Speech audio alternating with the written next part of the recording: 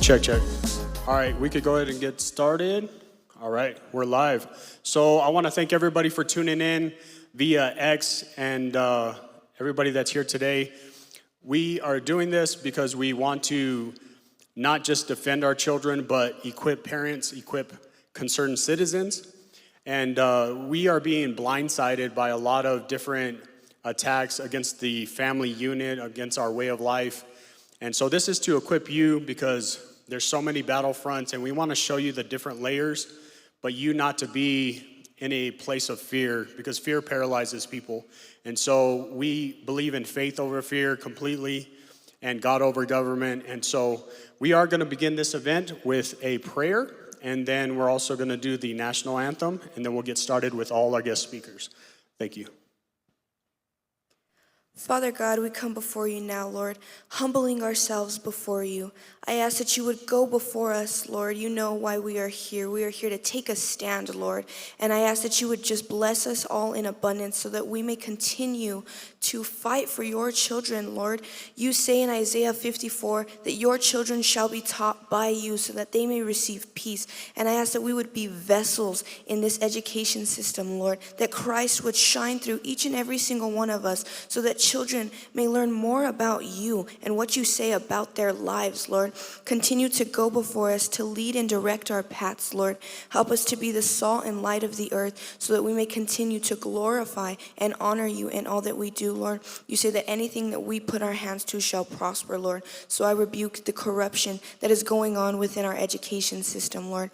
I ask that this message would not reach just hundreds or thousands, but millions of people across the nation and around the world, Lord. I ask that you would continue to bless this movement in abundance so that it may reach as many people as possible, Lord. Open our eyes and our hearts to receive what you have placed before us.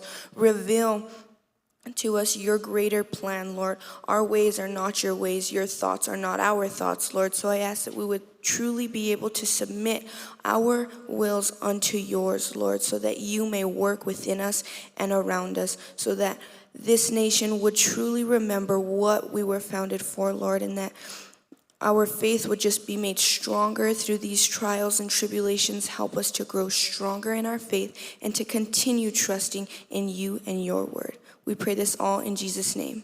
Amen. Amen, amen. All right, if you could just, if you're in attendance and those online, we're going to face the flag while Randy Lynn does the national anthem. Thank you. Oh, say, can you see by the dawn's early light what so proudly we held at the twilight's last gleaming, whose broad stripes and bright stars through the perilous fight, o'er the ramparts we watched, were so gallantly streaming, and the rocket's red glare, the bombs bursting in air, gave proof through the night that our flag was still there. Oh, say, does that star-spangled banner yet wave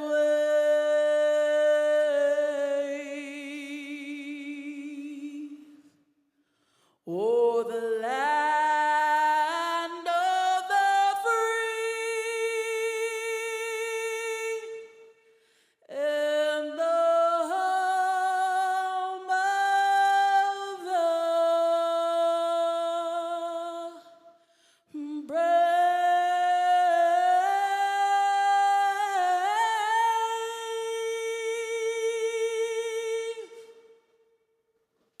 Amen. Thank God for that. Well, thank you, Randy Lynn.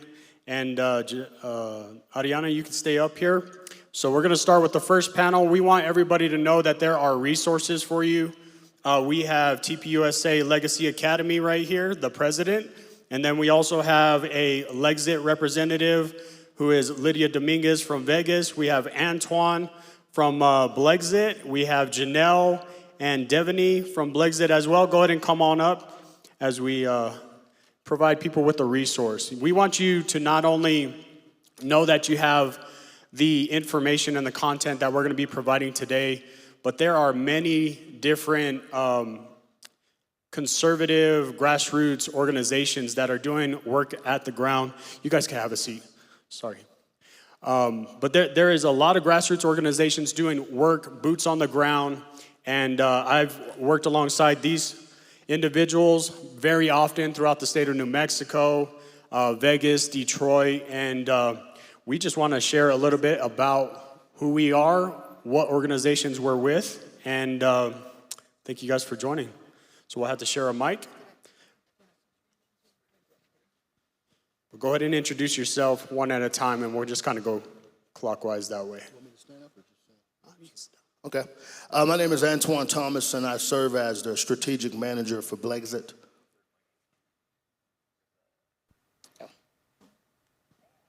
Good morning. My name is Janelle Lobato, and I am the state director for BLEXIT New Mexico. And this is our assistant, Devaney Skills. And in a short, we support family, faith, and freedom. And she can share a little bit of what we've done as a chapter. So as the chapter as a whole, recently in our community, we've partnered with local police department and Black the Blue efforts.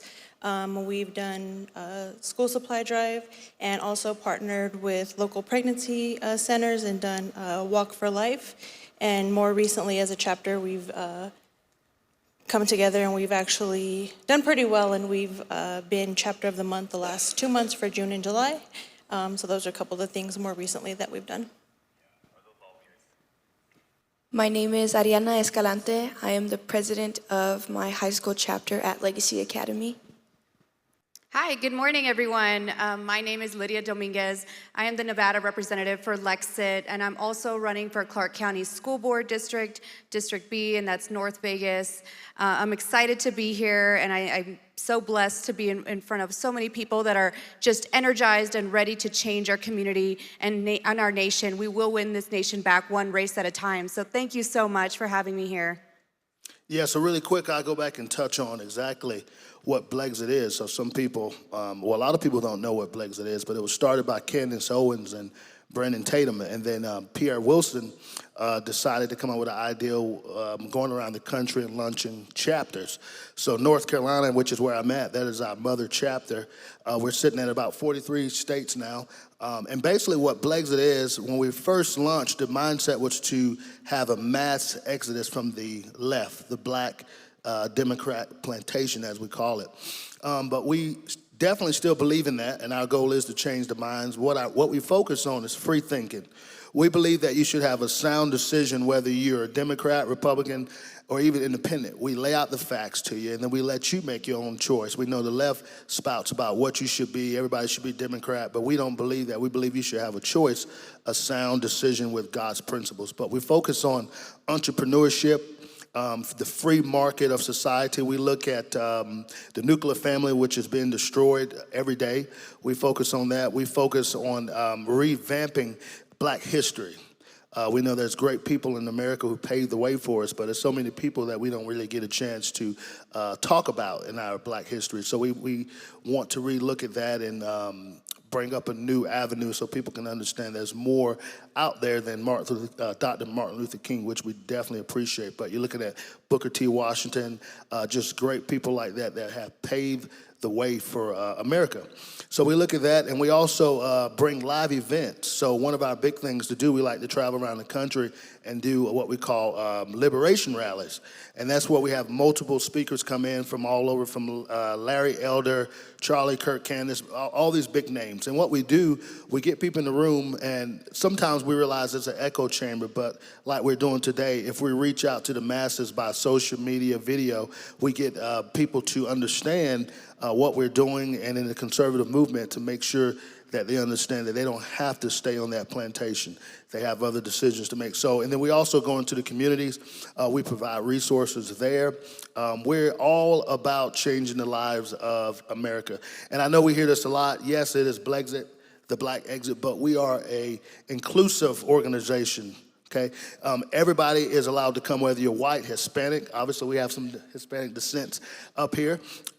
So we always get that question: Can a white person be a part of BLEXIT? And the question is absolutely. Well, the answer is yes.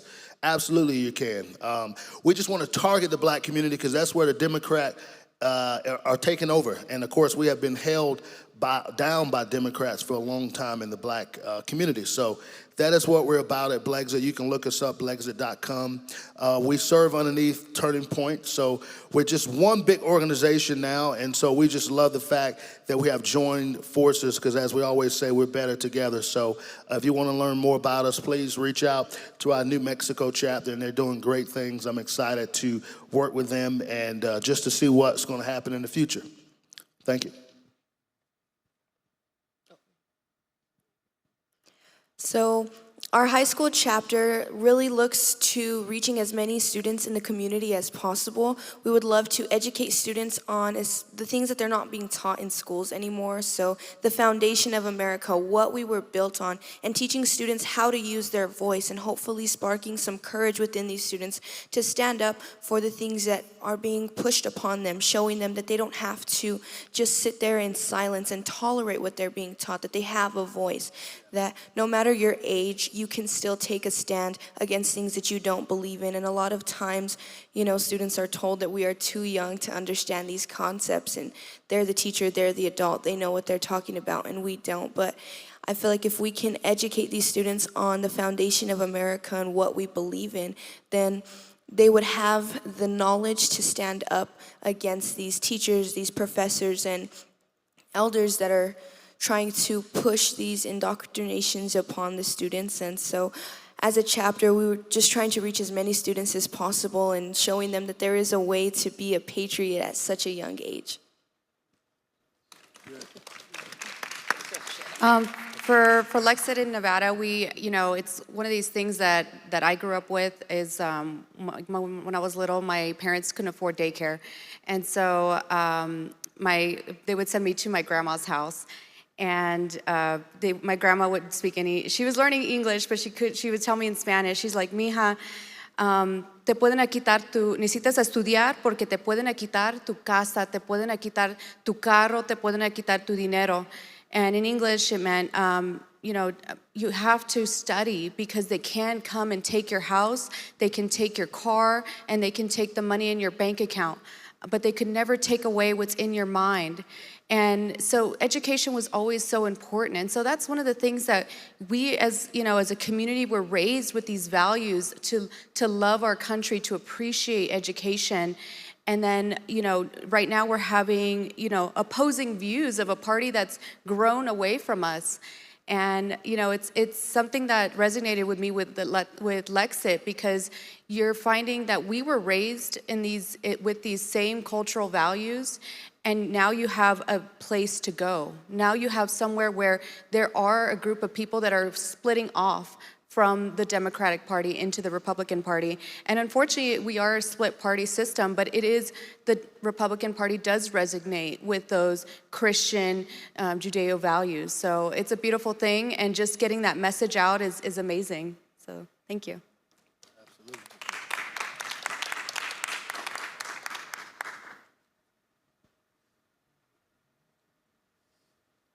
All right, we appreciate you guys.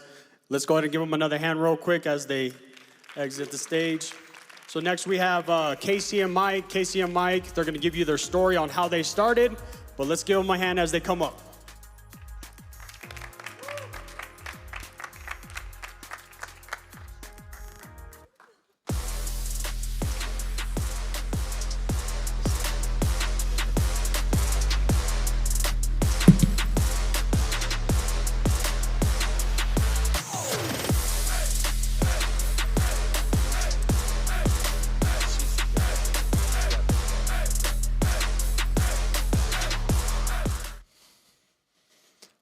So great to be here. I appreciate Ben putting all this together. And want to tell a little bit about our story and how Myke and I got started in all this. So back in 2020, after the death of George Floyd, corporations, companies, organizations, schools across the nation started pushing these radical ideologies, right? This version of diversity, equity, and inclusion, and kind of sideswiped everyone. We all knew something was off, and this happened inside. I was working for our national nuclear laboratories. Previously, I was in the U.S. Army Infantry 5.5 years. After I got out, I decided I wanted to continue serving our nation in some way. So I became an electrical engineer, got my master's degree, went to work for one of our leading nation's laboratories, Sandia National Laboratories. And this is 5 years after I began working for them that they started pushing this. And I knew something was wrong, and I came home and spoke to my wife about it and said, you know, I need to speak up about this. And so I offered to our national nuclear laboratories, I said, if you want to continue teaching this racist, divisive, sexist ideology and being so biased, that's fine. Just allow me to teach the other side. If you're going to put out this radical class that I just attended, then allow me to teach the other side.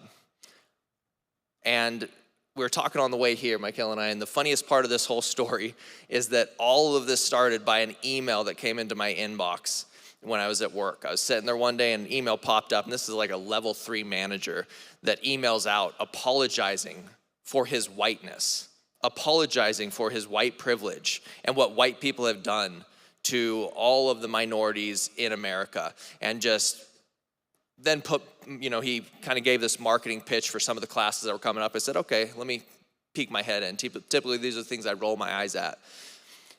And after I discovered that this was so rampant inside of here, like the most egregious form of critical race theory was running rampant in our national nuclear laboratories, and the things they were trying to indoctrinate our leading scientists and engineers with, I decided I couldn't stay quiet. And so Myke and I started putting together research to counter what they were saying, and went back and forth with all the leadership for about 4.5 months, where we went to ethics, HR, my level 1, 2, 3 manager, all the way up to the presidents of our national nuclear laboratories. And eventually they came back to me and said, okay, thank you for speaking out. We appreciate your opinion. Sit down, shut up, get back to work. And we knew that was an unacceptable answer, so we went to work putting together a video, kind of detailing everything that they had been teaching and how we fixed our national nuclear labs. And August of 2020, we mass emailed that video out to all 16,000 people in their email directory, which eventually led to me getting fired, but started us down this path that led us to here, because we started fighting back and we realized how few people are fighting back. We'd always been paying attention a little bit, but we never actually started doing something about it. And so we started just opening our eyes and seeing what we could possibly do. And at this time, we had started our kids in on a new charter school. We found this wonderful charter school out in the East Mountains of Albuquerque. And this charter school was a conservative charter school. And so we were very excited about that until we started noticing some things inside that school. So like any good parent, you know, you're browsing through their website, and all of a sudden I came across something called an equity council. And that's a big red flag word for critical race theory or diversity, equity, and inclusion type materials. And so I was a little bit concerned at this charter school, so I talked to the principal, and turns out that every single school or every school district and every charter in New Mexico has to have what's called an equity council. And so the difference between equity and equality, you know, we always have to explain that because some people don't realize it sounds great, but equity is the antithesis of equality. It is forced equal outcomes. And so obviously that's a red flag. Anytime you hear the word equity, that's a massive red flag, and that's why DEI, diversity, equity, inclusion, itself is a red flag. Mm-hmm. So every school district and every charter has to have what's called an equity council. And inside of these equity councils, that's all it is diversity, equity, inclusion, critical race theory, top to bottom. And it started out from a lawsuit. And then you continue digging into our public education system here in New Mexico. And it turns out the whole thing is based on race. So right now we have what's called the Identity, Equity, and Transformation Division that oversees all the legislation of education. We have the Black Education Act, we have a Hispanic Education Act, we have an Indian Education Act, and so it's all based on race. And so they divide our kids up by the color of their skin. And in New Mexico, we have 26 Pueblos and different types of Indian tribes. And again, why would we divide them up by their skin color? Why would we divide them up by their culture? Inside of our equity councils, they want to have the perfect representation of colors on every board in every school. And that's what they base them on. And so they tried to justify why even I should be on the equity council. Because how would I care about kids? How, as a white woman, they look at me and they're like, how would we justify you being on here? Because my skin's not brown or black. And so even at our conservative charter, they're playing this game, right? Of can we get an Indian that thinks like us? Can we get a black guy that thinks like us? And they play this game of race. Instead of, how do we help all the kids at this school succeed? Now, these ideologies, when we're saying critical race theory, diversity, equity, inclusion, like what is it actually teaching? Why is this so egregious? Because we have to take a step back here and actually explain this. At its core, what this ideology does is it breaks people down into their basic immutable characteristics. And they want you to look at everything through a lens of race and sex. And at its core, critical race theory is splitting you up into either an oppressor or oppressed. And they teach that America is inherently racist, that it was founded upon white male supremacy and is currently upheld by white male supremacy till this day. It reteaches that the definition of racism is dependent upon power, which means that you have to be part of the dominant culture, AKA white male, in order to have any power to be racist. Therefore, if you're a minority group, you cannot be racist. And it preys on your guilt, and it preys on people's anger, because it teaches you to hate your neighbor for their skin color or feel guilty for your own skin color. Hate and guilt is all this ideology teaches. And so when we see this coming into our children's schools, children are particularly vulnerable to this. And you have these horror stories coming out from across the nation of these kids that are just, either white kids that are, riddled with guilt, or you have minority children turning on their friend because they've been taught this poisonous ideology. Even if we weren't dead last in the nation on education, this is still poisoning the minds of our children. I don't care if we were number one in the nation on education. You send our children out to the world believing that their race is what defines them, their race is the most important characteristic about them, that's going to destroy them as an individual. And so these equity councils sent us on a mission to actually find out what's going on in the rest of our schools. And so there was a class coming up. Class put on by some very powerful people. The Identity, Equity, Transformation Department now oversees all the departments in New Mexico. And you could not believe how much money we funnel in to this department and how many other departments focused on just race. And now they're apparently focusing on sex and gender inside these departments as well. And this umbrella department is getting incredibly powerful. We're having to start pass all of our decisions through this department. And this is after the model of a famous author named Ibram X. Kendi. He's a famous critical race theory, a race baiting author that makes a lot of money off of race baiting. And he dreams of a world where the United States will create a new department, the Department of Anti-Racism, the DOA. And he would like every single decision made by any department, including any branch of government, the executive, judicial, legislative branches of government, to pass through this department. And as long as it checks off the boxes of being considered anti-racist, you can implement that policy or pass that law or make that judicial ruling. That has another name that you might know a little better. That's actual Marxism. And New Mexico has already done that at a much smaller scale. You do not realize how nefarious what has happened in New Mexico's education system is. This department and this structure that has been set up, these equity councils, they started out just wanting them to be attached to every school. Or they want every school district to have them, which means the charter schools have to have a equity council. And this is how it always works. This is how the takeover of any organization works. It starts out by demanding just access. They just want to have access to this department. They want to show up. That's it. Just give us access. The next thing that they demand is accommodations. You must accommodate them in some way, shape, or form. They're going to force you to bend over backwards to meet their accommodations. The third step is to demand a seat at the table. Equity councils have definitely demanded a seat at the table.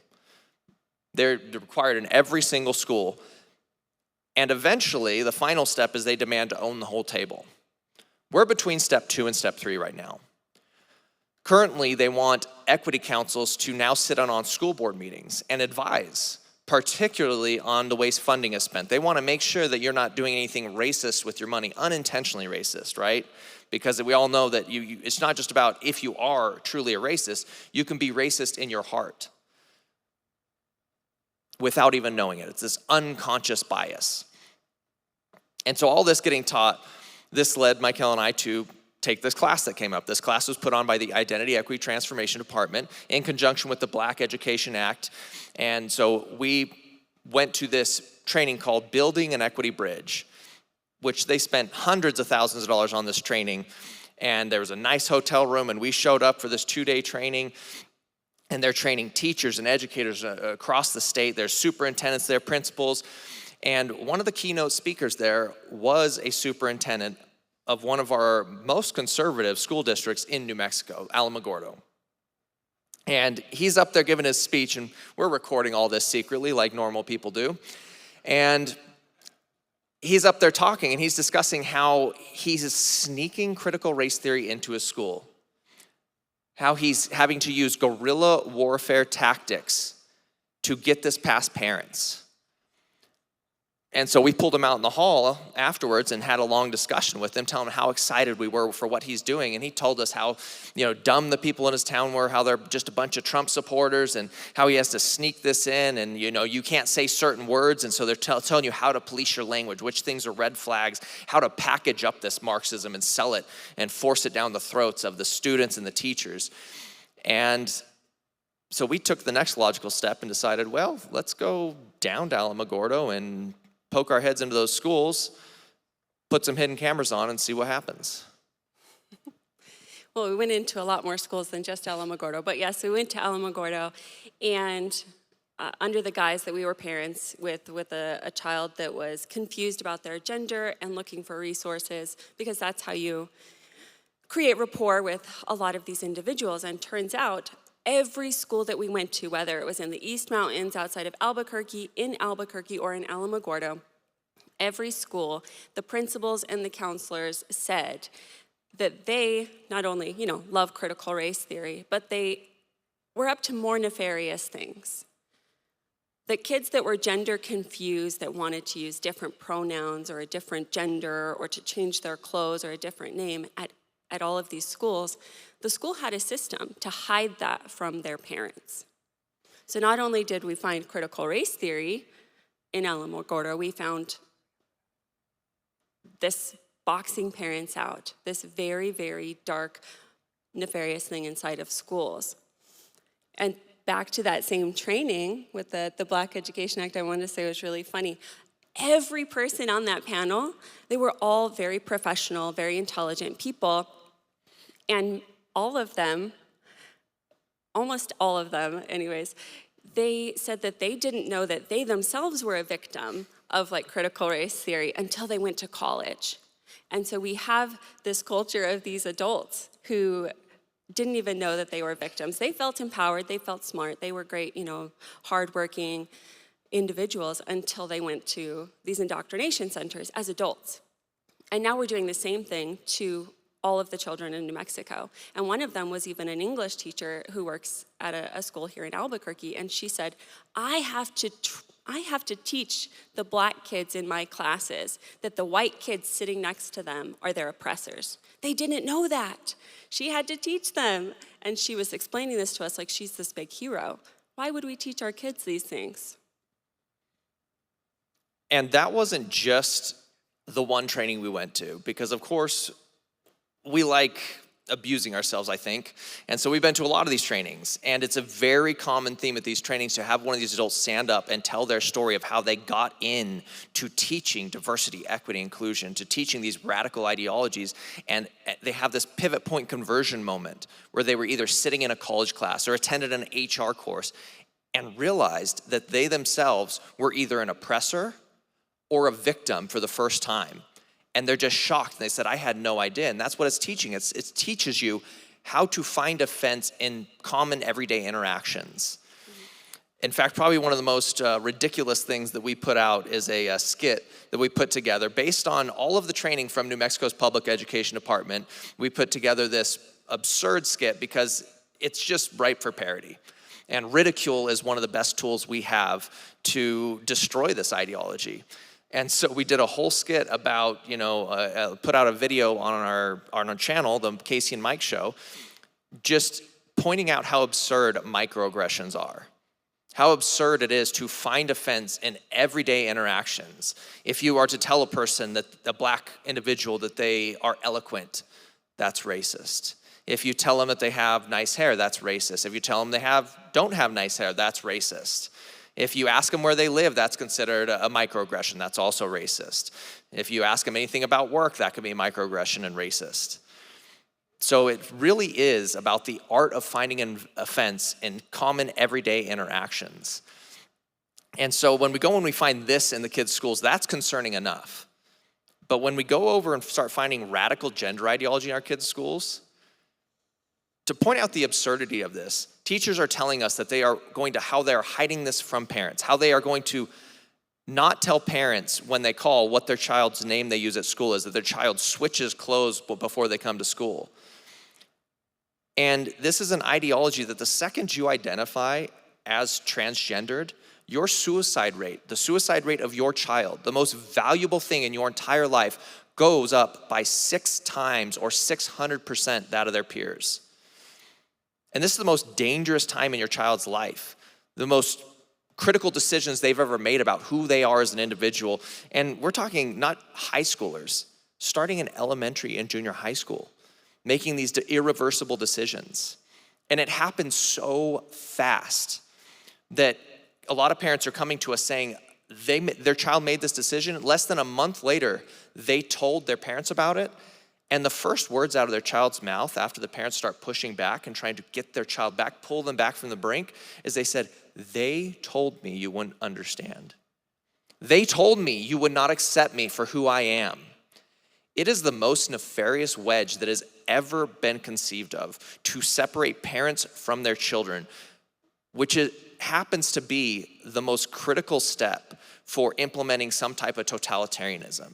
If you want to implement some sort of takeover of a society, every single one, I don't care which collectivist ideology you're talking about, whether it's Marxism, socialism, fascism, they all require for you to sever family ties, to drive a wedge between children and their parents. And this is the most effective wedge that I have ever seen.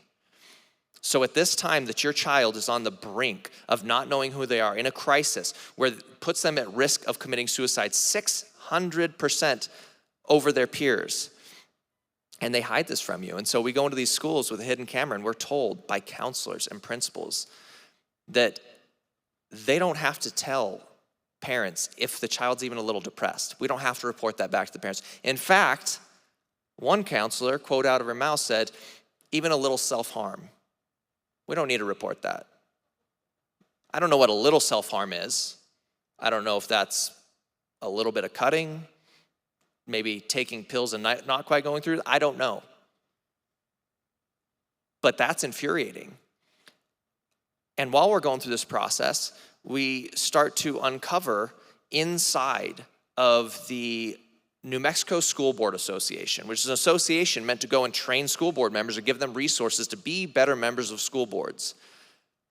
We get a video sent to us undercover, somebody going undercover for us, exposing what's happening at the school board meeting. This isn't by accident. School board trainer training school boards across New Mexico that parental rights end when you decide to send your kids to public school. He said, we will teach Black Lives Matter. And these are future voters. So they go in training school boards how to box out parents, how to teach these ideologies, and any parent that disagrees, they explicitly said, there's the door. Tell them to leave your school. They've got other options. They can homeschool or go to private school. And that's the official stance of the New Mexico School Board Association. That's what they think of parents in New Mexico. That's what they think kids are worth in New Mexico. They're just little social justice warriors to be trained. And that's exactly what it says on the Identity, Equity, and Transformation Division's website. Their focus is social justice, not education. No wonder we're last in New Mexico. And we talk about the Equity Council over and over again because it is their power mechanism and they're gaining ground.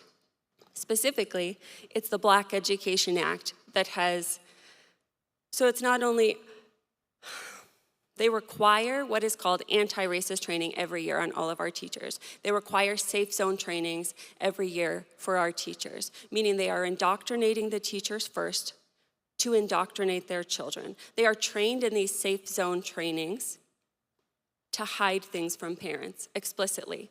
So the school boards are being trained, the teachers are being trained, their speech is being compelled that they will hide all of this stuff from parents. And if parents get completely boxed out, we have completely lost our education system in New Mexico. And so that's why we fight back. That's why we go undercover.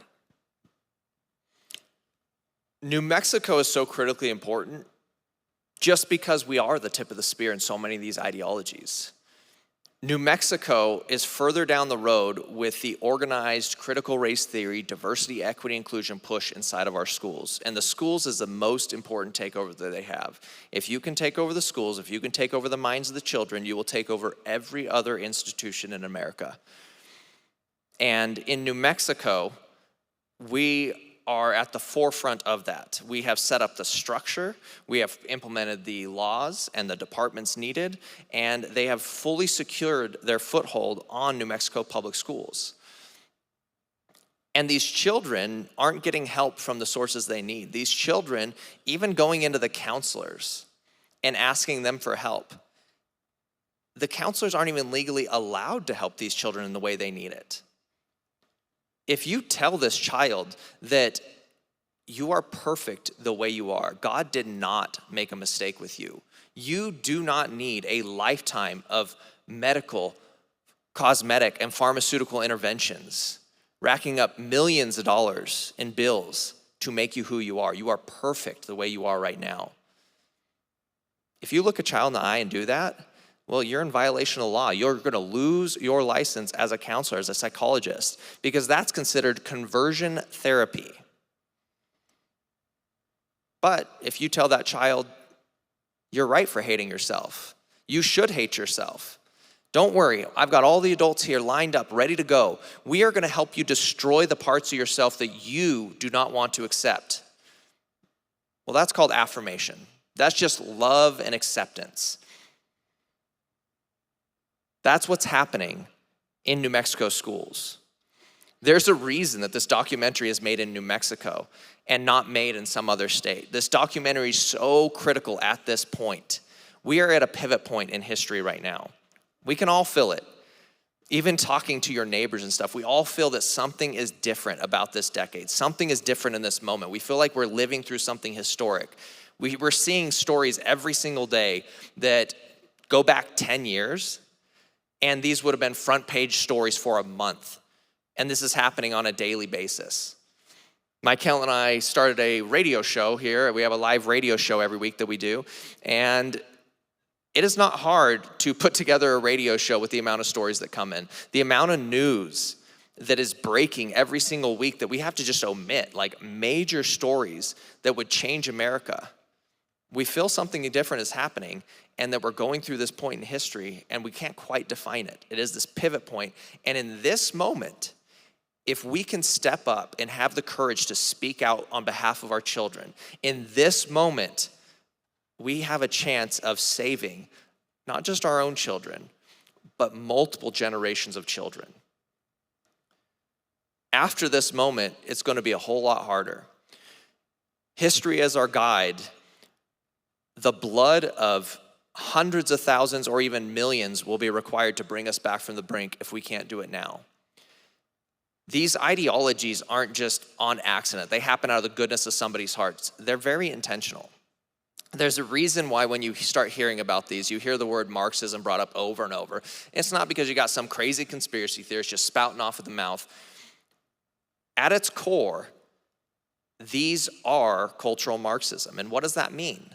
Well, in traditional Marxism, if we go back to our history class from high school, we can remember that they used this wedge of class, right? You had the two groups. You had the bourgeois, the elitists, and the working class.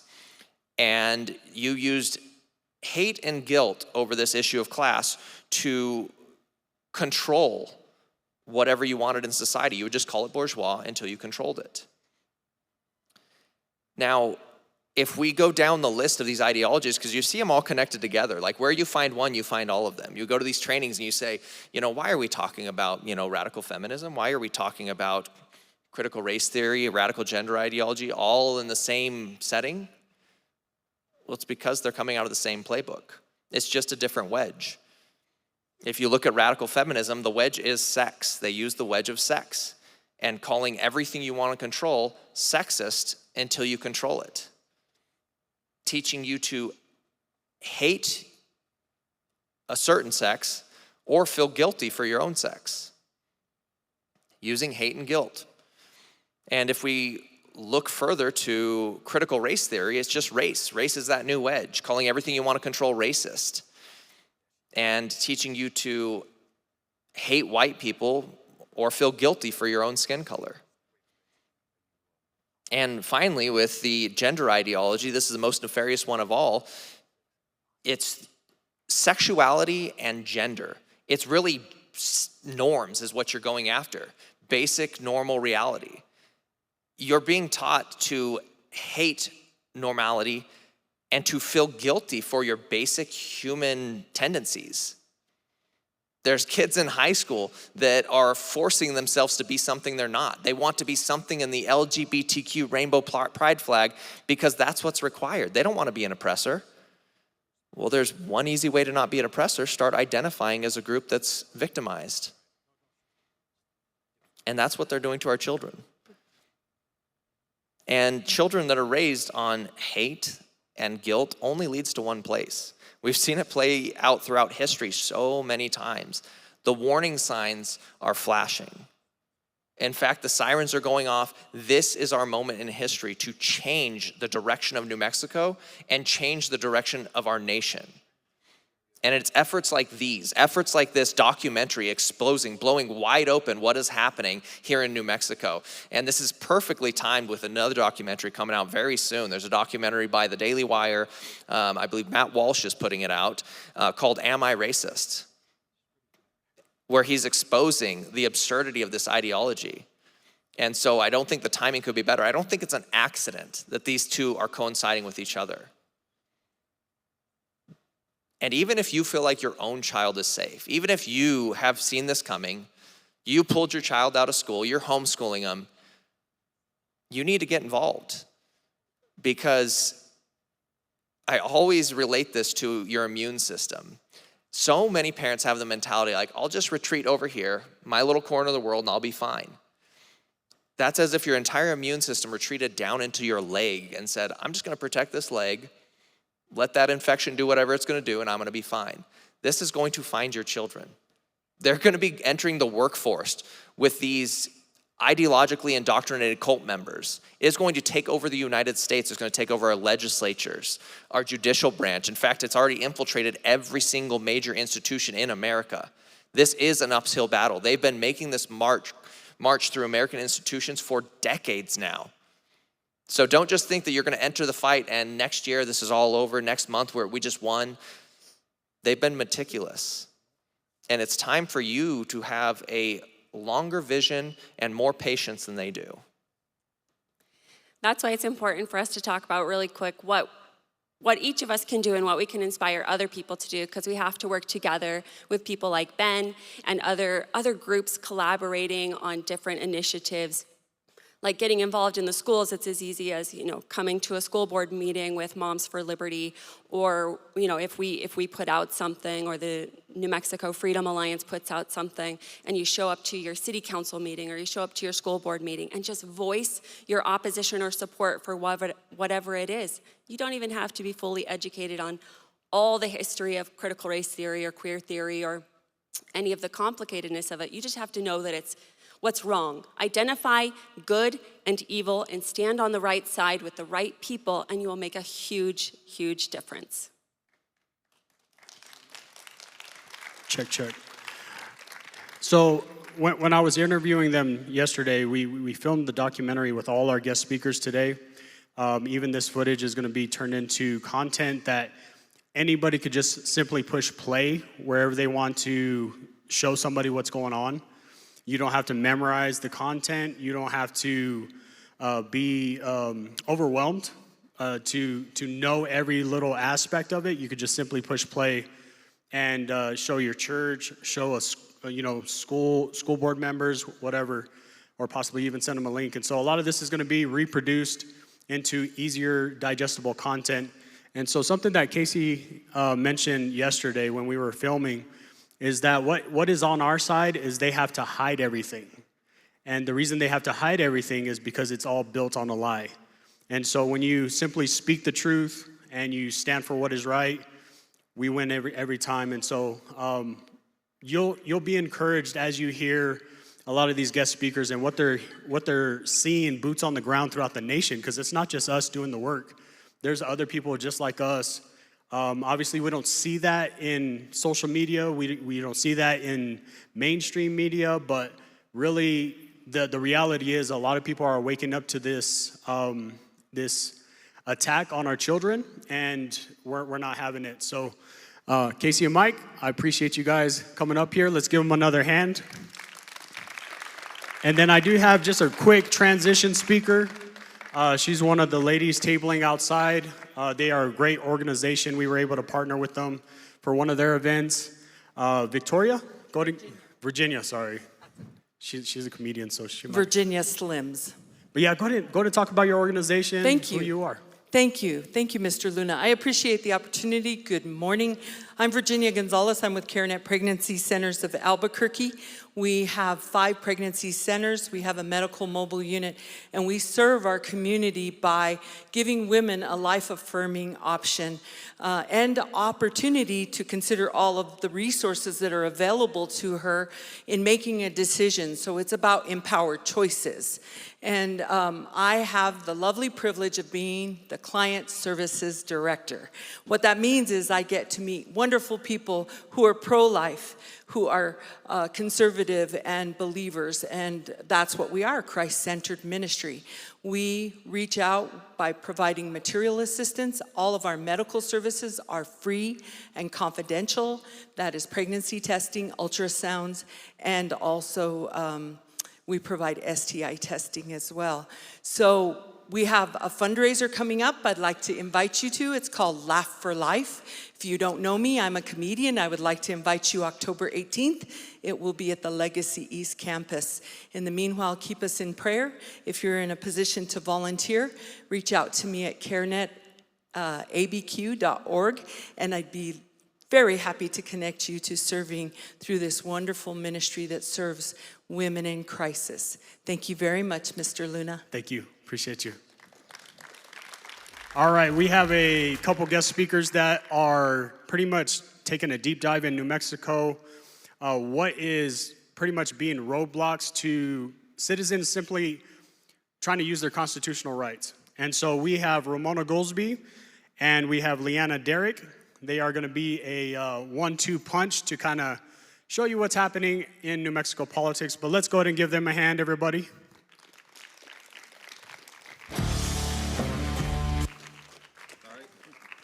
How much time do we have?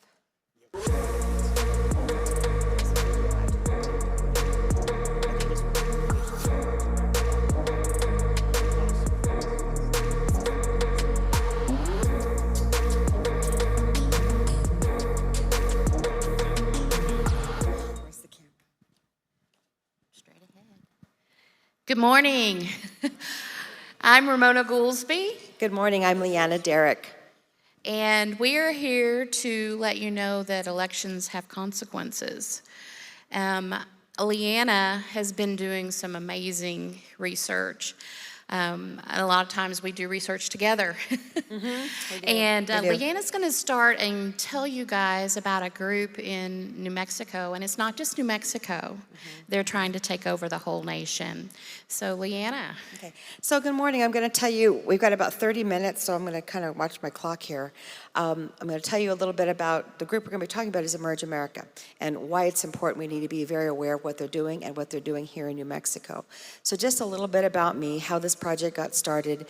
Is that in 2020, as part of the shutdown, I actually put together, with Marcy May, we put together one of the first trainings on critical race theory because we wanted to explain exactly what was happening as our schools were being shut down. We were actually going to school board meetings when we were told to be kept out. So I got started on this back then, being concerned about children education. And then I moved on into the political arena. I'm actually a candidate for District 19 in New Mexico House District. And if you know where our state fairgrounds are at, well, thank you. But if you know where our state fairgrounds are at, that is actually my district, which is formerly the International District. And colloquially, we called it the war zone, because when I was in college, that's where all the crime happens, and it's still happening there. But one of the reasons I ran is that I'm running against an Emerge alumni, and Janelle and Yononu. But going back a little further is that I wanted to try to understand and build evidence, proof of the progressive takeover in New Mexico. We began to feel it in 2020 with the mandates. We began to feel the legislation and the laws were beginning to be very, very turned toward an agenda, but we could never identify that. And we didn't have names. And so one of the critical pieces of the work that I was doing was that I set out to find out why we were always losing our elections. And I began my work in 2022 systematically just going through a lot of data, building a case. And what I built is a presentation, a PowerPoint I began to show people, and it grew. But what we started out doing was identifying what a progressive is, why it's so bad against conservatism, and then finding a group that we could actually track to see their success and how they were taking our state legislation, both branches of our government, House and Senate over. Sorry, it's still early morning. How they began to take that over and then show people this is how we are losing our laws here. This is how new laws are being passed and put through, and how our courts are being taken over to create this network of power in New Mexico. And so I don't know if we can show, I'm going to ask Ryan if you can cue it up. It's emergeamerica.org. Oh, that's my presentation. But there is a really amazing video that if you can put it up, it's a YouTube video, emergeamerica.org. Can't do it, okay. Well, we're going to just go quickly through this. So you can find this on barnburner.live. I'm actually having every struggle possible to get this up onto a website. I think that's on purpose. But if we can just, what I wanted to tell you this presentation, we go right into the fact that, why the how they built this net of power. It's actually about how they get so much money amassed outside of our state that comes into our political races that fund and fuel the races, how the wins happen. We are underfunded and conservative as the Republican Party. And then the next piece I want to tell you about is that's what I talk about on this website. But the piece that we're going to talk about next is how it affects our children, because that's where Emerge America comes in. So what has happened in Emerge is that since 2020, and I just started there, is that we had, it's a women's training program for the Democrat Party, but they are based upon the new American majority, which is black, brown, women of color, and getting them risen up, put into place, getting that arm of money to fund their targets, and getting them elected. And this way, they also have them assigned a contract to work with their organization to stay on point with their objectives. But one of the most compelling pieces of their goal is to make sure that when these women get elected is to put them into boards and commissions. And once they do that, I'm going to tie that in with what Casey and Myke was saying, is that that's how we begin to have boards and commissions That's where they seed them in, and then they raise them up, and then they begin to be the right to the policy, the public policy, which gets handed over to sponsors who sponsor the bill, get it put into between the House and the Senate, get it passed. And what was crazy is I found out that Emerge was getting a very large group of numbers. Now, where they are at in this election cycle, there are 39 women from Emerge running in this House election in 2024. They have a 91% win rate. That is their statistically, how it's statistically possible because they're so well funded. There are only 70 seats, but currently their number of 23 in our House is actually almost equitable to the number in our Republican caucus. So they have their own party, and they want to take over our House and our Senate with a 75% majority woman. And once they do that, that's when they can write policy and laws. There aren't enough Republican voices or conservative voices to stand up against bad laws and bad bills. And then I'm going to hand over the microphone to Ramona to explain lawfare. But that's how we get policies put in place that we cannot fight, and we have no legal grounds to come against it. But I want to return to why it's so important to understand why Emerge is the dominating power, is because New Mexico has found itself in a supermajority, and a supermajority is 66% of the voting body in the House and the Senate seats. And when that happens, it means that there are not enough voices to come against 66% of those seats. And it's why it's so devastating here in New Mexico, is that we are at about 65% in both our House and in both our Senate. They are only a few seats away, maybe one seat away, in each of our House Senates in this race, and they will have that supermajority. And our conservative voices and our elected leaders, if I get elected and I can't change that 66% number, my voice will mean nothing. I can speak, but if I can't get enough people to vote along with me against bad bills, because that's actually what our legislators are currently doing, is they are actually not producing and creating more bills to fight for us conservative values. They're actually spending the majority of their time fighting against bad bills. So that's why we have been actually in this situation since November of 2022. And that's why we've seen what's happening in New Mexico. We've seen these laws that have been passed being implemented now. So that's why it's so important to understand why this election is so important, why we have this large number of people who have been systematically and organized to be put into place, and they are progressively run. They promote diversity, equity, and inclusion. And just to summarize this really quickly, when you're conservative, you have two value systems in place that guide your actions. And the conservative values based upon your morals and beliefs, and they're based upon two documents, which is the Judeo-Christian values of the Holy Bible, and the second one is our U.S. Constitution. When you have a group that is promoting diversity, equity, inclusion, what happens is that they are Marxists. They're preaching a Marxist doctrine, but it's progressive. The first is Marxism. The next level is socialism, and moving further, it's communism. And why communism is so bad and why we don't want it, history is obliterating that through media, is that communism wants three things. It wants to break your ability to worship your God of your choice, to have a divine connection with your Creator. Secondly, it wants to make sure that you do not own personal property. And I'm sorry, I forgot the third one. But there are three things that's what communism doesn't want. It wants you to also destroy your connection to family. That's the third thing. So when it wants you to destroy that connection to family, guess who they're going to go after? It's going to be your children. So that is why communism is so bad, and that is why groups like Emerge we must watchdog for. We must be aware of their policies. And the only way we can make sure that we get these out is whenever they run for an election, make sure that they are not reelected back in. And that's the only way we can come against them. So I'm going to turn my time over a little bit. Maybe we can go back and forth a little bit.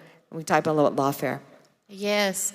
The reason that I have studied so much in the lawfare realm was during the 2023 legislative session, there were several really bad bills that were passed. And these bills, all but one of them was sponsored by an Emerge graduate, alumni.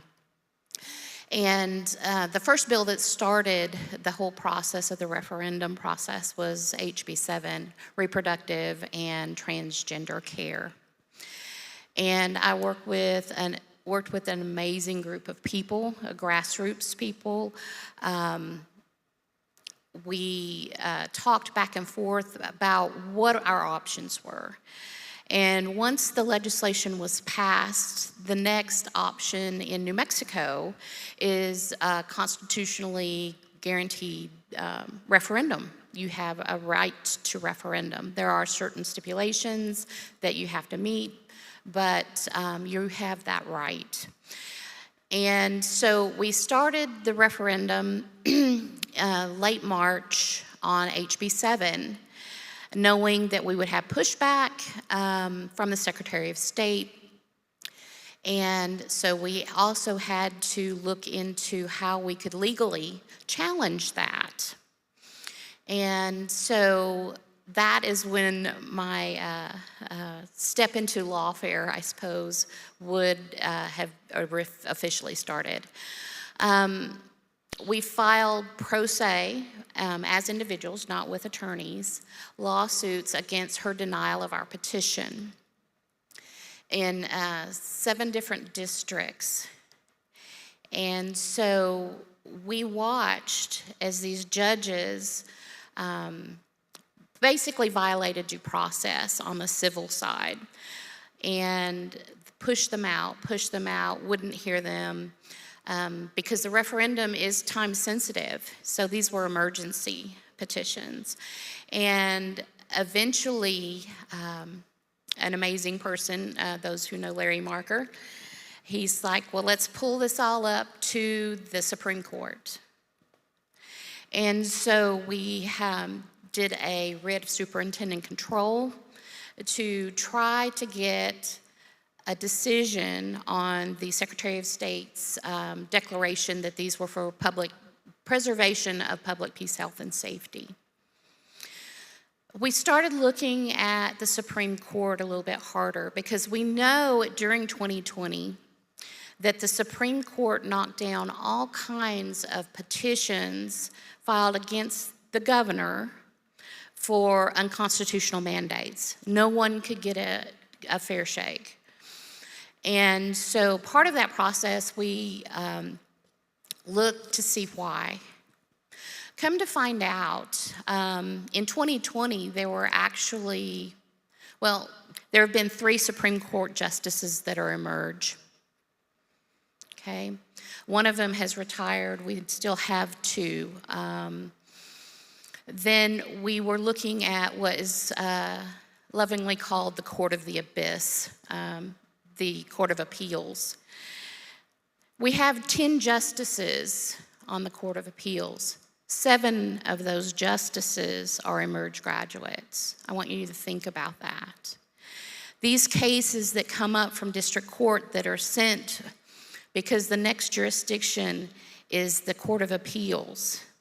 These are not just civil cases, these are criminal cases. They go to an emerge alumni. And then we started looking at, well, what about other district courts? And we looked at Santa Fe, we looked at Bernalillo, we looked at Sandoval, and recently there was a new emerge graduate in Doñana County, lucky Doñana. Mm-hmm. They have one now. But if you look at the makeup of Bernalillo County, the largest county, you look at the Children's Court, how many emerge alumni are sitting at the head of the Children's Court?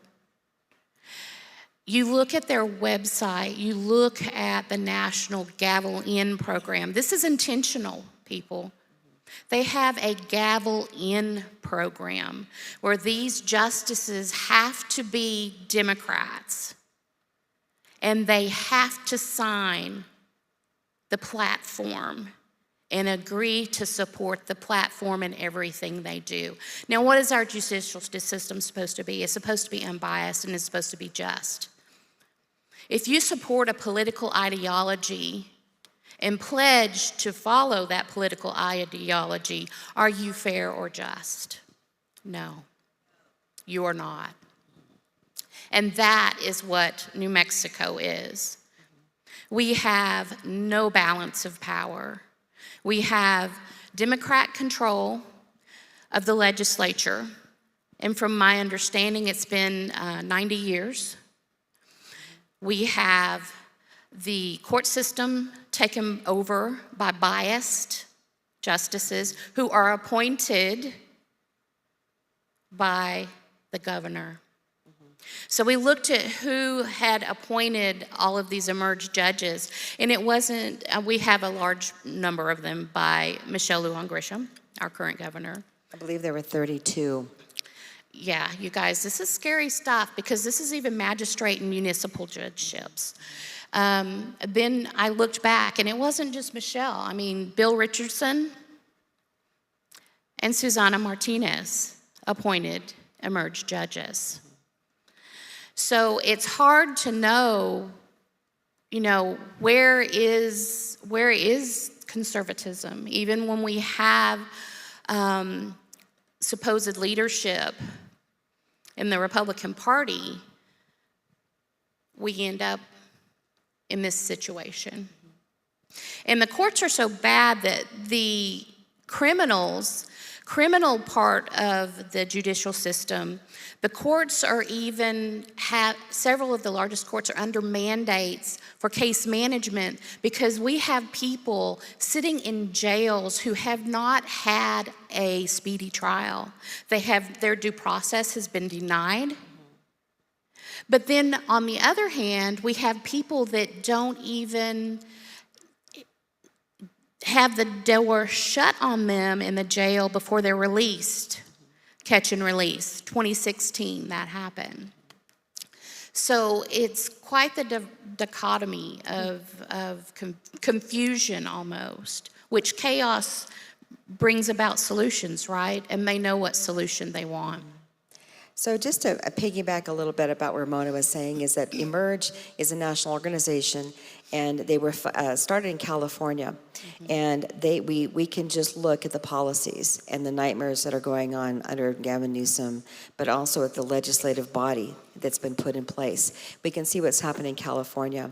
And one of the studies I did do is I wondered where New Mexico had it in numbers compared to California. And it turned out that New Mexico was the #1 state for emerged graduates in office in New Mexico. And we only have to look at what's happening in California to understand those policies are going to be brought here. So when they write a policy for it to be submitted into a bill, it's not written here. It's written elsewhere, massaged and packaged to fit our state. And then it's just handed over to a nonprofit who then will hand it to a legislator and sponsor the bill. So this is how they unify the states into putting our fourth law. So the next one we're looking at is going to be really bad is SB 3. But when lawmakers can write these kind of policies, remember their goal is to curtail your freedom, to cut back on your U.S. constitutional rights, to stop the amendment process, to take away your guns. We're looking at issues like public safety. Well, what are they doing? They want to take away our guns. We're looking at issues with children. What do they want to do? They want to take away our children. And I think when we're talking about lawfare, to make that connection very quickly, is that when these laws are written, they're written very broadly because they've got to pass through both houses. But it's in that judicial process, when a case is brought into court, that a judge looks at that. And if it's an emerged judge, understand that they can write and set precedents. They can set new case law and make that law now directed and drive it toward ultimately where they want it to go. And I think when I want to just say this is that that's their program. They started that. They want to take over the legislative houses. They also want to take over our court system. And that's what they implemented gavel in to do. So having these numbers of judges We have courts now set up in the children's court and the families court in the largest area of Bernalillo County, which is Albuquerque metropolis. And so here's just an example that's very powerful, is that if a parent doesn't like the fact that a teacher or someone brought their child to get an abortion, or they're promoting transgender services and hiding that, and if a parent wanted to challenge that in court, we already have laws that go against the parent. And if that case was heard in a court, in a judge's court, it happens to be an emerge, which is already defined as the Democrat operative, then we can pretty much assume that trial is not going to be fair. They also are against the Hispanics. They promote Hispanics, but they actually voted out in the primary for Hispanic legislators who were also men who did not fully follow their policies. And so they got rid of them and made place for to put one of their own in. So going back to this court system, if a parent disagreed with what the judge said, they could actually take that child from the parent. That's probably the most scariest thing, and that's what's having these judges in these family and courts. They could actually rule against the parent and then remove the child. That is exactly the implementation of this kind of law. So that's understanding the legality of it. Right, and what LeAnna says is true about the vagueness of the laws. They leave them that way on purpose because that way they allow it's called legislation from the bench. They get to choose what that means. Instead of having succinct, understandable laws written and passed, they're broad, they're overshadowing, and they, again, leave lots of doubt as to exact meaning of certain things. So, yeah. So if I could just kind of sum up in our last few minutes of what that means, why emerge? They're here to stay because they've been so successful, and they have anchored themselves here. The legislative body that they've brought in, and among them emerge, are very young, meaning that they're going to have very long political careers. Many of the judges we're talking about are also very young. They've got a long career ahead of them, meaning that they can stay in office for a very long time if they get reelected. And because they have a plan for keeping them reelected, they're wanting to increase their wedge into like a pie and have more pie of their own, which is our state and our judicial, which is two arms of our government. Understand that Kamala Harris is also from California, and she was a product of Emerge. Now she wants to become our next president. And guess who's behind her? Yes, you've got it. It's Emerge. Who funds them? Planned Parenthood is one. Google is another. There's several more, and you can find this information on barnburner.live. So just understanding where they want New Mexico to go, they're creating their own utopia for them, which will be a dystopia for us. And they're going to do that through lawfare. They're going to do that by instituting and installing more legislators. And so what is our job? Our job is not to make you depressed and sad. It's to give you hope. We follow a great and mighty God. I recently became a chaplain over the summer, and I needed to do that because I understood that in order to fight in order to speak the way I do, I have to speak everything from a biblical worldview. And I have to know that biblical worldview and why it's sound and why I think that what I believe in is from a biblical worldview and perspective. God is intensely interested in our government. He also is intensely interested in having us as individuals take action in it. And when these laws get pushed down our throat, our job is to stand up and be bold and say, this is not for us, at least it's not for me. I want to also share something very important with you. I do have a transgendered daughter who was actually born a male. And in many ways, it hurts my heart. But I will tell you, had I understood this agenda when my child was growing up, and believe me, this agenda has had roots deep in decades. When I look back at the children's programs, the cartoons that we saw, I didn't put a stop to that because I didn't understand. Now I understand, but I'm actually on the flip side of the coin that Casey and Myke presented, is that now I'm dealing with an already indoctrinated child. And believe me, it did not come from the parents. It did not come from us. And now I will tell you this, I will not promote bigotry or hatred toward my child. And I know that if I were to show that, I would lose my child. They would not want to come back and be with me or even talk to me. So I do know that God's love has got to be supreme in all this. And I believe that good will overcome evil, and God is good and mighty. Yes, good will overcome evil. And evil shudders at the truth. And those who speak the truth many times are cast out, especially in this time. Michael and Kaylee were talking about how things just don't feel right. And I hope that all of you in your heart have felt that for the last 4 or 5 years. Things are just not right. But again, you don't have to be depressed about that. You don't have to sit down and cry about that. God made us as lions, and he gave us the ability to think. He gave us the truth. He gave us the Bible. He gave us the Word. And with that, we have the ability to make change. In 2022 election, if we had had people who understood the truth, if we had Christians do what God has asked them to do, we wouldn't be in the place we're at now. Mm-hmm. And so that is our charge, to go ahead and stand up. Mm-hmm. Don't be afraid to stand up. And you know, standing up may just be getting off the couch and going to vote. Yeah. All right? Yeah. It may not be putting a sign in your yard. It may not be talking to your neighbor. It may not be any of that for you. Mm-hmm. You may not have the heart for that. Mm-hmm. But everyone can vote. Everyone. So just to give you one example of change, when I put this presentation together in October, the websites across all the nation proudly displayed every one of the graduates from Emerge in every state across our nation. And when this presentation started to take off, one of the first things they did is they took down the New Mexico website, revamped it, got rid of all the names. And then they did that systematically with all the states. That's the power of one little lady's presentation. So I want to take you to do that. We can change things. Yes, we can. Check. Well, we interviewed yesterday, and you guys have exposed a lot, and every time people hear about what's going on in New Mexico, they get that gut-wrenching feeling like we have more of an uphill battle.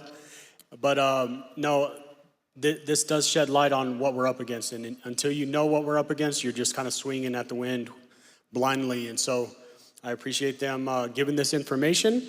We are gonna go ahead and transition, but let's give them another hand. Thank you. Thank you, Ramona. Thank you, LeAnna.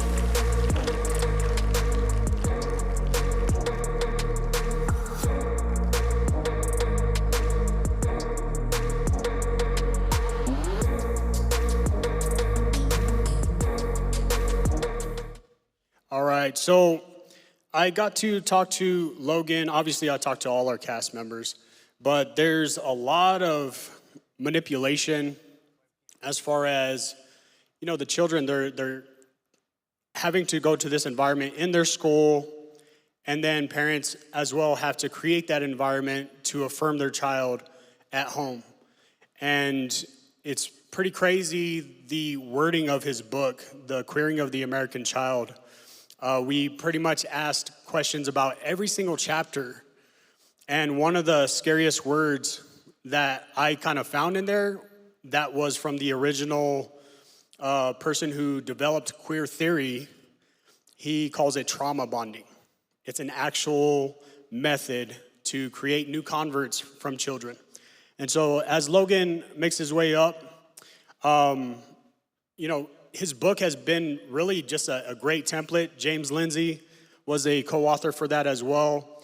And after looking at this information, I feel more equipped. I know it's going to do the same for parents throughout the nation, but let's go ahead and give him a hand.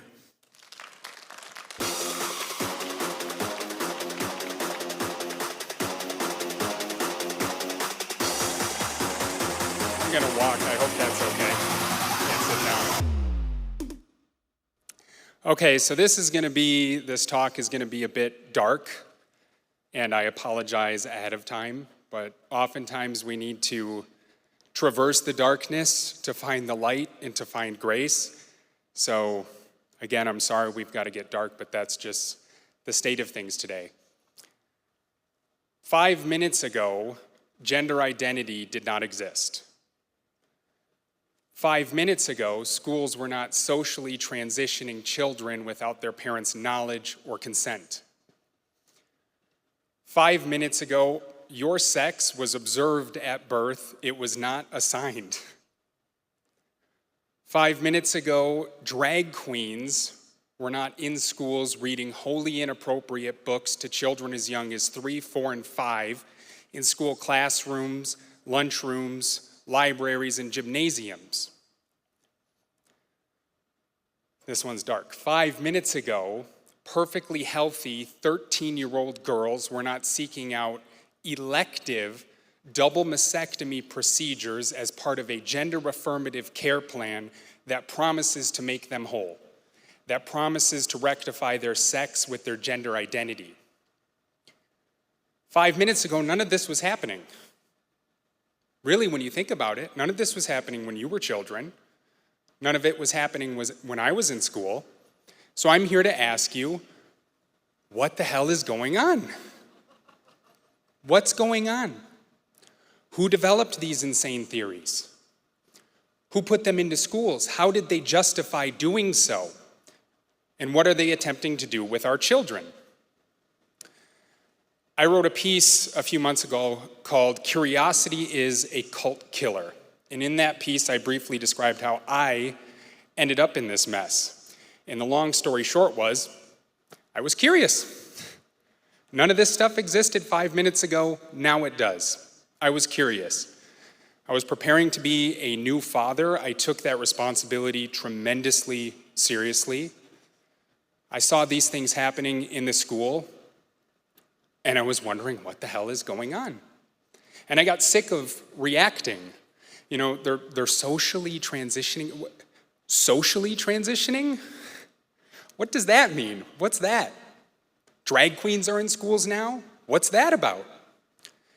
Teachers and school psychologists are having secretive conversations with young children behind closed doors without their parental knowledge or consent about sex in this thing called gender identity. What's that? In sexuality and gender-affirming care?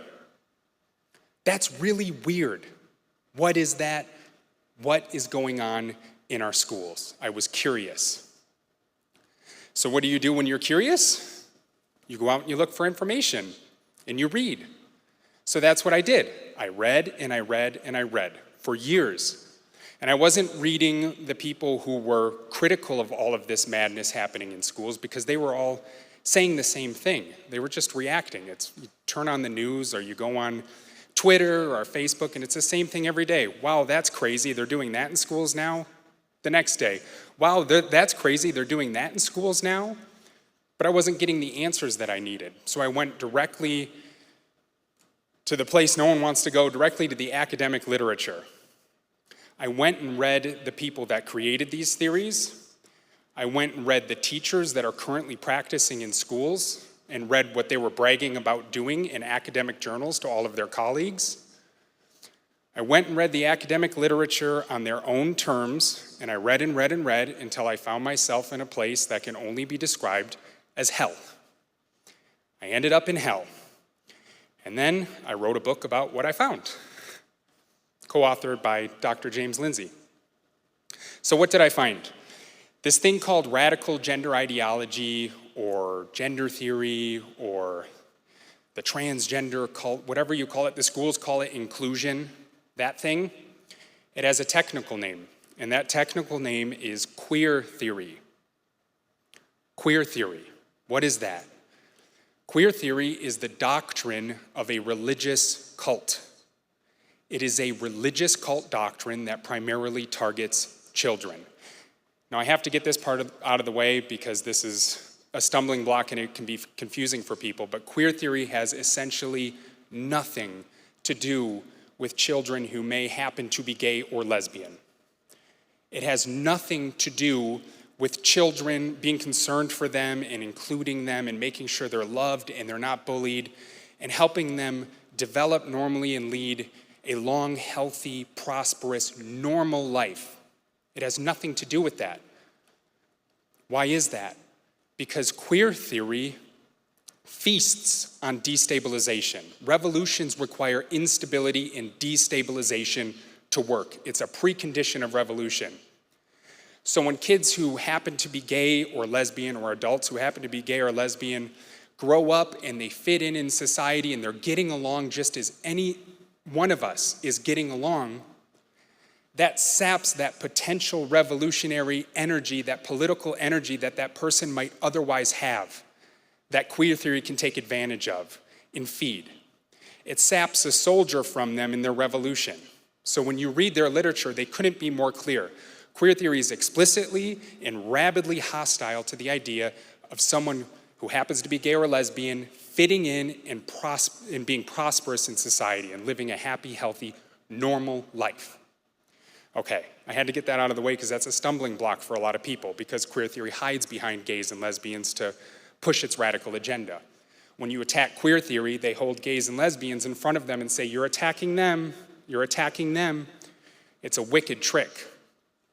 So queer theory is not that. It's a religious cult. It seeks to answer fundamental questions about the nature of our reality, the nature of our world, the nature of man, what our nature is, what human nature is. It thinks it has the answer to those questions. And it also thinks it has the answers to what the purpose of our lives must be. Not what we should do with our lives, not what we could do with our lives, but what the purpose of our lives must be. Queer theory's central claim, our nature, the answer it thinks it has, is that we are all queer. All of us. All of you. You're all queer for queer theory. Now, what does that mean? Queer theory is defined in their literature by a man named David Halperin in 1995 in a book called Saint Foucault, Towards a Gay Hagiography. And in that book, Halperin defines queer in this way. He says, quote, and I can do this verbatim because I've had to say this a million times to show how crazy this all is and what queer means to them.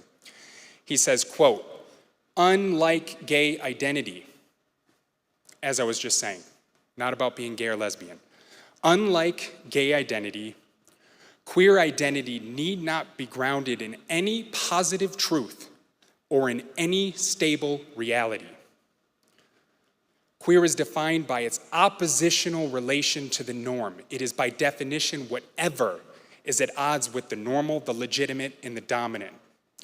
There is nothing in particular to which it necessarily refers. It is an identity without an essence. End quote.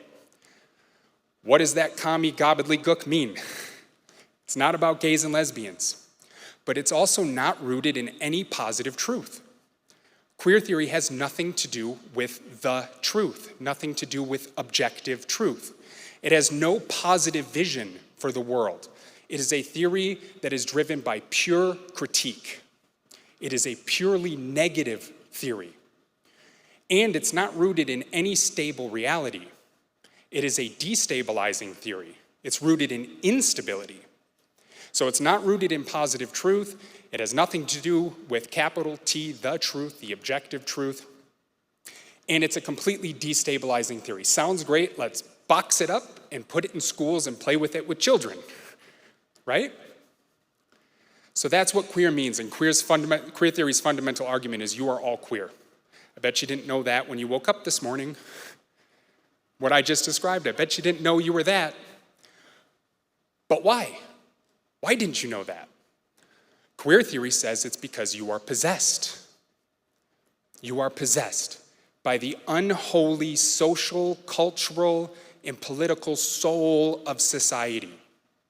It has possessed you. You are under its possession.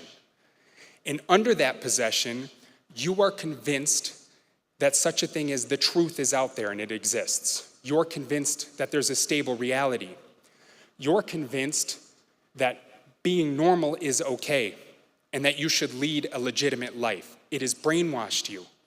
It's pulling the strings back here.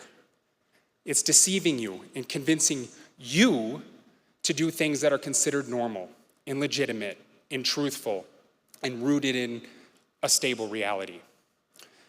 Queen Judith Butler, if any of you are familiar with her, in her latest book, which is the last thing I've read in queer theory because I spent years reading it, and after Dr. James Lindsay and I wrote this last book, I couldn't read any more of it. I'd seen enough. In that book, she calls this unholy spirit psychosocial phantasms. There's a technical name for that you're probably all familiar with. It's called social constructions. There's these social constructions floating out there. What is a man? What is a woman? What is a male? What is a female? All of it's socially constructed.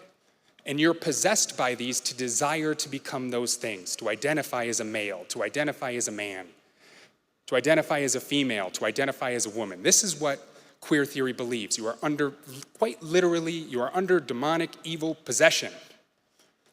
It is convincing you to make decisions it wants you to make. It's not grabbing your hand and forcing it into the wardrobe and saying, you're a man, so you need to wear a suit today.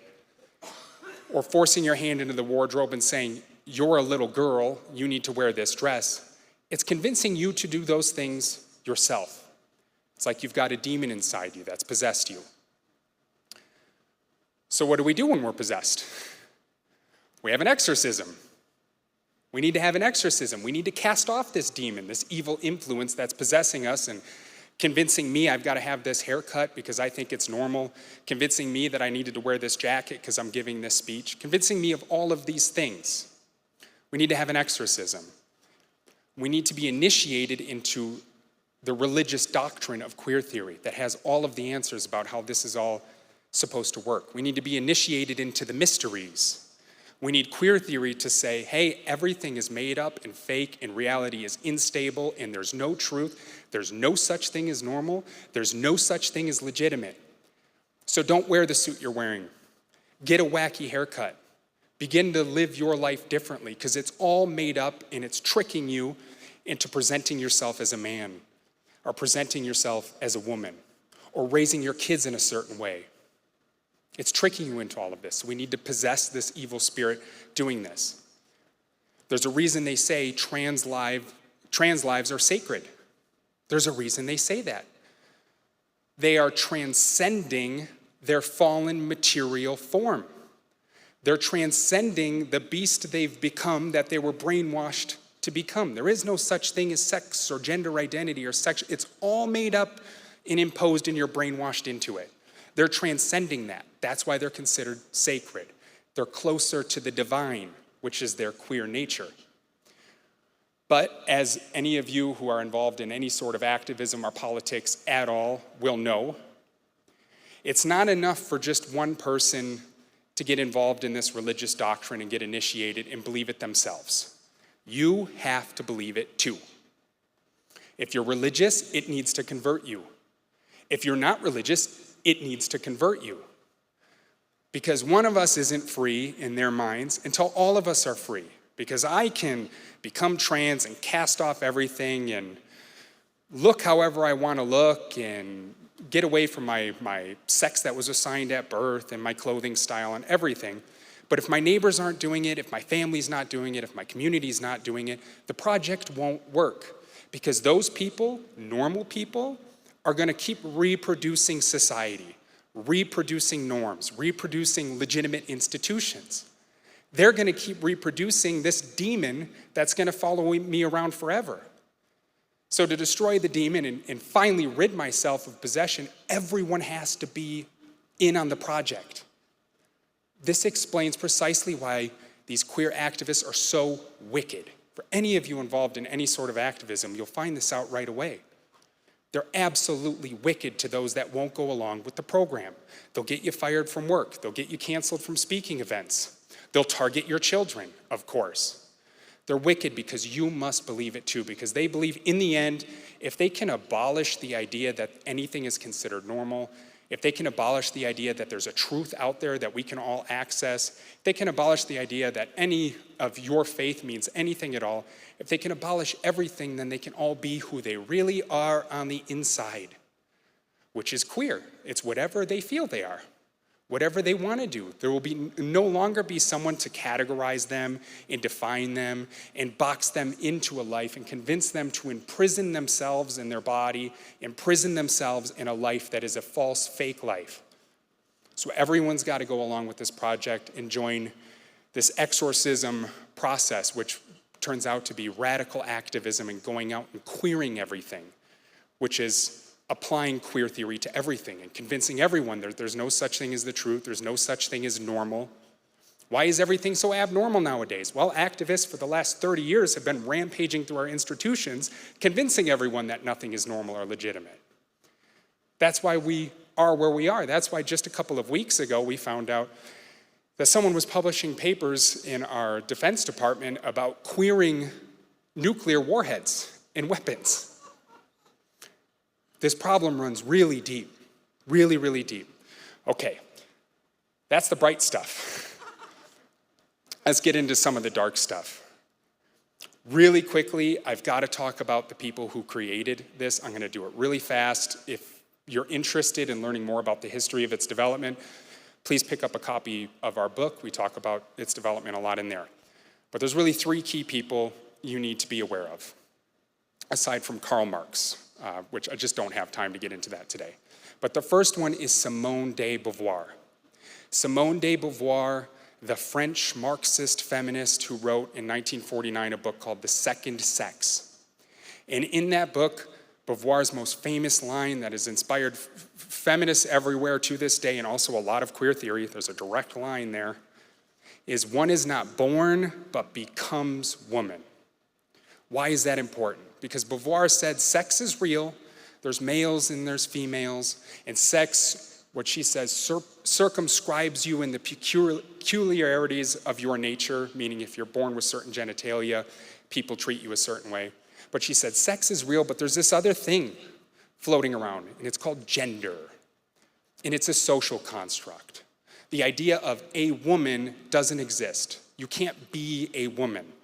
You become a woman. Society creates a box and puts all of the things that it wants women to be in that box, and that unholy spirit, that social construction, that psychosocial phantasm, then possesses little girls. You're born a female, you need to become a woman, and you're punished if you don't follow that path and follow that demon to womanhood.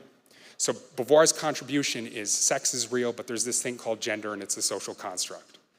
Then we get to Michel Foucault, the French communist who escaped allegations of pedophilia only in death. If you want some interesting history lessons, search Michel Foucault in Tanzania in your browser, and good luck with that. But Foucault did exactly what Beauvoir did, but with sexuality. Foucault says sex, maybe some aspects, maybe some other not. The jury's out on that one. But gender is a social construct, and sexuality is a social construct too. There is no such thing for Foucault as a person who can be homosexual or a person who can be heterosexual as part of their intrinsic nature. Those are social constructions that were created. So heterosexuals create the idea of the homosexual, so they can simultaneously erect an idea of the heterosexual and possess everyone in society to go in that route and go in that direction and become heterosexuals. Just like Beauvoir, you can't be a woman, you become a woman. You can't be a homosexual, you become a homosexual. So now we've got gender is a social construct, sexuality is a social construct, they're all fake. Then we get to a name everyone's familiar with, Queen Judith Butler. And Judy has a wild one. Judy says sex, fake, social construct. Gender, fake, social construct. Sexuality, fake, it's all made up. It's all made up to possess you and convince you to imprison yourself in a life, to imprison yourself in a body that alienates you from who you really are in the inside. She convinces everyone that it is all made up. She says it's all an act. It's an act of theater. It's a performance. It's her theory of gender performativity. It's that our actions reflect back on society and they're coded as certain genders. It's a bunch of complex gobbledygook, but what she's saying is it's all made up. There's no such thing as these things. You're just possessed. People in power who want to have defined heterosexuality a certain way, and males and females, and man and woman, they define those things to control you and convince you to imprison yourself in a life that is not really yours. You're not who you really are on the inside. So those are the creators of queer theory as fast as I can do it, the three big names. Then we get to, how did it get into schools? 10 minutes, okay, gonna hurry. How did it get into schools? The long story short is it rode in on the back of the critical turn in education. There's a great book out there called The Critical Turn in Education, where a Marxist educational scholar, so it's a Marxist, a practicing Marxist in education, describing how the Marxists took over all of the education schools. Queer theory came in on the back of that because by 1992, the education schools nationwide, all across North America actually, Canada too, had been completely captured by Marxists. Queer theory got its name in 1991 by a woman named Teresa de la Redes in a conference in California, 1990 or 1991. And by 1993, just 2 years later or 3 years later, the first educators are going, wow, this looks like a great toy, this queer theory thing. How do we put that into schools? How do we practice that with children? That looks right. That answers all of the questions we want answered. They're in the cult. They follow the religious doctrine. Their names are Mary Kay Bryson and Susan DeCastle. They're out of Canada, and they write a paper called Queering Pedagogy, Praxis Makes I'm Perfect. Praxis is a Marxist buzzword. It means theory and practice. It's a dead giveaway. But in that paper, they say they want to make queer theory explicitly activist in nature. They want to do queer theory activism in schools. And then they say they're developing a queer pedagogy. Pedagogy is just a fancy word for teaching. How you teach things, and what you teach for content, and how you do it. It's your methods for teaching. They're going to make a queer pedagogy, and they define it this way. Queer pedagogy is a form of educative praxis. Again, Marxist buzzword. What it means is the Marxist education, an educative praxis designed deliberately to interfere with and intervene in the production of normalcy in schooled subjects. More commie gobbledygook. What does it mean? It means deliberately intervening in schools to make sure kids turn out abnormal, to make sure they turn out weird, deviant, depressed, anxious. That's what that means. They're doing this in 1993. That's over 30 years ago. It's in education. You can read their papers where they brag about it. The great thing about the academy is they're all trying to climb the ladder and they publish everything they do. So you just have to read what they're telling you. Within 6 years, there is so much queer theory in schools that queer activist James T. Sears has published Queering Elementary Education. It's an edited volume of teachers and activists in schools writing about how they're practicing queer theory with children. It's an edited volume with dozens of teachers theorizing how to do it better, talking about their successes, talking about how to expand it. This project's been going on for a very long time. There's a lot more to this story, but the big change was in 2011 with the Obama administration. And in 2011, the Obama administration put out a Dear Colleague letter where they introduced, I think for the first time, the term gender identity. And they introduced it in a Dear Colleague letter about sexual violence in schools and discrimination based on sex. And it was there that gender identity was tied to sexual discrimination for the first time in the Department of Education. So if you discriminate against someone on the basis of their gender identity, you're discriminating against them on the basis of their sex in the eyes of the law. It's a civil rights violation. So schools see this and they panic. What's this thing called gender identity? What are we supposed to do with this? What policies do we need to develop? The Department of Education's Office for Civil Rights is going to come in here and sue us and take away our federal funding if we don't do something with this. And who do they turn to figure out what they're supposed to do? The very activists who create these terms. The very people practicing queer theory. They get the words in there, and then the schools have to turn right back around and go, what's this and how do we do it? So the activists immediately have a hand on the steering wheel and get to determine how all of this is done. By 2014, things really take off, and this is running roughshod through education. There are thousands of papers with teachers practicing this with kids, dozens and dozens and dozens of books. Every day there's some new person graduating with a nice new fancy degree in education that's writing about how they're going to do queer theory in schools. That's how it gets into schools, the 30,000-foot view. What's it doing with children?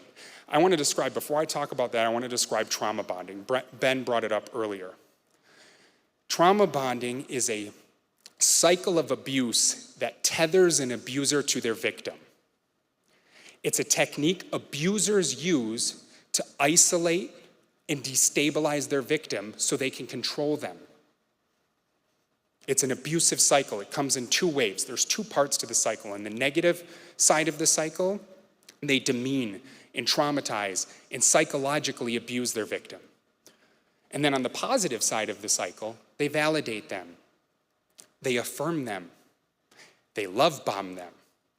And abusers repeat this process over and over and over and over and over again until their victim is completely isolated from their friends and their family, their social circles that see what the abuser is doing and try and warn them.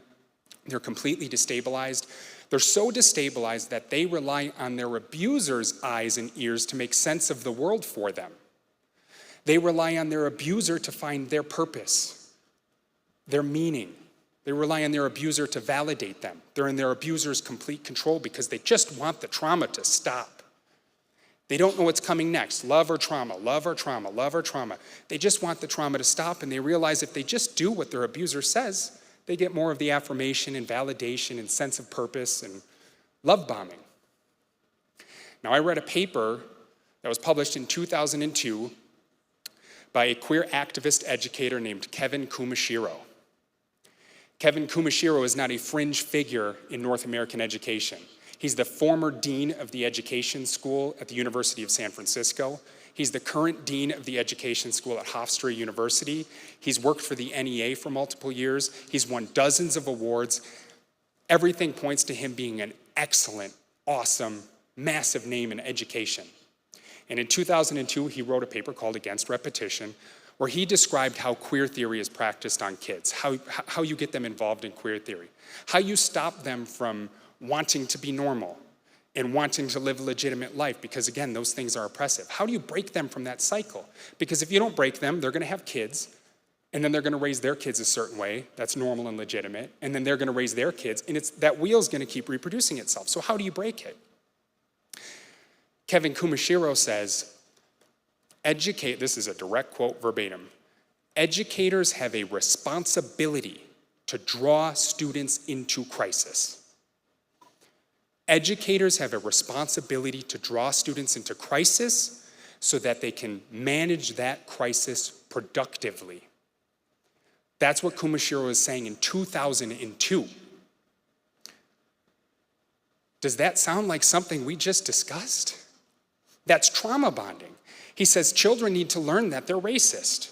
They need to learn that they're sexist or transphobic. They need to learn they may have been born in the wrong body. They need to learn that they were assigned a sex at birth.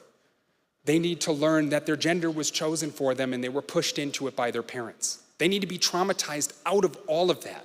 The demon's got a hold of them. We got to cast the demon off so they can be who they really are on the inside, which is whatever they say they want to be.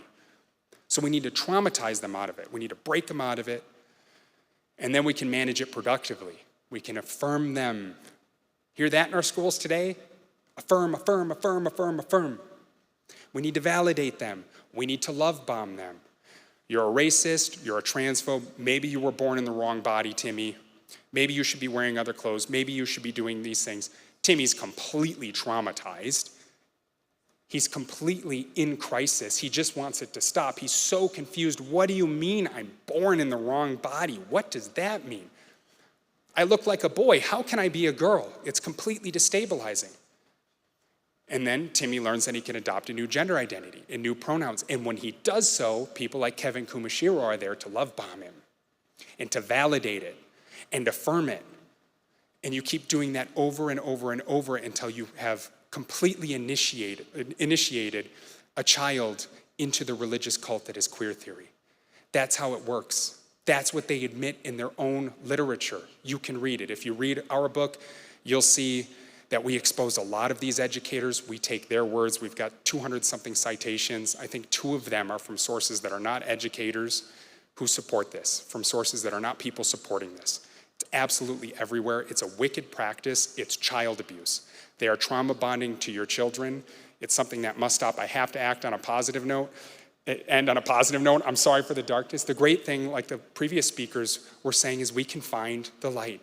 You have to understand a situation before you understand a strategy you can use to break it, to defeat it. 5 years ago, essentially no one knew what things like queer theory and critical race theory were, post-colonial theory. We didn't know much about anything. We just knew that is not normal.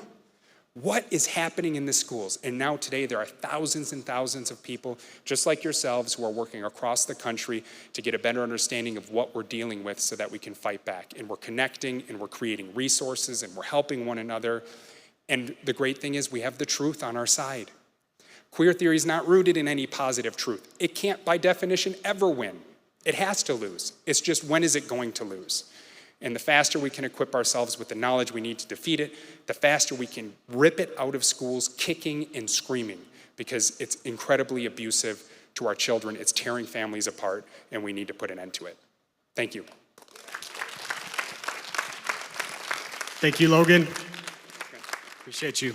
So, oh, we're good. Okay, perfect. Sorry.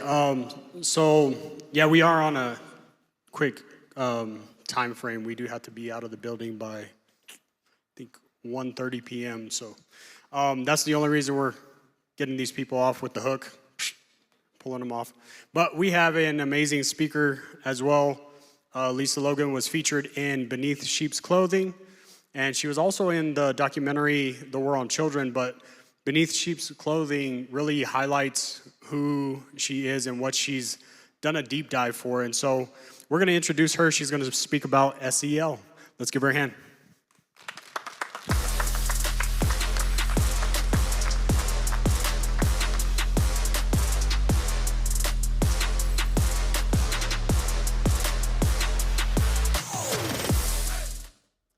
Hello, everyone.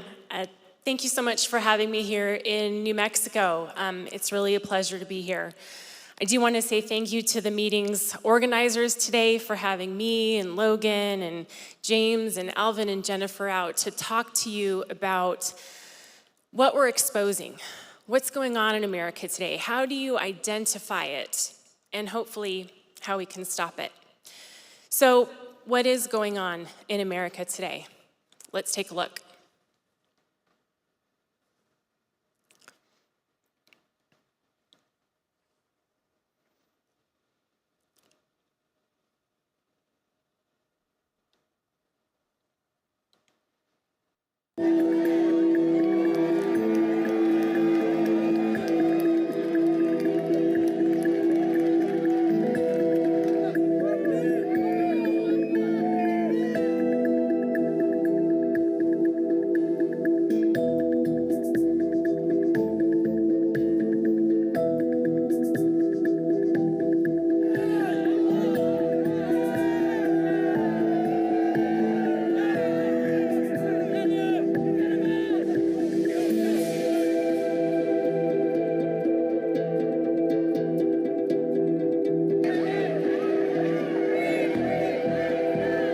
Chaos in the nation's capital once again. Large protests yesterday against the Israeli prime minister turned violent with clashes, pepper spray, vandalism, and arrests.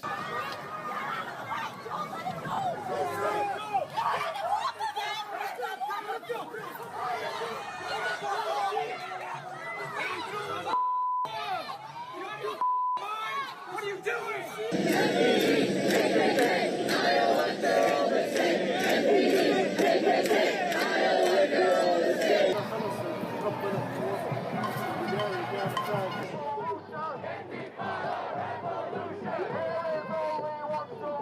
Students at the Georgia George Washington University are experiencing the collusion between the university and the imperial state firsthand. Park Service now cleaning the graffiti, the vandalism and damage to the statues and area here. You'll see graffiti like this all over the area, Free Gaza, and I can show you over at the Columbus fountain there. It is being cleaned off, but it did say at one point, Hamas is coming. This looks like a replica of the Liberty Bell. It looks like they went to town on it.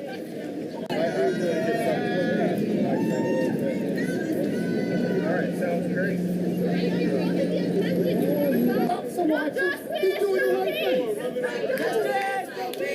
There is only one solution. There is only one solution. Intifada revolution. Intifada revolution. That video was kind of hard to watch, right? And it's easy when you're watching those images flash across the screen. It's so easy to feel angry at those protesters. But I want you to pause for just a minute and ask yourself, how did the youth participating in that protest come to think this way? And they didn't just wake up one day and want to burn an American flag. And really, what is this about? Because like that quote I put up there, the issue is never about the issue, right? Gaza there, Palestine. The issue is always about creating the cultural revolution that will destroy the West, Western civilization in particular. But the path to do that, though, requires destroying the belief system of the West, which is perpetuated by this cycle, in which our culture, heavily influenced by the Constitution and theistic religions like Judaism and Christianity, and families which reinforce and cement those values and beliefs into their children that they raise, create men and women who are largely individualistic, who don't believe that their rights and freedoms should have to be given up in order to make things more equitable for the common good. So, next slide, please. So they had to find a way to disrupt this cycle. Specifically, how do you break that transfer of values from families to the children that they raise? And they had to do this by first infiltrating all the institutions that produce culture in our society, including and especially education, which is what I'm going to talk to you about today, and also making sure that those influences, more so than the family, is what had the most sway on the values, attitudes, mindsets, and beliefs of future generations. And as you can see by that video, they've been largely successful at doing that. Now, I'm not saying this to black pill you.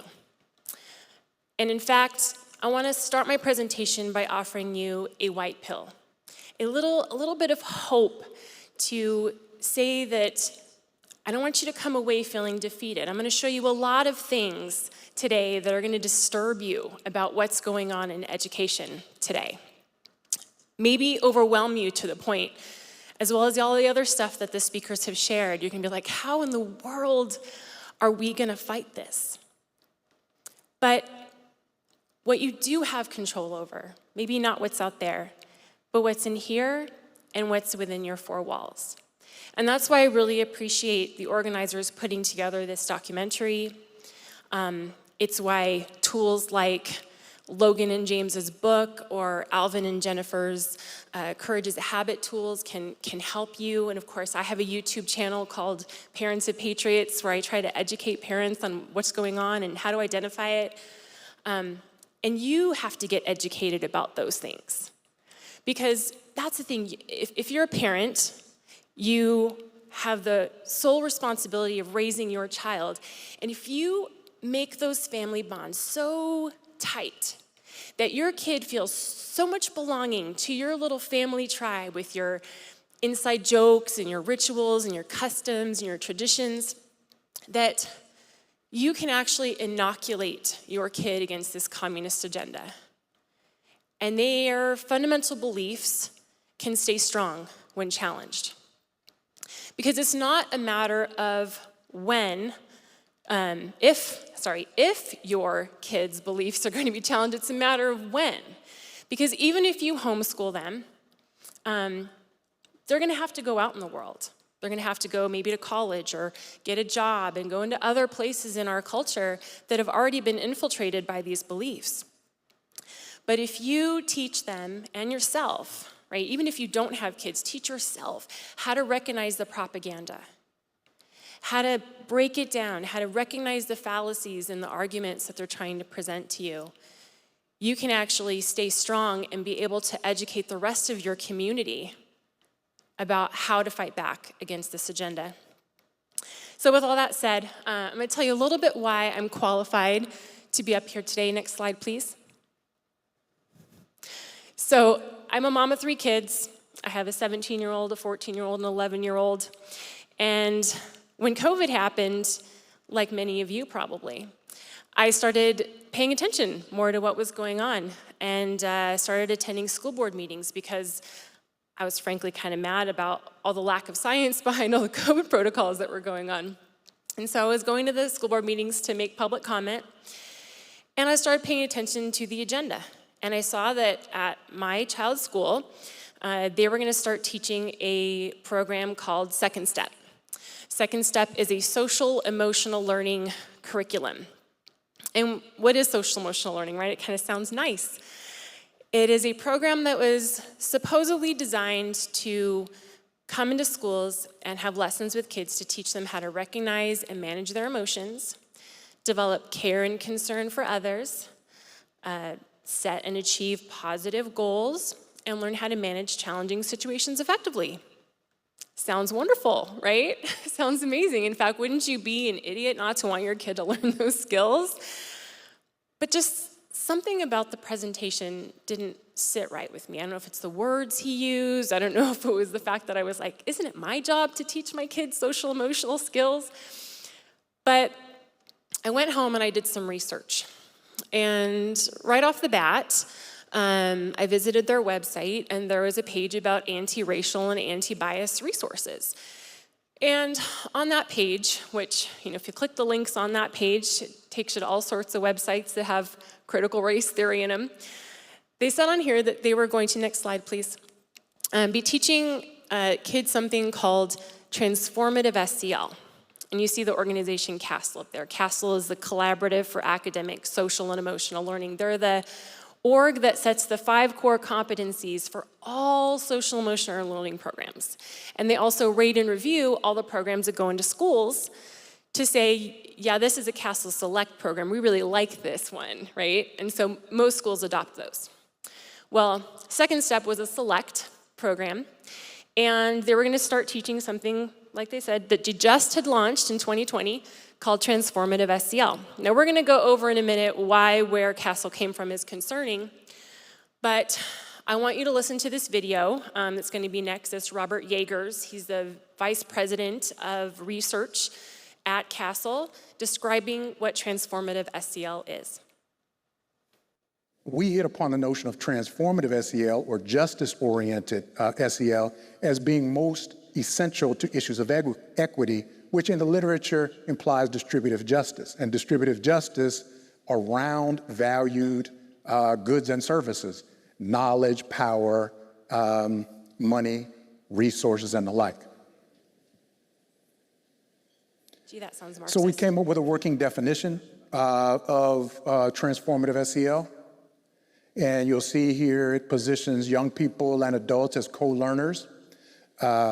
Critical examination of inequities is part of that definition, with a focus on solutions-oriented educational process that addresses personal, community, and societal concerns. This form of SEL links intrapersonal, interpersonal, and institutional considerations, which is foundational in our view to transformative SEL. So we've done some work on competencies. Earlier work, we offered up what we were calling equity elaborations at the time, pulled out, for example, under self-awareness, issues of identity, under self-management, issues of agency, under social awareness, issues of belonging. So you can see there, they took the 5 core competencies of social emotional learning and they twisted them to be through a racial and equity lens there, right? So this is teaching Marxism. And I want to kind of focus on specifically what he said, this whole idea of, I'm sorry, next slide, please. Critical examinations of root causes of inequities. What does that mean? Right? You heard him say a bunch of gobbledygook. Really what that means is that they're gonna look at all the problems in society and say that it's caused by the institution. Remember he said we're gonna look at the intrapersonal, and the institutional. The whole point of that is to say that to teach kids that all the things you see, poverty, sadness, everything you see is caused by the institution and systems of America, meaning that it was set up to purposely oppress particular groups of people. People of color, queer people, et cetera, et cetera. So really, it's also called systems thinking or awareness, so you can realize your identity and how you contribute to the system as a whole. It's also called developing a critical consciousness. That's a term that was used by the Brazilian Marxist Paulo Freire. And really in layman's terms, they're just teaching kids critical race and queer theory. Next slide, please. So, since social emotional learning has been found out now, they realize we're onto them, they're gonna be changing it into something called compassionate systems awareness. And so I thought it would be good to show you guys how they're gonna be using some of these tools, similar to what I was just talking about, this whole critical consciousness. So they're gonna use this iceberg theory, which we're gonna watch a video about, and how they use that to teach critical race theory. People often think that racism is what they can easily see.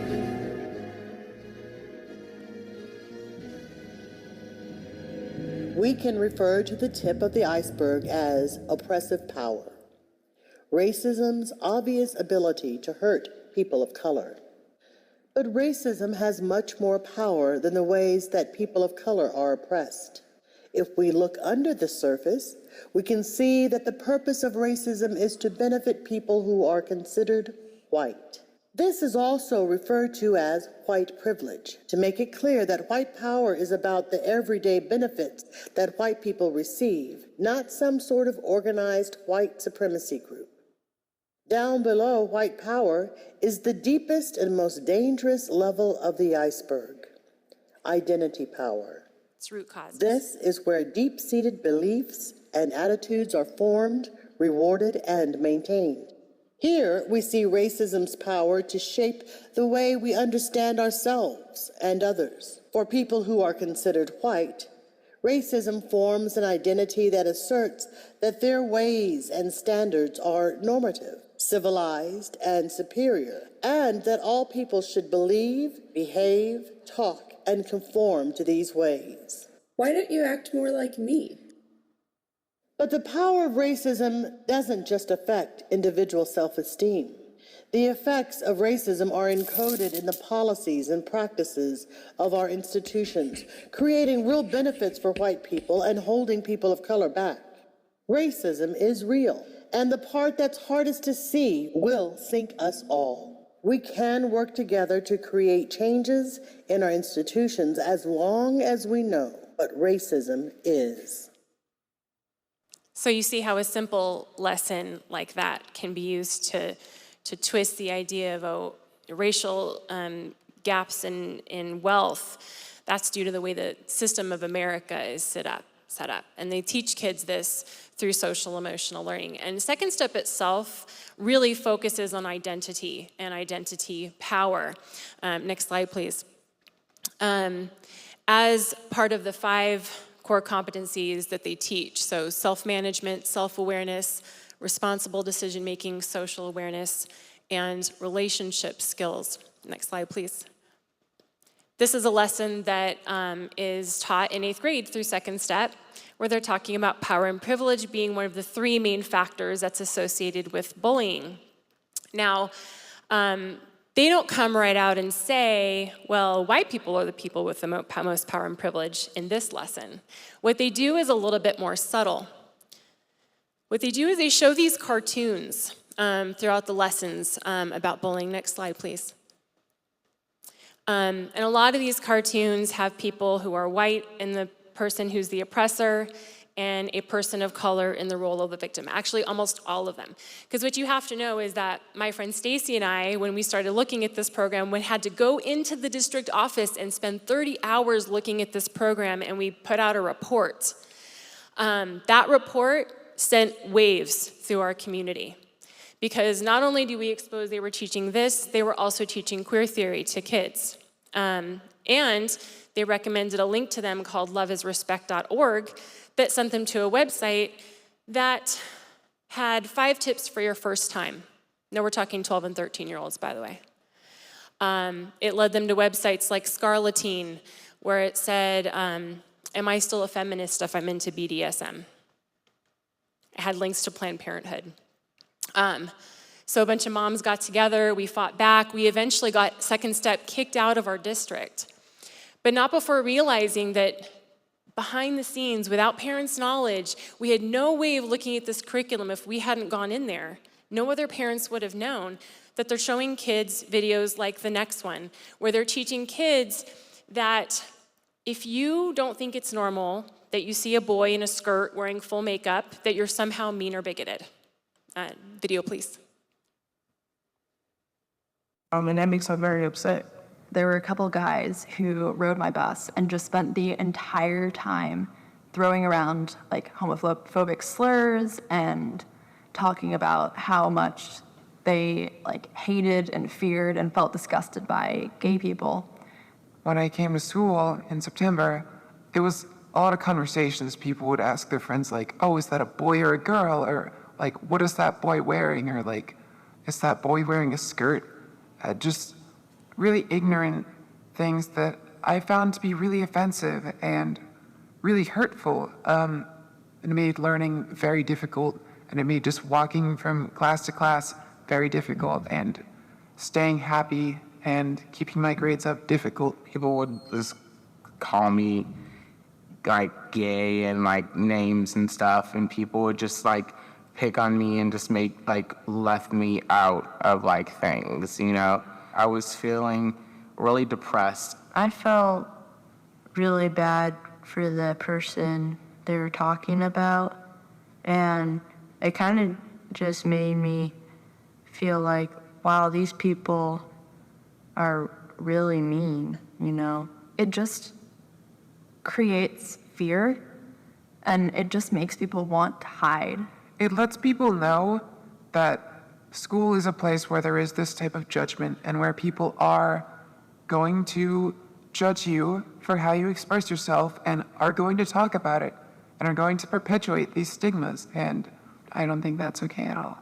It's hard to see people who might be different to be picked on like that.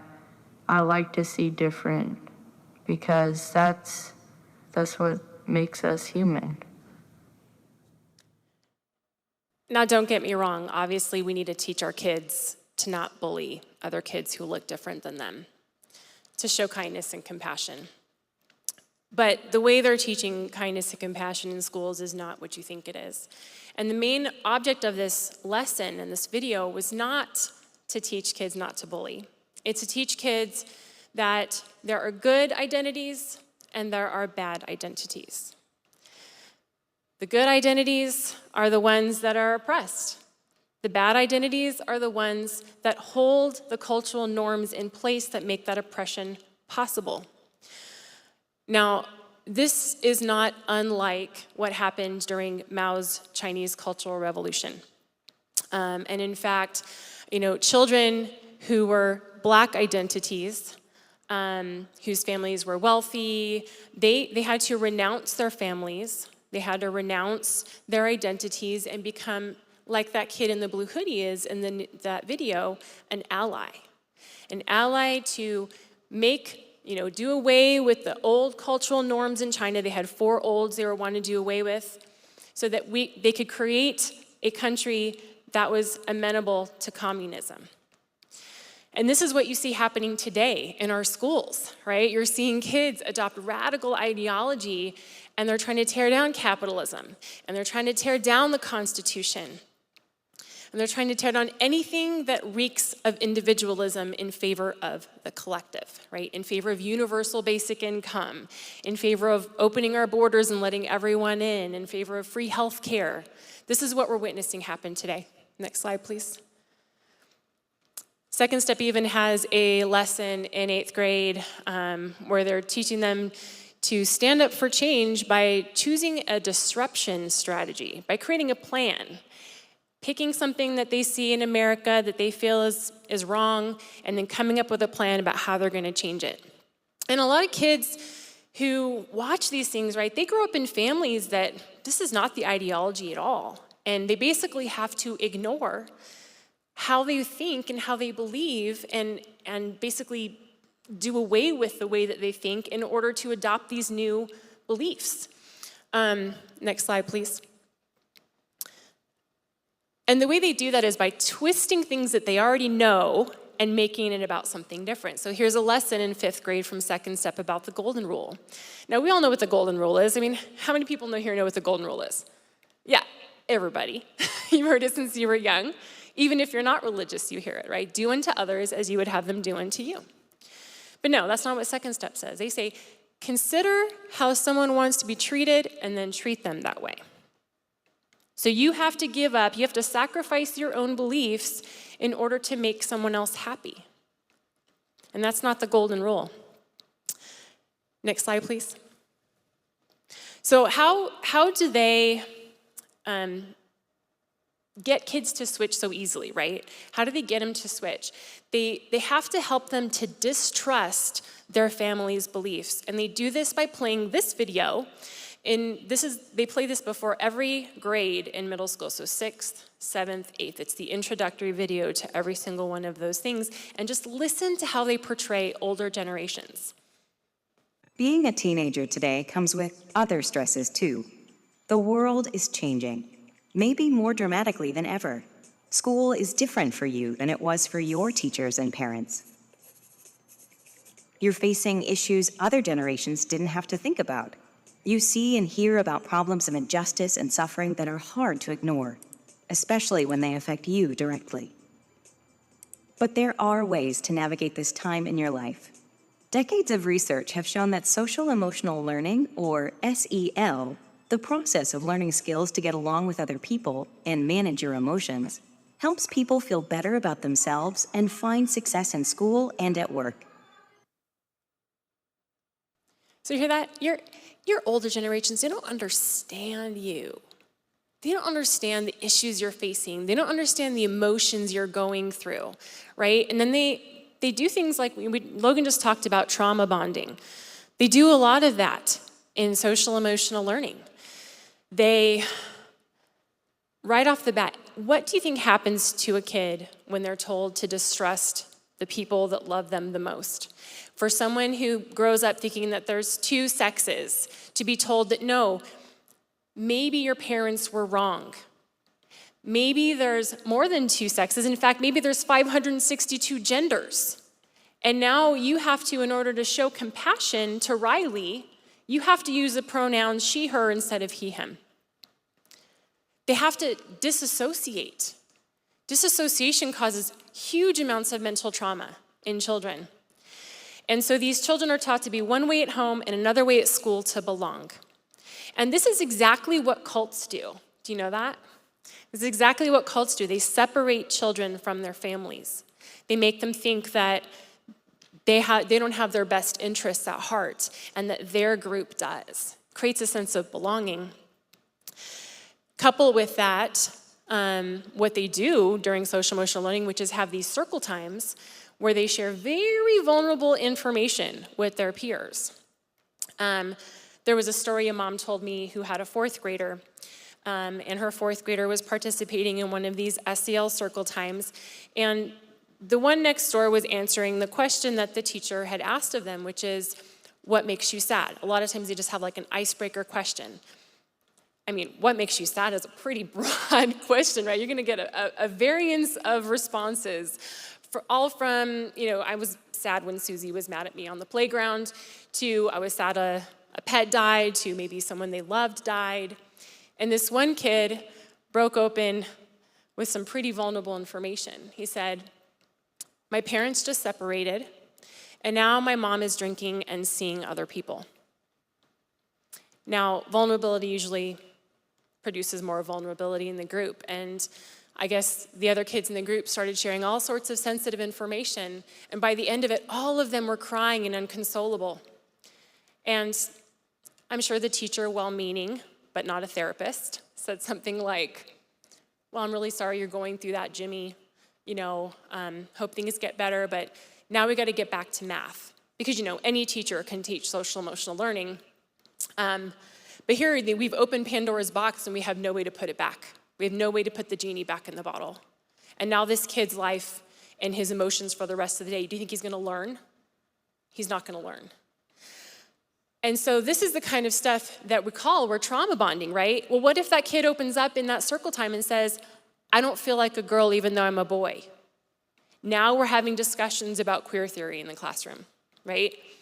I'm Black and I feel like people treat me differently because of my skin color. Now we're having conversations about race in the classroom. And really this SEL is really a tool to get talking about these things in the classroom more than anything else. And they've embedded it in all of the subjects, unfortunately. So you add into that this meditation and mindfulness they're doing in classrooms where kids feel like they're one, feel their energy and oneness, which is a spiritual practice in itself, actually. And then the real fear of being othered if you express opinion that's dissimilar to the group about any of your religious beliefs. And you have a recipe for brainwashing. And you might ask yourself, how do I know so much about brainwashing? Well, it's because when I was 16, I actually joined a cult. And I was in that cult for 7 years until I was 23. Next slide, please. Next slide. One more. And this cult's been covered by all the major news organizations, probably in every country, for their methodology. And it very much goes like what I just told you, right? You're sharing sensitive information with the group. Because they did Bible studies with me. They did a sin study where I had to share very vulnerable information, very kind of things that I was ashamed about with this group I had barely known. But they said, hey, if you renounce your sin, if you get baptized, into our church, then you can be redeemed. And this is not unlike what's going on today with these struggle sessions with kids, right? You have to confess your implicit bias, your identity power, right? To the rest of the group and say, but I'm gonna become an ally. I'm gonna help tear down these systems and institutions that hold these things into place. Next slide, please. So if the things I just told you right now weren't bad enough, and they are, right? It's pretty bad. What if I were to tell you that CASTLE, the organization, and the Fetzer Institute, which it came out of, is actually pushing cult ideology? Next slide, please. So this is something I found on the CASTLE website. Sorry, not the CASTLE website, the Fetzer Institute website. It's part of their archived documents. And everything that John Fetzer, its founder, did was all for this purpose. And what does it say? What did John Fetzer say but not write down concerning his intentions for the Institute? That the Institute was to help usher in the age of the Archangel Michael, which would lead to the resurrection of the Christ consciousness. I just about fell out of my chair when I read that. And in fact, the old Fetzer Institute, what is now this bottom emblem, used to be that one up there. So this is a evolutionary cult that believes in something called cosmological monism. Next slide, please. So John Fetzer himself studied spiritualism, he studied New Thought, he studied all these kind of really the esoteric Eastern mystical religions. And he believes that if everyone kind of comes to this global consciousness, that we can have a global spiritual transformation. And we're going to hear Bruce Fetzer talk about that. Brian Wilson. But he started with spiritualism, and he got interested in New Thought, which is the mind over matter tradition. That was very popular, still is in the United States. It goes on, and it's just remarkable the number of different spiritual paths that John Fetzer went down. Well, ultimately, John Fetzer basically created for himself his own spiritual worldview. And it boils down to a metaphysical spirituality, which simply means that he believed in the unity of the universe. All is one. Sometimes it's called cosmological monism. So the spiritual world and the material world are actually all one. And in fact, for John Fetzer, it all basically went back to the spiritual. So everything was interconnected, and everything is interconnected by the circulation of energies of various kinds, either subtle energies, spiritual energies, or physical energies. He believed in human spiritual evolution. He believed that human beings, throughout their lives, through spiritual study, could achieve higher and higher states of consciousness. He ultimately believed in the harmony of science and religion. So he felt that true science and true religion would never conflict. This is an old idea, of course. He really, truly believed that these two things, science and spirituality, ultimately would be harmonized. They'd just be seen as different sides of the same coin. And then finally, he believed in global spiritual transformation. So the idea here is that if enough people achieve higher states of consciousness, then it will catalyze a global transformation. Yeah. And he labeled this the New Age. Yeah. Now that term, the New Age, had actually been around for a while, but John Fetzer started using it in the 1960s, and that's almost 20 years before it became the New Age movement in the United States. So he was using this term for this global spiritual transformation quite early on. And hence, that's why I called the book Johnny Fetzer and the Quest for the New Age. Next slide, please. So this is a completely different worldview than the theistic religions, right? God and man are separate, twoism, right? We're not the same. But if you believe in pantheism or panentheism, you believe that everything came from the same stardust. And if we all came from the same stardust, and what I do over here affects you over there on the other side of the planet or even the universe, then you need to care about that, right? You need to worry about if people in Africa are poor or hungry or any of those things. And oddly enough, cosmological monism, this idea of all is one, is the ideology behind all of the woke cultural things we're seeing happen in our world today. It's behind communism, if you think about that, right? The redistribution of wealth and resources so someone else can have more. It's behind the One Health agenda. The WHO wants to say that all of us, animals, insects, all of our rights are the same, so I need to sacrifice in order to make sure that Earth's biosphere is okay. It's literally behind everything. Next slide, please. Next slide, please. More on time. And so like UNESCO, the United Nations Educational, Scientific, and Cultural Organization, these weirdos believe that we need to rewire people's brains. And this is talking about social emotional learning, by the way. Critical inquiry, mindfulness, empathy, compassion. We need to rewire kids' brains to have them think that individuality is bad and collectivism is good. And this is what's happening with social emotional learning. Next slide, please. And the danger in this, right? Once education goes digital, right? We have AI bringing back those feedback loops in children's learning back to them, right? If they define what empathy is and compassion is as being collectivism, what happens when the child's just on the computer and that feedback loop keeps coming back and coming back and coming back until they learn their definition of empathy? We're going to be social engineering people. And it's going to take away everyone's collective consciousness. And that is why it's important for you, as well as the youth in your life to know how this system works, to identify the propaganda, know the levers that they use for manipulation, and be able to safeguard your mind against that. And it's why we need to get educated. So please watch the Save Our Children documentary.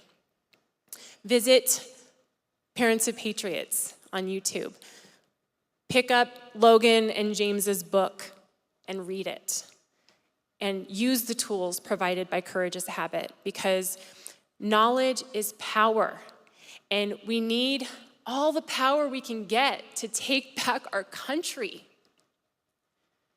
We need to fight. Fight. I want you to fight. Thank you. Thank you, Lisa. Appreciate you. So one thing I talked to her about yesterday is that our founding fathers, before there was ever a constitution, before there was ever a Declaration of Independence, they had to find something that gave them grounds to stand on, because they were going to declare independence. They had to form that first Congress, that first Continental Congress that would lead them into war. And the grounds they had to stand on was, it's actually still in the Declaration of Independence. It's the laws of nature, and nature's God. And anytime you see on a ranch, or even dogs, when you see the animals, they have babies. Well, they protect their young, especially in a horse or a cow. Like, if you try to approach that calf, you're gonna probably get hit by that cow. And so that's the laws of nature that you could see in everything that God created. But then also the laws of nature's God, everything that is within his word is also precedent. And that was actually used to judge Nazi Germany. In Nazi Germany, they changed their constitution to do what they did, to legalize what they did. They dehumanized humanity. And when they were brought to justice, they asked, how do we hold these people accountable if they changed their constitution to do what they did? And there was a man that stood up and said, there's a higher law that governs all societies, all nations, and that's how they brought judgment. And that's literally how they declared independence. That's how they justified leading their congregations to war in the Revolutionary War that God literally helped them win. And so there's so many miracles, as far as George Washington and his jacket full of bullet holes, and the way they won, they couldn't have done it on their own, because they went against an empire. And what we're up against a pretty much an empire that it has gone rogue from the American founding principles. And so one thing we all stand for is the inalienable rights. Well, where do we get those inalienable rights? God himself. And it says that within the Declaration of Independence. And so, again, we have some people that are going to equip you with more resources on how to push back. We don't want to just make you mad or make you depressed with the content, but we want you to be very equipped and very confident to stand against what's happening in the schools. And so we're going to invite up Courage as a Habit, the co-founder, Jennifer McWilliams.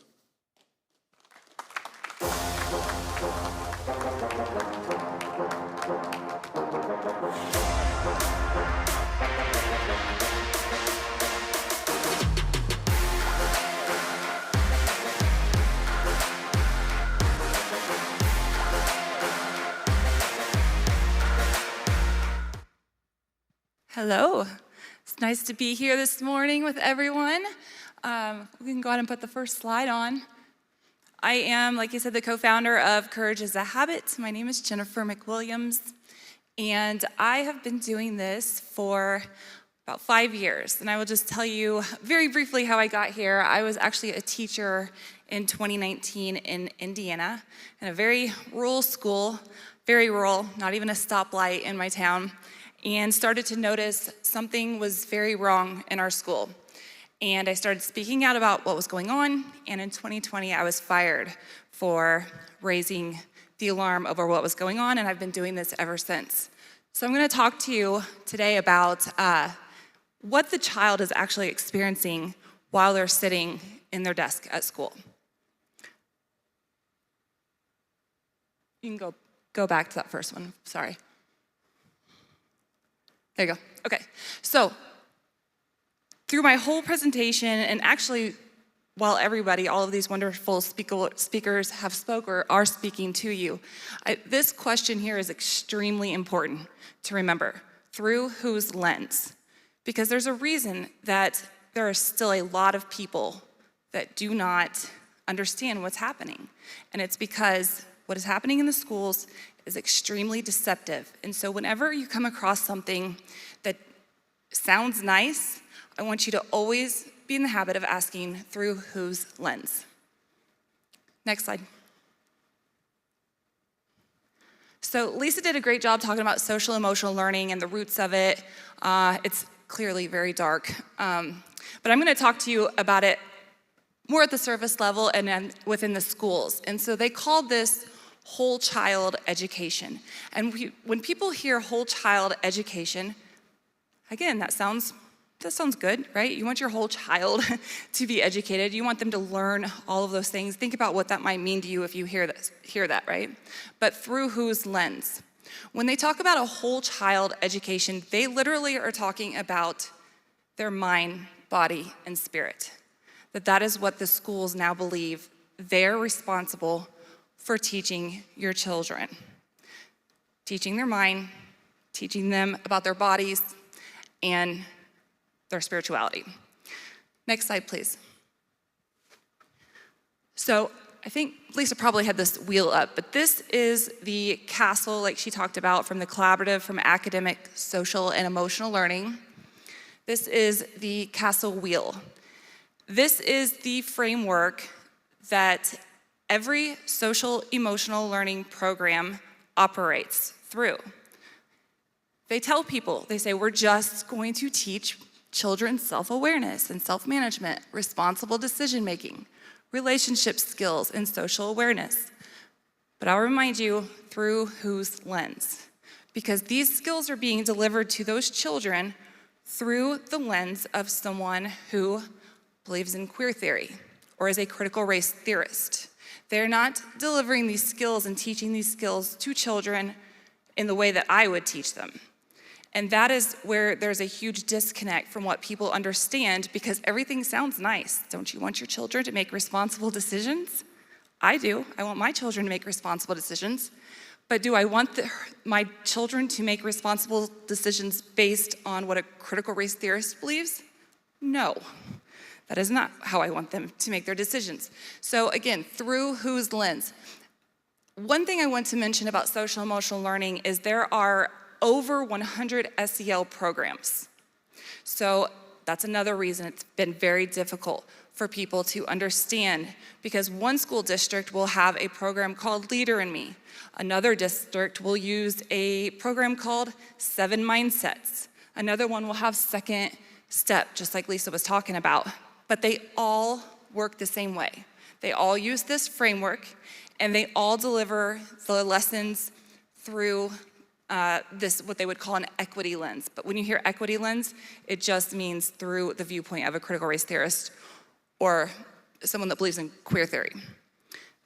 Since 2016, over 90% of the public education system has been implementing social emotional learning. And that might be surprising to some people, because a lot of people think, when COVID hit and everybody was home, people, that's really when it started to kind of gain awareness that something was wrong in the schools. And so a lot of people do not realize that it's been going on for that long. Today, it's 100% of the public education system and a lot of the private schools. So if you're looking at private schools, you have to be very careful. Since it is fully saturated, our education system, if you notice the rings on the outside, you have classrooms, schools, families, and caregivers, and communities. Well, the reason that you can't go to social media, you can't turn on the news without hearing something about education is because we have fully saturated the education system and is pouring out now into the communities, and that's what you're experiencing and seeing. Next slide, please. So I tailored this presentation to New Mexico specifically because I wanted to make sure for anybody that's here listening or listening online that I could give you some point of references. So that castle wheel that we just looked at, Yours looks like this, a tree. So does Indiana. Not the same tree, but we used a tree too. They're not very creative, but it's literally, they took the wheel and they put it into a tree, they changed a couple of the words, and they do the same thing. So if you go to New Mexico's Department of Education, this is what you will find, but it is that castle framework. And actually, if you dig into this PDF that they have, and you go down a few pages, you will find the wheel that I had on the screen before. So when you see this, don't get confused if you hear someone talking about the castle, wheel, or framework and think, oh, well, ours is a little bit different. Maybe we're doing it differently. No, you're doing it just like everyone else, like all 50 states, including my super red majority state, Indiana. It's all the same thing.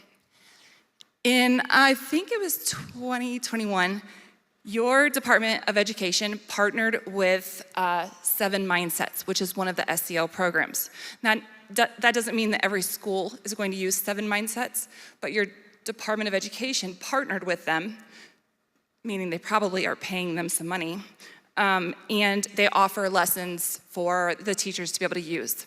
So I'm gonna come back to 7 Mindsets at the end of this presentation with a video to show you that actually comes from the professional development of 7 Mindsets, and actually right from what New Mexico has partnered with, which will be pretty shocking. We'll do that at the end. So, but keep in mind, if your school uses Leader in Me, it doesn't matter. You might as well just replace it with 7 Mindsets. Second step, conscious discipline. One of the 100 SEL programs, they all are the same thing across the board. Next slide. So social emotional learning is systemic, okay? One thing that people do not understand is that it is not just those programs that schools have contracted to teach those SEL-specific lessons about their emotions. We're just teaching empathy, again, through whose lens, right? Part of the systemic change of social emotional learning was that it came in as a mental health initiative, meaning that they decided that we needed a universal mental health initiative for all children. Even if your child goes to school, does what they need to do, they have no academic issues, behavioral issues, emotional issues, they're just good students. Doesn't matter, they have placed them in a universal mental health initiative. Why? Why have they done that? Because they've decided that all of the children, and all of us included, we're mentally ill. Why? Because we live in a systemically racist and oppressive America. And so they have placed every child in this program to do what Lisa was talking about, which is to rewire their thinking, rewire their minds, educate the whole child, right? Their mind, body, and spirit. The school counselors play a huge part in this because it's a mental health initiative. The school counselors are responsible for servicing every single student in the school system, whether that's whole class instructions. Yes, the school counselors now go into the classroom and teach lessons. Many people don't know that either. They also pull students out and have small groups where they rehabilitate them, and they work with students one-on-one. In 2014, Michelle Obama's First Lady initiative was about transforming the school counselors, what we knew as guidance counselors, right? How many times did you see your guidance counselor when you were at school? Some people probably never. Some people a couple times for your schedule. Well, she decided that through this systemic change, they were going to take a much bigger role in educating your children.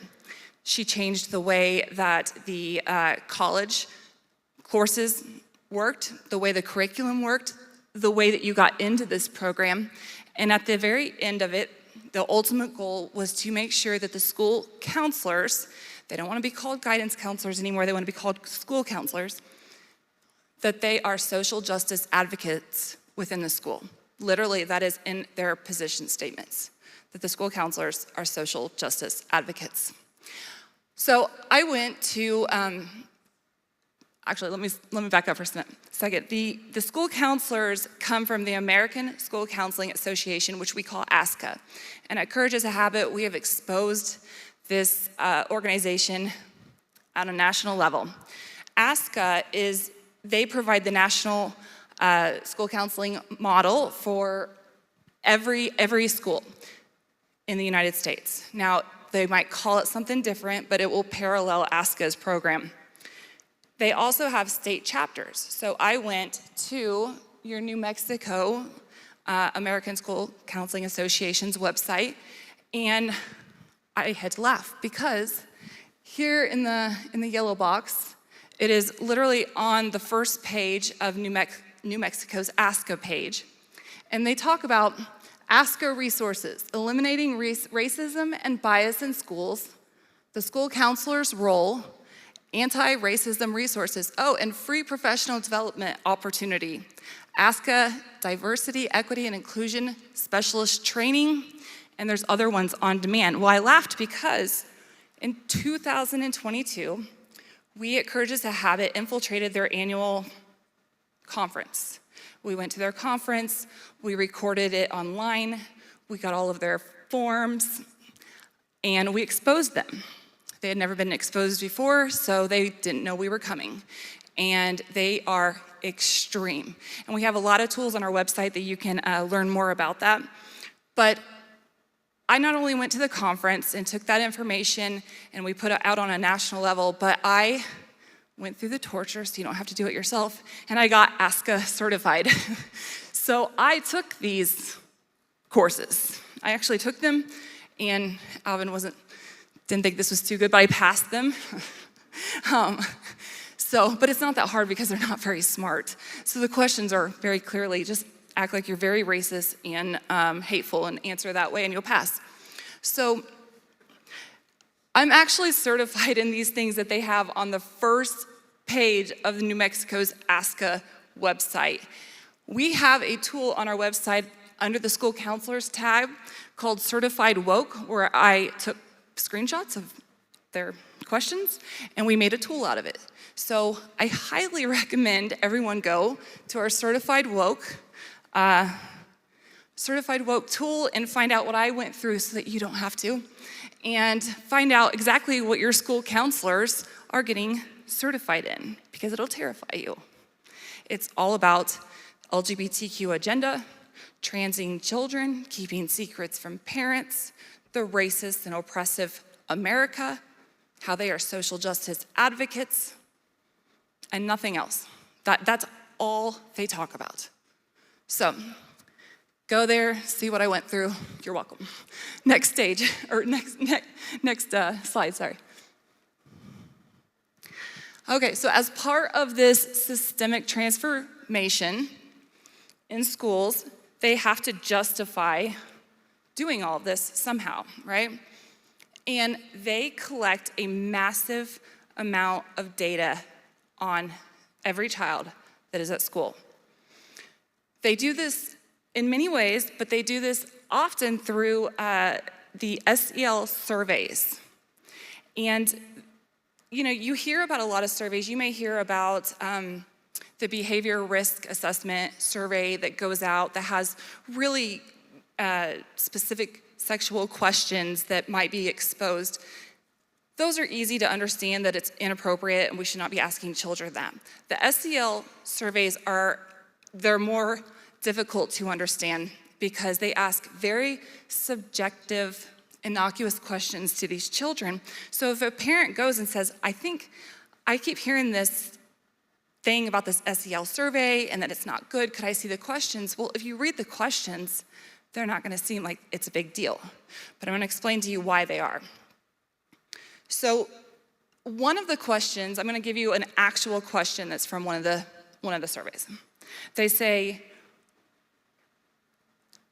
how often, now you're asking children this, how often do you feel like you can complete all of the work given to you from your teacher in 1 week? Right? Doesn't seem like a big deal. So the children will fill out the survey, the results come back. Now, through whose lens? Through whose lens? They interpret the results that they receive through an equity lens. So you can get whatever results you want from the survey based on how you interpret it. And So I'm gonna say I have a classroom full of kids. They fill out this survey. My administrators come to me and say, Jennifer, 30% of your students don't feel like they can finish the work that you give them on a weekly basis. I'm going to think a lot of things. I'm gonna think maybe I need to work with those students a little more because they're not sure what to do. I'm gonna think maybe they're just being kids and being lazy this week. You know, a million things. But what I will not think is, well, Jennifer has a classroom where 30% of her students feel like they cannot complete their work because Jennifer is racist and oppressive and they don't feel comfortable in her classroom. So the data shows Jennifer needs more diversity, inclusion, equity training. We're gonna send her off to a professional development training course. But that is something they would do. So through whose lens, right? So that's dangerous enough, but they use the results from the surveys to then implement changes into the schools. And then when you go to school and you say, why is there all of these books in the library that are inappropriate? They'll say, well, the data shows that we should have these books. Well, the data they're talking about is the data that they're collecting from your kids, interpreting through an equity lens, and then they're just deciding we need more representation or whatever insane thing they want to implement. So we have, this is one of our tools as well. The self-fulfilling prophecy is what we call the data collection, because this is how it works and this is a cycle.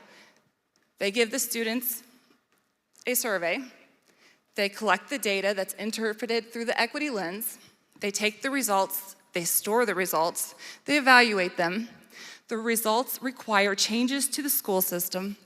They implement the changes, the kids become a little more radicalized, and then a couple months they repeat the process to implement more changes. This is why you're seeing absolute disaster in the schools right now, because we've been doing this since 2016 at least. Some schools longer. So that's how the data is dangerous for the school.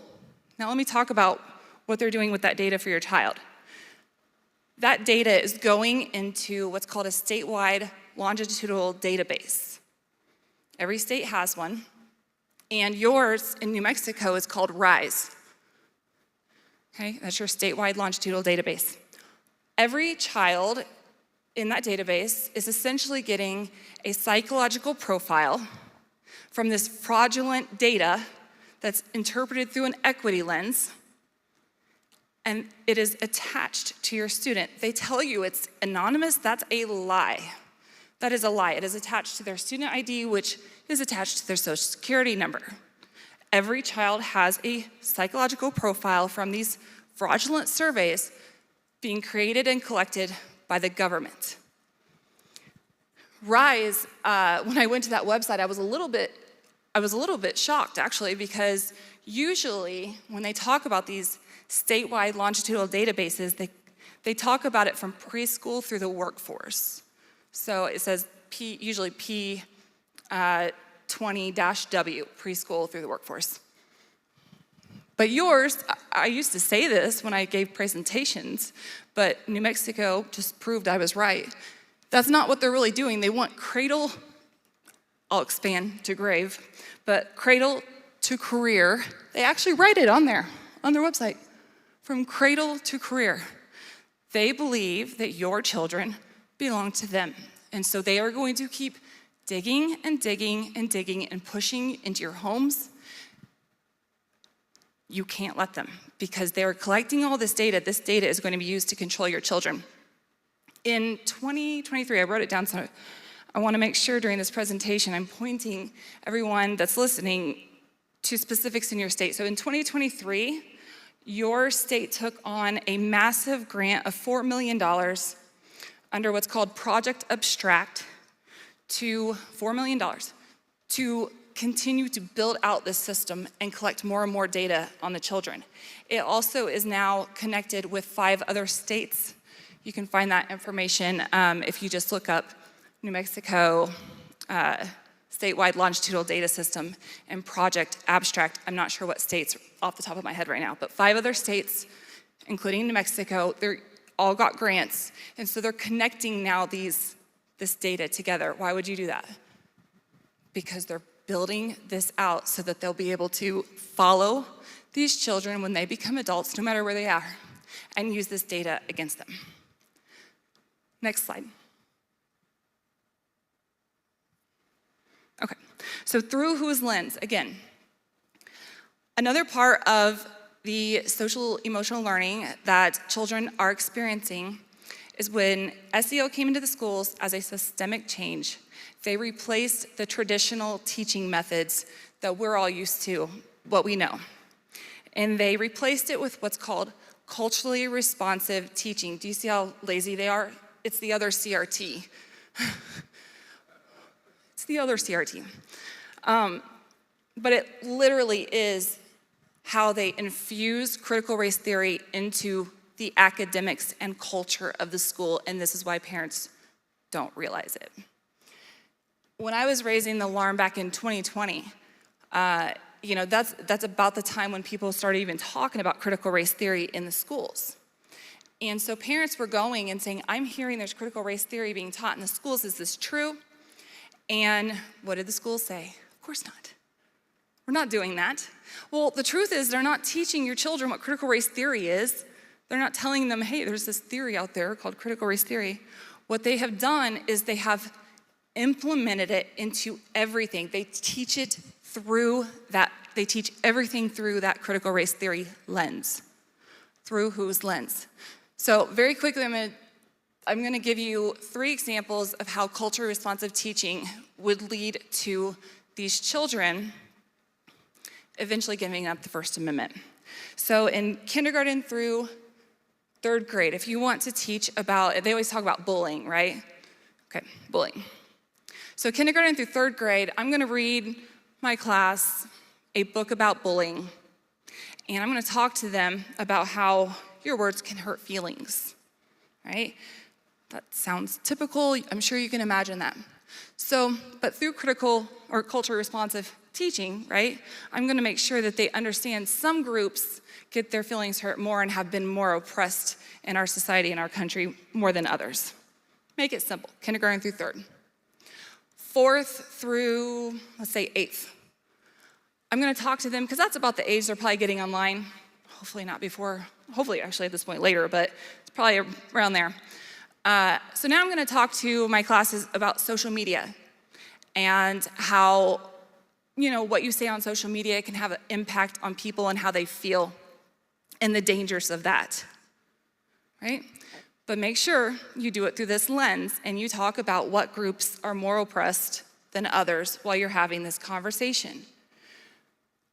Now you get to high school, 9th through 12th grade, and you actually talk to them about the First Amendment.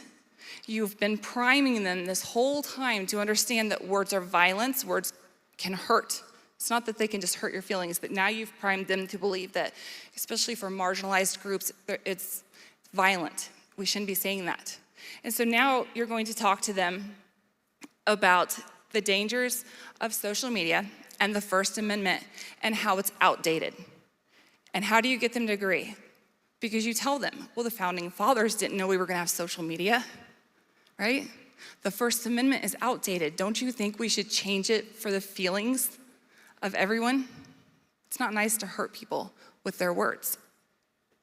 If you have a child that goes through this year after year after year, they're going to graduate high school and think, yes, the First Amendment is oppressive and we have to change it. Because again, the founding fathers didn't know we would have social media.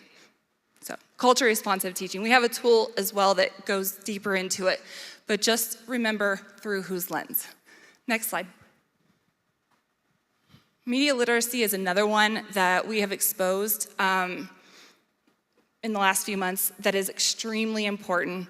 We have a fantastic tool, an article that you'll find on our website that will go deeper into this, but essentially what it is they have decided they're going to teach under media literacy or news literacy, or be careful because they also bring it in under internet safety. They're going to teach children what credible sources are. Well, who's doing this? The teachers do it, but who's training the teachers? The mainstream media. They're all partnered under There's an organization that we exposed called News Literacy Project. They're one of the largest ones that are doing this. And they are partnered and work with, I'm not kidding, CNN, Fox News, Vice News, Reuters, go on and on, name all of them, they're all in there. And they are the ones that are teaching your children what credible sources are. Who do you think they're gonna teach the children that the credible sources are? It's the mainstream media, of course. Who's dangerous and not credible? Who's passing dangerous misinformation and disinformation? It's independent journalists, people on social media, people like Courage is the Habit or James Lindsay. We're dangerous. So you have to, if you want to protect people and get true information, you better listen to the mainstream media, which is just, the fact that that is the words that just came out of my mouth should alarm everyone in this room. So again, I want to point you to someone to keep an eye on, just to keep an eye on what she's doing, because here in New Mexico, Pamela Pereira is your Media Literacy Now state chair. So she's heading up the media literacy. They want to get this legislated and mandated in all 50 states. She will head this up. But she also owns in your state, she is the CEO of an organization called Media Savvy Citizens. And her company provides professional development for K through 12 teachers to teach media literacy. So just because it's not mandated in your state doesn't mean they're not doing it, they're doing it. But her goal, eventually you'll see her start hanging out with legislators and showing up at the courthouse because they're going to try to work to get it in the law. So keep an eye on that one. Next slide, please. Comprehensive sex education is another one. Through whose lens? This is not the sex education that if you went to public school that you probably experienced where they separate the boys and the girls. You go into one room and they tell you the basics and it's an awkward day and you go home. That's not what we're talking about. This organization is extremely radical. They literally are called SECUS, Sex Ed for Social Change. We have a tool that goes into this, but I will just very quickly tell you that this program is for kindergarten through 12th grade. It is meant to be systemic, so it's not just a class. It's supposed to be just infiltrated or integrated into all of the curriculums, culture, everything. And they begin by saying that they need to teach kindergartners masturbation. This is in their guidelines, okay? So please take a look at that tool. Now, I pulled up the grade from SECUS for New Mexico just to give you an idea. You get an A from SECUS. You get an overall grade of a C. So you got an A for SECUS because your state does require sex education, but your state does not require this comprehensive sex education. So they gave you a D for that, but don't be fooled by the D. Since your state does require sex education, I would venture to say most of them are using some form of comprehensive sex education. Next slide. Okay, so these are the wraparound services that these schools are also starting to implement. This is a school model from the CDC, and this is what we call the WISC model. It stands for the whole school, whole community, whole child. What they're doing is they're radicalizing all of these children, and they're starting to bring in this whole, this wraparound services through the community schools, which means they will start offering services that you would get at Planned Parenthood through the schools. So Planned Parenthood, like when the dentist van shows up at the school, and there's one day a year where the kids can go get their teeth clean, and they say, well, there's some parents that don't have time to take their kids to get their teeth clean. Well, now they're gonna start pushing and having all of these other services, such as like an abortion services, hormone blockers, so on and so forth. I pulled up the map for New Mexico, and This is a map showing the community schools that you have in your state. You have 150 community schools already implemented that's offering services. Now, if the services aren't, if they don't have a clinic at the school, that means they'll be able to give transportation to one of these clinics for the children. They won't need parental consent to do this. So that's another thing to keep an eye on. Next slide. Okay, I'm gonna finish up here, but I'm going to ask everyone a question after I just went through all of that. So if I can ask you, raise your hand if you think education is a failure. I used to be a teacher. That was a pop quiz trick question. Actually, you can go to the next slide. Through whose lens? Because everything that I just talked about, it's a failure to us, but it's meant to do this. It's actually succeeding in everything that they're trying to do. It's just a failure to us. All of those programs, everything I just talked about, it's working. And so actually, to them, education is working exactly like it was supposed to. So I am going to get off the stage now, but before that, I think it's like a 1-minute video. I told you I was gonna show you a video from 7 Mindsets, and just to remind you, New Mexico's Department of Education partnered with them, and this is literally from a professional development training webinar that they have. You can go ahead and play it. White people did not exist on planet Earth until 1681. White supremacy has been embedded in the United States of America from its founding as a matter of law. Furthermore, the law punished any landholder who encouraged the marriages and any religious authority who performed it. This law equals the invention of the human category white, creating a genetic sludge that we can now call white, that British had of themselves as white, as Christian, as freeborn, as deserving of rights and privileges from which others can be denied.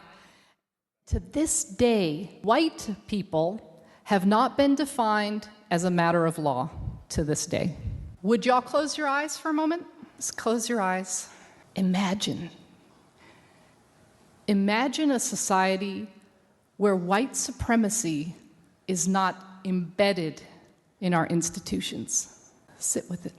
Think of the prison complex. Think of our education system. Think of church on Sunday, synagogue on Saturday, temple, mosque. Think about the organization of neighborhoods. Think about the government of the United States and how assets and resources would be distributed. Looks pretty different, doesn't it? White supremacy, you can open your eyes if you like, is institutionally embedded in the United States of America.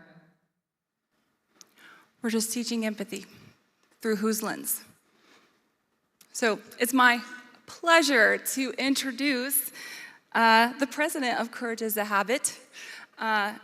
He is the magic behind it, and his name is Alvin Louie.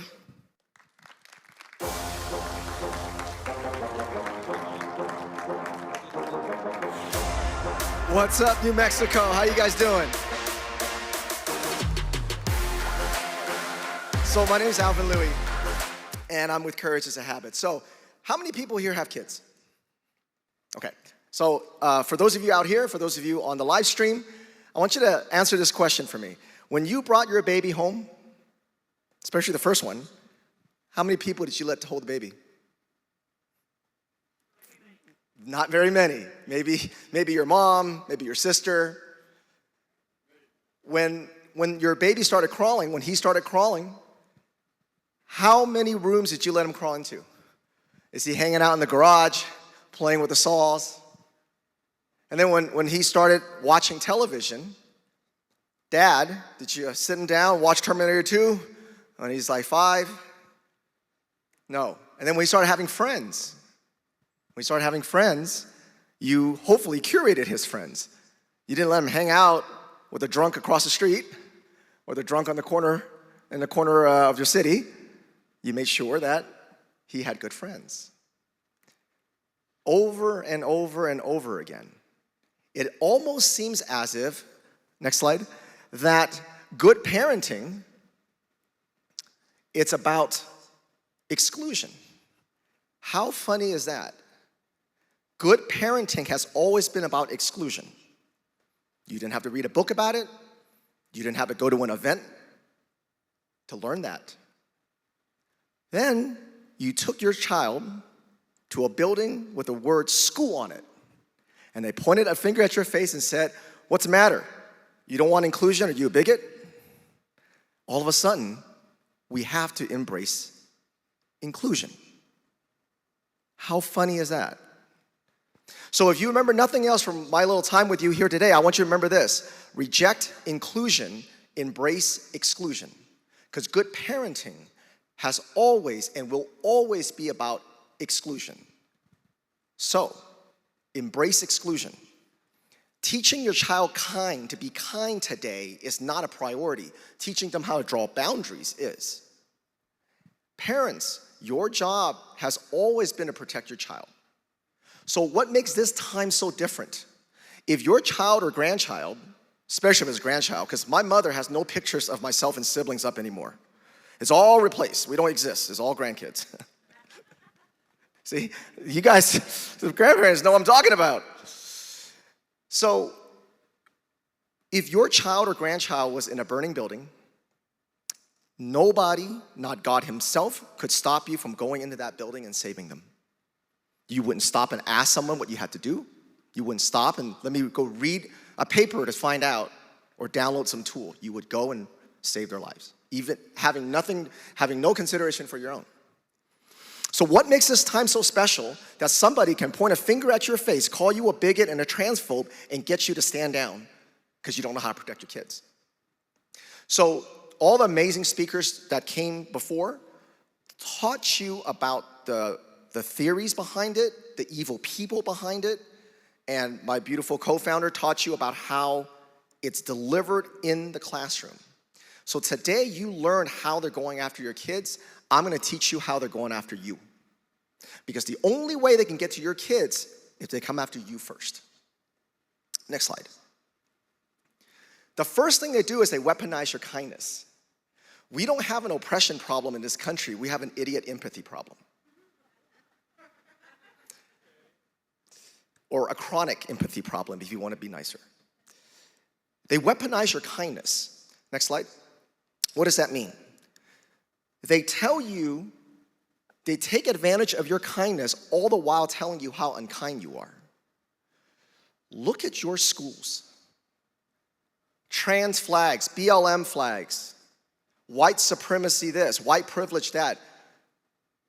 Does your schools look like you're unkind people? Does your schools look like you guys are transphobes and bigots? Think about that. If you are as bigoted as they claim you are, none of that would be in your schools. They're in your schools because they weaponize your kindness. Lisa had showed a video about these kids. They drive these kids. They torture them, like what Logan was talking about. They drive those. They torture the kids. Then they film the kids going, "Oh, I'm so bullied," and then they use that to weaponize your kindness. Embrace exclusion. Reject inclusion. You have to have the courage to say that, because that's how all of this is working. Everything you heard today up to this point only works because they weaponize your kindness. None of it works if you say no. No, I don't buy your premise. The answer is no.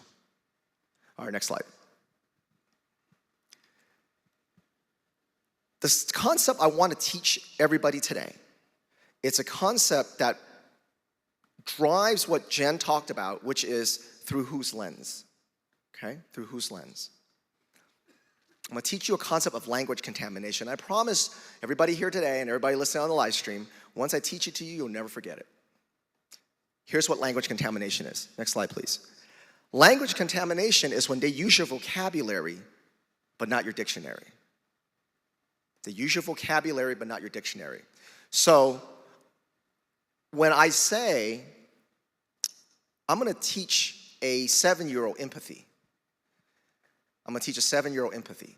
What are you thinking? Oh, I'm gonna teach him to put himself in someone else's shoes. I'm gonna teach her, how would you feel if someone said that to you? Generally speaking, that's probably what we're thinking about empathy. Well, when a school tells you all we're teaching is empathy, no, social emotional learning, no, it's just empathy. That's it, we're just teaching the child not to bully. Well, the usual vocabulary, not your dictionary. So that means that they're teaching young girls through culturally responsive teaching, what Jen was talking about, starting in kindergarten, and they start teaching about marginalized people. They start teaching about people who are oppressed. So now when the girl becomes 14, 15, 16, 17 and beyond, and when a mentally ill man in a dress walks into a bathroom or a locker room, she has to have empathy for him, not the other way around. Because now, how would you feel if someone kicked you out of the bathroom? Empathy. The usual vocabulary, but not your dictionary. Now, whatever I said about empathy, you can take it for neglect, mental health, suicide, abuse, kindness, all of it. When they use your vocabulary, but not your dictionary. So when they tell you something, they're, oh, we're just teaching this. We're just teaching this. Remember, they are not defining the word the way you're defining it, which hopefully helps you drive what Jen was talking about through whose lens. Through whose lens are these traits being taught? I'll give you an example. Next slide, please. I apologize for this in advance. So one of the things that we like to do is we like to corner and bait these what we call bottom feeders, groomers, child mutilation advocates. Because we want to show you what they really mean. So let's take the one to the right. Let's take the groomer to the right. The groomer says, it's okay that people live their lives in ways that you don't agree with. There's billions of people in the world. No need for them all to center their choices around you, weaponizing your kindness. Because if she frames it this way, it makes you look like a selfish asshole. If you go, no, I want them to frame it on a center around what I want. So people go, yeah, no, people can live however they want. That's what you say, right? People live however they want. Okay, that's okay. But here's what we do. We don't argue with them on that because we don't take the bait because we know exactly where this groomer's going. So instead, we showed him or her, whoever this is, this groomer, we showed her a picture of a mentally ill man in a dress. And we asked a simple question. We don't engage in the first premise. We just said, do you think children should be taught in schools to be inclusive and empathetic to people that live like this? And this groomer responded, yes, of course. It's neither my business nor yours how they choose to present themselves. The world is quite big enough for all of us. You see, what they say is not what they mean. So we like to put something on them. We like to put them in a corner and make them answer for it. We can show you when that first deflection is not exactly what they mean. They want you to stand down so they can get to your kids. Let's take the one over here. They just want to exist. Have you heard that from the transgender cult? They just want to exist. How often do you hear about that? How often do you hear them say that? We just want to live. We just want to exist. We just want to live. So we asked them the same question, showed them the same picture, asked them the same question. Do you think children should be taught to be inclusive and empathetic for people like this? They're literally, meaning this person, this guy says, they're literally just standing there. I'm not sure what you're so offended by. They are dishonest as the day is long. They're just standing there. What's the big deal? You see, they want your kids to be inclusive and accepting of this. They don't mean that when a child comes to school and they have older shoes, or maybe they don't have the right clothes, maybe their parents are not, they don't have a lot of money, so they're not wearing the latest clothing, and you're picking on them. Listen, you can't do that. You gotta be understanding. That's not what they're talking about. That's what you think. Because they use your vocabulary, not your dictionary. All right, next slide. Let's do one more. Conversion therapy. We haven't heard that term in a long time. So the transgender cult goes through different states, yours included, and they try to pass bills banning conversion therapy. But to everybody here and to everybody listening on the live stream, when you hear conversion therapy, you have images of strapping a young gay boy down on the table, shocking them. That's what you have That's what you have images of. The violent conversion therapy so that you make them not gay, pray to gay away, that kind of thing. But they use your vocabulary, not your dictionary. So here's how the transgender cult defines conversion therapy. If a child goes to a therapist, and a therapist is not one of those that affirms her right away, a therapist can now not dig in, because every child that's wrapped up in the transgender cult has some sort of underlying problem. There's no such thing as a trans child. There is no such thing as a trans child. There's only boy, there's only girls. That's it. There's only two sexes. So when a child gets wrapped up in the transgender cult, they usually either have some kind of sexual abuse, physical abuse, and a host of other pre-existing problems. The job of a therapist is to find those existing problems and help him or her solve those things. But they don't today because they drive the child towards transgenderism. But there are still a good number of therapists and child psychologists that don't believe in that. When they pass a bill that says we ban conversion therapy, what they mean is that no therapist can dig into what is truly wrong with the child. Because if they do, they call that conversion therapy. They must affirm at all costs. You see how devious that is? Everything you heard from these amazing speakers today only works because they weaponize your kindness and they put language contamination on you. And that's how they move you and move you and move you. So we hear this all the time. Jen and I hear this all the time. How did we get here? How did we get here? We got here not fast. A little bit at a time. Weaponizing your kindness a little at a time. Weaponizing your empathy a little at a time. A little language contamination, getting you to move, guilting you, guilting you, guilting you. So to solve the problem, we're gonna have to work back the other way. Next slide, please. It's all about language. Everything you learned here today, if you want to unravel it, you have to have the courage to reject their premise and reject their language. Inclusive language means controlling your speech so that very dishonest people can control your thoughts. Once they can control your thoughts, they control your behavior. So now you have parents and grandparents going, I don't know how to stand up for my children. What do you mean you don't know how to stand up for your children? What does that even mean? Of course you do. Of course you do. Every human being on the planet knows how to stand up for their children. Every animal knows how to stand up for their children. You don't know how to do it because you've accepted their premise, you've accepted their inclusive language, they've controlled your thoughts, now they control your behavior. Everything you heard here today works because of these two things. All right, next slide. Here's an example of how important language is. This is two tweets, but it's retweeted by the president of Emerge Mexico. The first one is trans women are women. That's absolute nonsense, of course. It's a mentally ill man in a dress. But you see how they just keep saying this and saying this and saying this. And then you start adopting it. This is a trans woman. What does that mean? Is he a man? Is he a woman? This is why you gotta knock all that stuff off. It's a mentally ill man in a dress. It's a mentally ill man that wants to get into women's spaces. Do not use their language. The one over here. Don't use the term late-term abortion. This is from a radical organization called Abortion Care Reality Project. There's no abortion care, it's just mutilating babies. But you see how important language is. Abortion care. There's no such thing as abortion care. That's like saying murder love. It makes no sense. But they say that and you adopt the language. So they are advising people to don't use the term late-term abortion. They don't want you to say that so that when they start passing laws that allow abortion up to 9 months, that they can push that through and nobody can call out for what it is. They don't like that term. So here's a tip that we give everybody. If they tell you not to say something or that something might hurt someone's feelings, do that more. They're telling you, there you go. They're telling you what hurts them. They're telling you what hurts their agenda.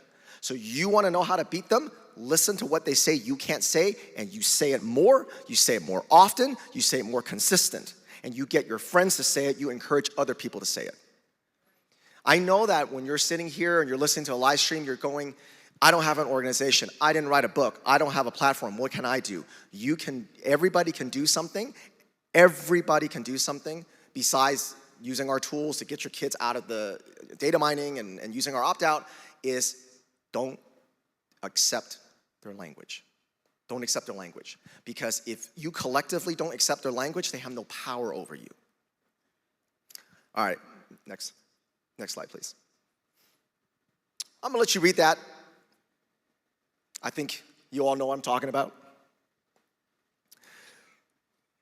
Most of this, especially the transgender ideology, is pushed by insufferable woke white women. And we call them insufferable woke white women. Some of them not even women, they're just weak men. We call them that anyway. It's usually pushed by these mindless, insufferable woke women who've been radicalized in school and mostly in college, especially if they're a little bit older. If they're like 30 and older, they're radicalized in college. Obviously, if they're younger, they're getting it in K through 12 and then in college. Which, by the way, if you have a teen, stop sending your children to college, for God's sakes. You don't have to do that. So when you look at, I know that here, Emerge is a really, really big enemy of you guys. I understand that. I get that. But all these organizations work the same way. They all use the same language. And they all just run roughshod over your state and destroy everything they touch. Be it laws, revolving criminals. They say, it's not that person's fault. That person's black, that person's brown. The country made them, the oppressive country made them do it, so let's lower the laws. And now you walk into your Walgreens, everything's locked up. That's on purpose. Where there's Emerge, where there's another organization, they all work the same way. They weaponize your kindness, they use language contamination, and they use these useful idiots, and then they keep pushing in your community because nobody has the courage to tell them no. All right, next slide. So here are some things that I want everybody to try to remember, because this is a very knee-jerk reaction. This is a very knee-jerk reaction when people accuse you of things, because you're good people, because you're kind people.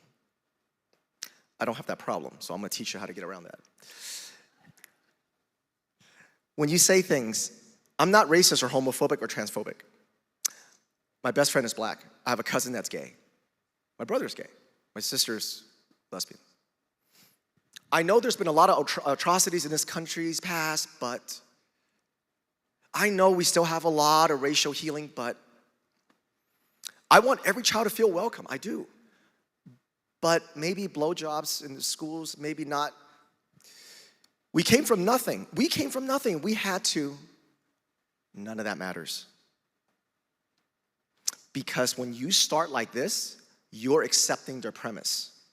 You're accepting their premise, and when they drag you into their swamp, there's no way for you to get out. Now you're explaining why your family's not racist, even though you came from nothing. Well, you're white, doesn't count.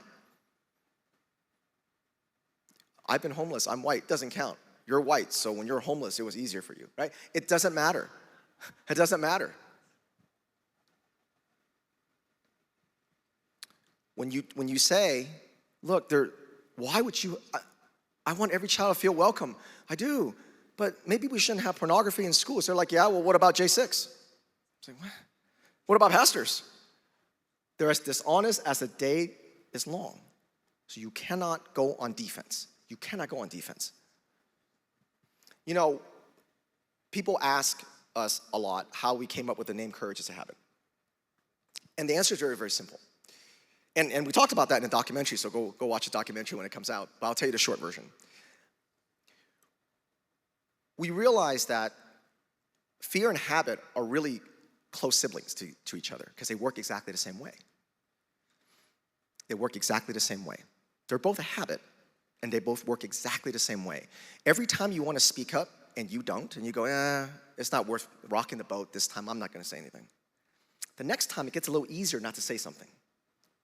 And the next time, and the next time, and the next time. Now you tell yourself, when they come for my children, when it really counts, I'm gonna stand up. I'm gonna have courage. I'll be brave. But the problem is, habits don't work that way. You tell yourself, if I had more money, if I had more money, if I had FU money, I can speak up. How many Hollywood celebrities break? They got more money than they can ever spend. Money doesn't buy you courage. It doesn't change your habits.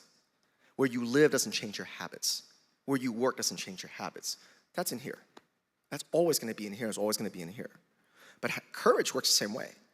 Every time you want to say something and your heart's coming out of your chest and you don't want to say it, every fiber in your body is telling you not to say it, but you say it anyway, and then you get the meaningless labels.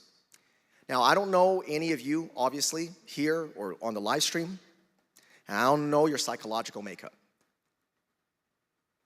I know two things, though. The first 6 times, it's going to suck. When your body's screaming not to say it, don't say it. I'm going to get all this hate. I'm going to get all this slamming. People are going to slam me online. My family's not going to speak to me, or my friend's going to say I'm racist. The first 6 times is going to suck. That's the first thing, no matter who you are. No matter how much money you have, the first 6 times is going to suck. The second thing I do know, each of you are different. So for some of you, it may be the 10th time.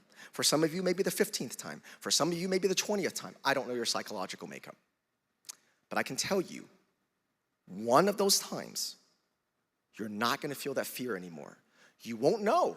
You won't know what that time is. You're not going to go, hey, I think I dropped my fear the 5th time I spoke, or the 8th time I spoke up. You're not going to know that. But one time, one of those times, you're going to go, you know, I'm just going to say it. And I don't have that fear anymore. Because in that moment, you've made courage a habit. You've made courage a habit. And I promise you this, ladies and gentlemen.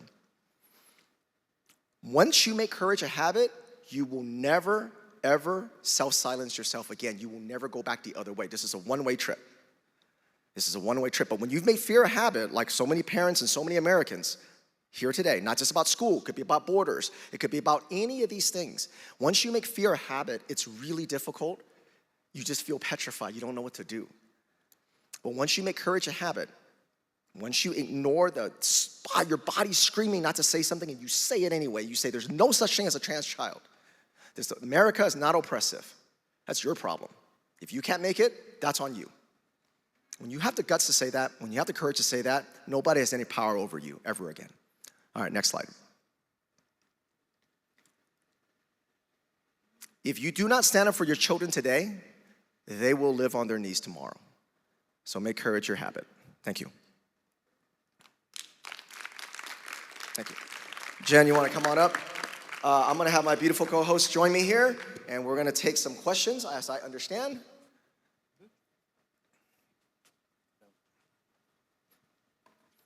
You forgot you were supposed to come up, huh? Hello. Hello. So, if you have any questions, we will be happy to. He's coming around with a mic for anybody that has a question. We have a taker. Hi. Hi. It's close to your mouth.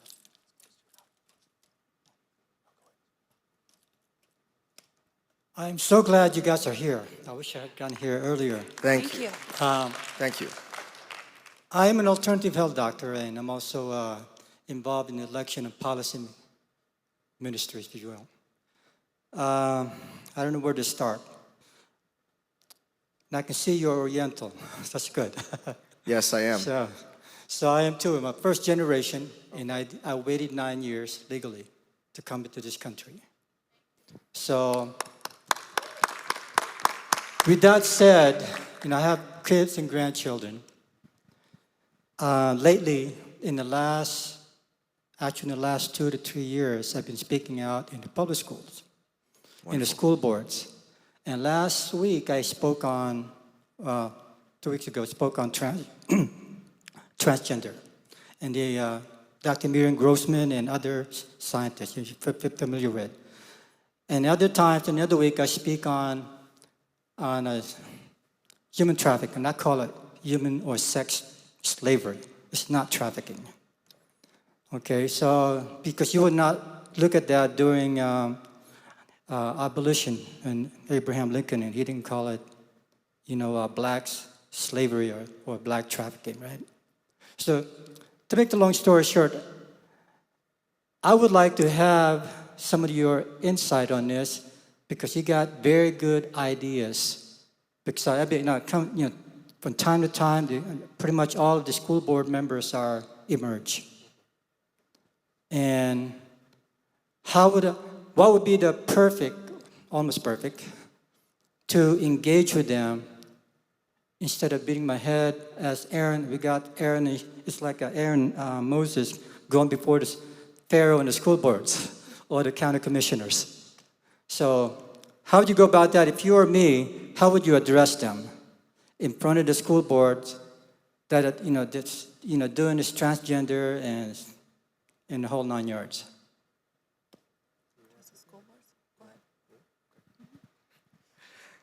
So largely, school board members hide behind their positions. So I want you to remember something, and congratulations and much respect for you speaking in front of school boards. I don't care who you are, it's hard to speak in front of people, so much respect to you, sir. When you speak in a school board, you're not speaking to the school board members, you're speaking to the audience. Always remember that. There is nothing you're gonna say on that podium that's gonna change their mind, because they're so ideologically captured and they know they're protected. So what you want to do when you get up there and speak for your 2 or 3 minutes, your goal is to speak to other parents and inspire them to speak. Because there's only 2 things that these captured school board members, these lazy, ignorant school board members understand, is public pressure and money. And money. Meaning that if they start losing children start getting pulled, they're going to pay attention. If they get a lot of public pressure, they're going to pay attention. Thank you. You're welcome.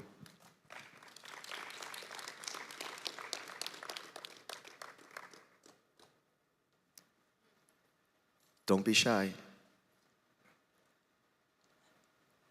We really welcome questions. We seriously do. We really love engaging with everybody. So please ask your questions. One of the problems, I think, is getting people out to speak up in there. It's not just the fear of getting in front of the school board or the county commissioner. It's getting people outside of the home, the busy homes and stuff in there. What ideas do you have to get people to get engaged? So, first of all, obviously, this is very complicated information. If you bombard people with everything you learned today, they're going to be like, what on earth do you want me to do about this, right? I mean, it's a lot of information. So obviously, I would specifically think about who are you talking to, right? And what is something simple that they can understand that will impact them. Obviously, you're going to have to know your audience or the group you're talking to. If you're at church, if it's your neighbor, your family, and try to find something that specifically will hit for them, but don't bombard them with too much because it can be too overwhelming for people that aren't involved yet to get them to go do something like go to the school board. So I would just keep it simple at first, especially for those that are not engaging yet. I would say starting with some of the books, some of the obscene books that are in your school. Show them that and say, do you think this is okay? Do you think this is right? And then they won't believe you, and then of course you're gonna prove it's in schools. So one of the things that our opponents do really well is these really low level entry engagements. You remember when Black Lives Matter, when they had to post in black squares? It was nothing, but it got people to take action. So I think your question was, how do we get people to engage? Get them to do the most simplest thing. Say, can you come to a school board meeting and support me? You don't have to do anything, just sit there. Start there and then say, do you think you can write an email and say, ask a principal, why is this book here? That's it, 2 lines. Start small for them and then start, just because you just gotta get them moving. But you can't, if you try to share what you learned here today, that's too much for a lot of people that don't know what's going on. You're welcome. Thank you.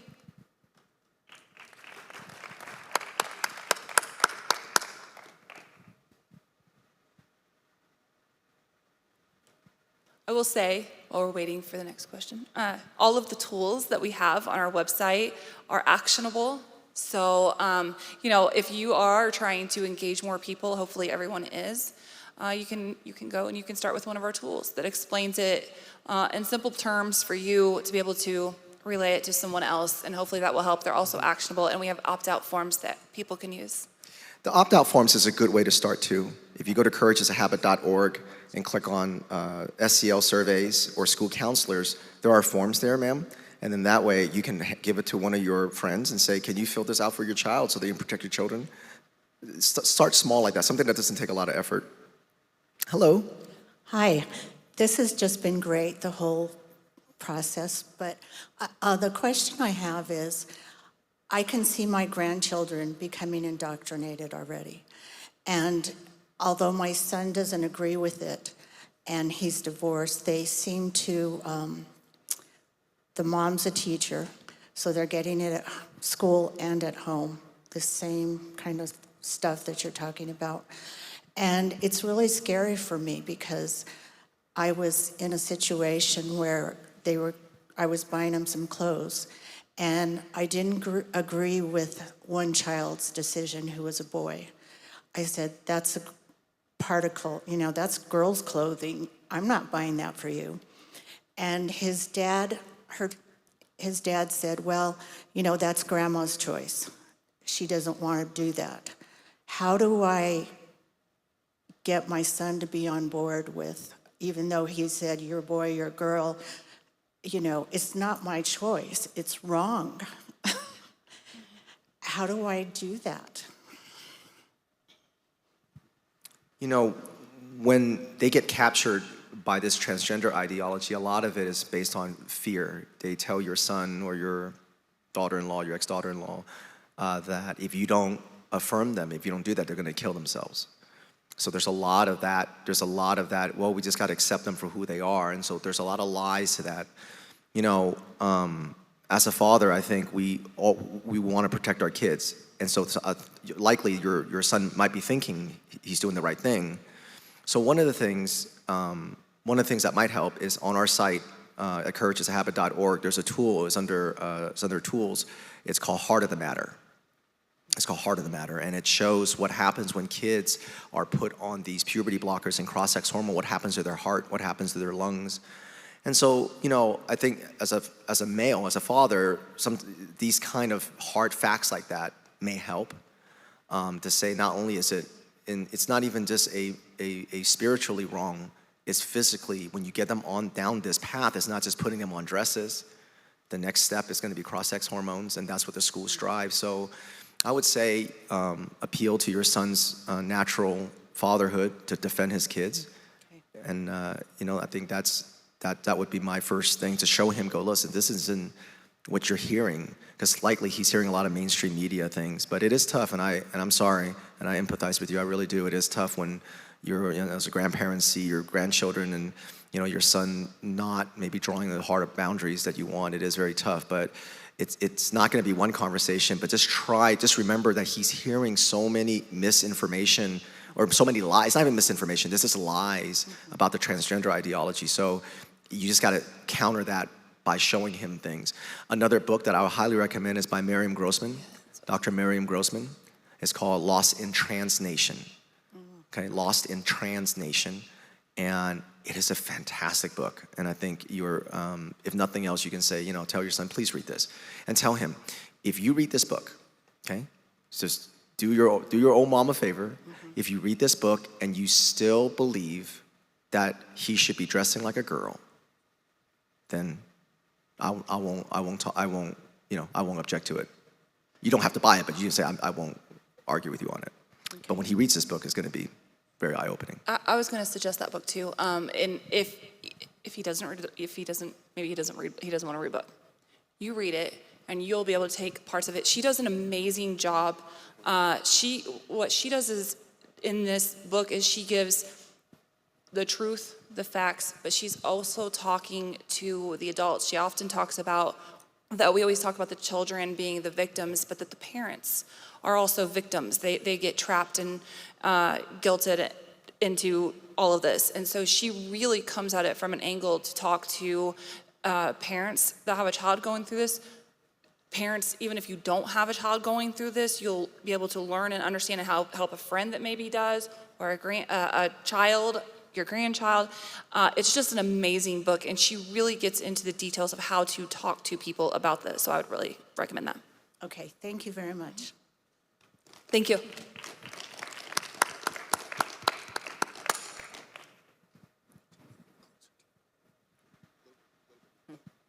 Hello. I have to get closer. Hi. Hi, my name is Ashley. Thank you all for being here. Thank you. Of course. I'm a mom who's desperate. My 17-year-old son is a drug addict since he was 12. In our state, marijuana is legal. I've had my son put into a hospital for psych evaluation, and all he had to say was, "I don't want to harm myself or others," and they let him go. They tell me that the age of consent here is 14 years old. When I go to take him to the doctor, they ask for his email address, not mine. They cannot let me have health information that's important and pertinent to my son. I was talking to a law enforcement officer recently, and I said, "I feel like the system here is failing me," and he said, "Ma'am, they are. This is our law enforcement. His hands are tied. Nobody can help. I don't know what to do anymore. I'm scared my son's gonna die." He's into some pretty dangerous stuff, and here in New Mexico, there's not anything for kids to do besides use drugs. We're a border state. Drugs are coming in. They're killing our children. So it's not just everything you guys are talking about, and I thank you so much, but our kids are dying out there. And I just don't know what to do anymore, and I'm afraid. I'm sorry. That's really tough. And my heart goes out to you. I know, Jen's heart go out to you for that. And I wish we had a better answer for you because we don't want to lie to you. We're trying to tell everybody the truth. But when a child gets on drugs like that and he's 17 and the state's not, obviously we know the laws about that, about how some states are 14, 12, they just hide this stuff from their parents. It's really, really tough. It's really tough. There's really not, you just have to hope that you keep that relationship with him, and that hopefully that there will be a time where when he hits that rock bottom, he knows that you're still there. But I also think you can't enable him either. And that's, as a mother, that is the worst position to be in.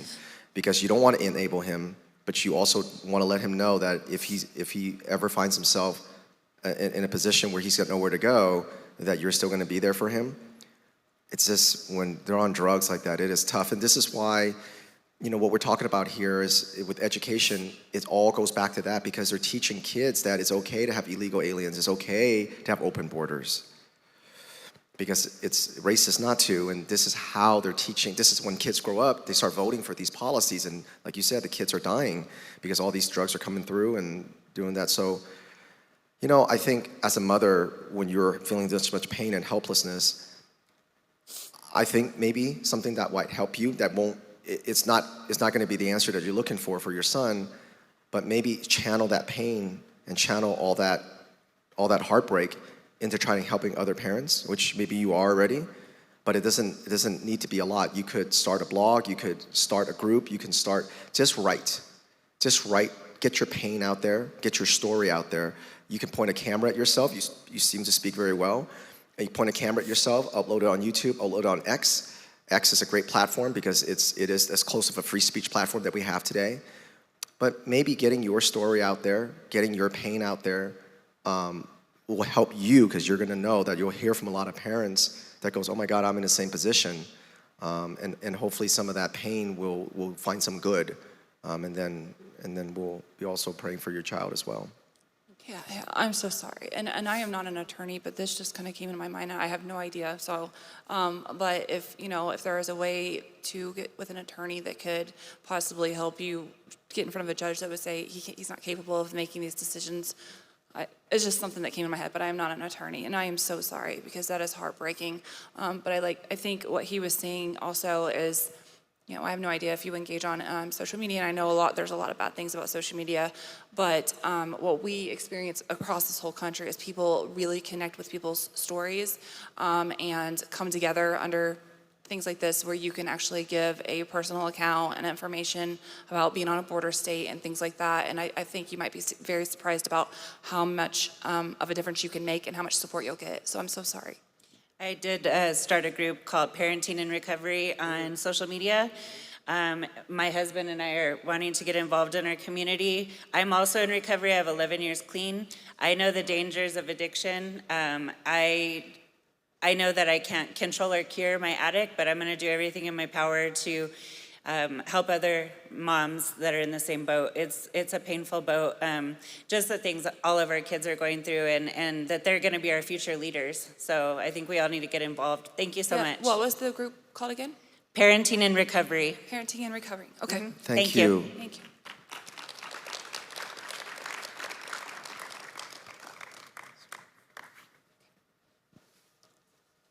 I think we're... No more? Okay. Okay, we're good? Hey, thank you, more? everybody. You want, We got one more? There's one. Can we take one? You want to take one more? One more? We'll take one more. Let's take one more.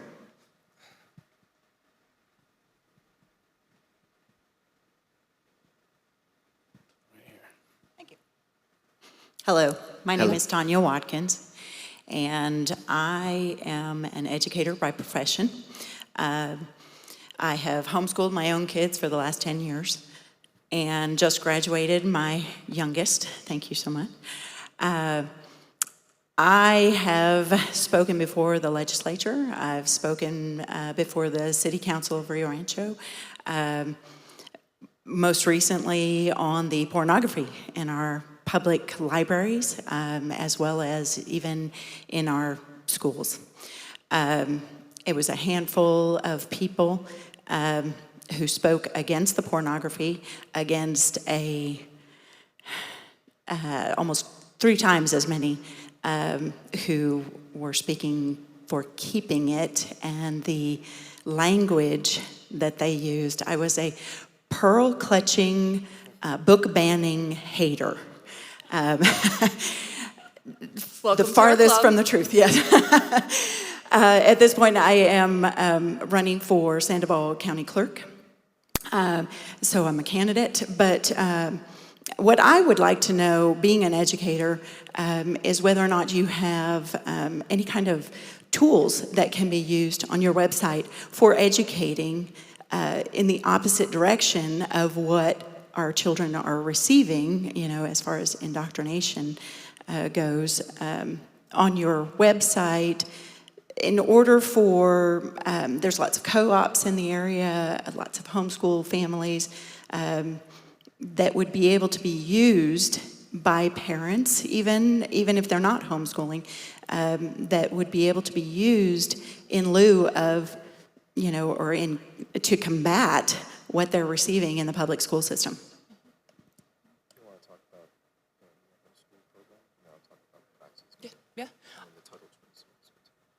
Yeah. So, we don't have any specific tools that address what you're talking about.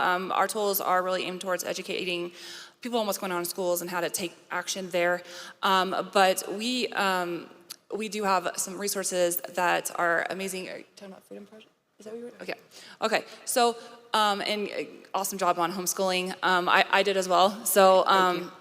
But I also have used a program for anybody that doesn't, you know, there's people that feel like they can't homeschool. You can do it, everyone can do it, but people feel like they can't or maybe don't have all the time.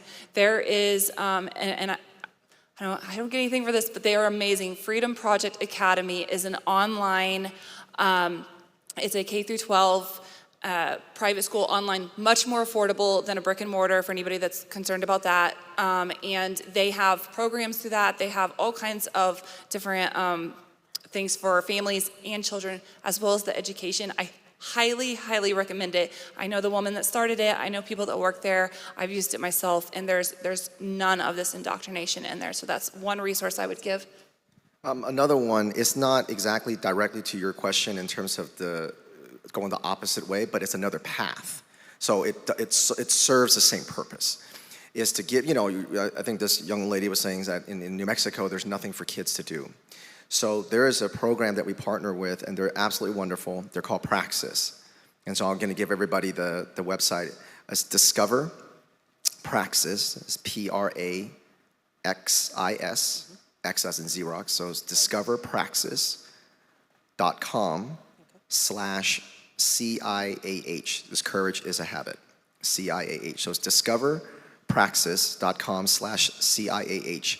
And they have two programs. They have a program for preteens, for like if you're like 10, 11, and then they have one that's for a little bit older, whether you homeschool or not. And it basically helps children, it helps them discover what their passions are, or if the child already has a passion, they teach them how to make a business and a life out of it. You know, a lot of these things, when she was saying kids don't have anything to do or they're in indoctrination, it really is true that an idle hands is a devil's workshop. That's right. And so the program like Praxis really gets a child on a path to have competence. And when competence comes confidence. Right. Because self-esteem, you know, in schools they talk about self-esteem and self-worth all the time, but they don't mean it. Because you can't have self-esteem unless you have accomplishments, or unless you have failures and then accomplishments. And so a program like that helps have children believe that they have agency, that they can build a life. And when you get a child on that path very young, whether they're 8 or 9 or 7 or 16 or 16 or 17, it helps them be more indoctrination proof because they're not so vulnerable to the love bombing and, oh, you know, we're going to help you because of white supremacy and things like that, because they know that they can do things. So I think those two programs would be probably a pretty good place to start. Thank you both for being here. You're welcome. Thank you.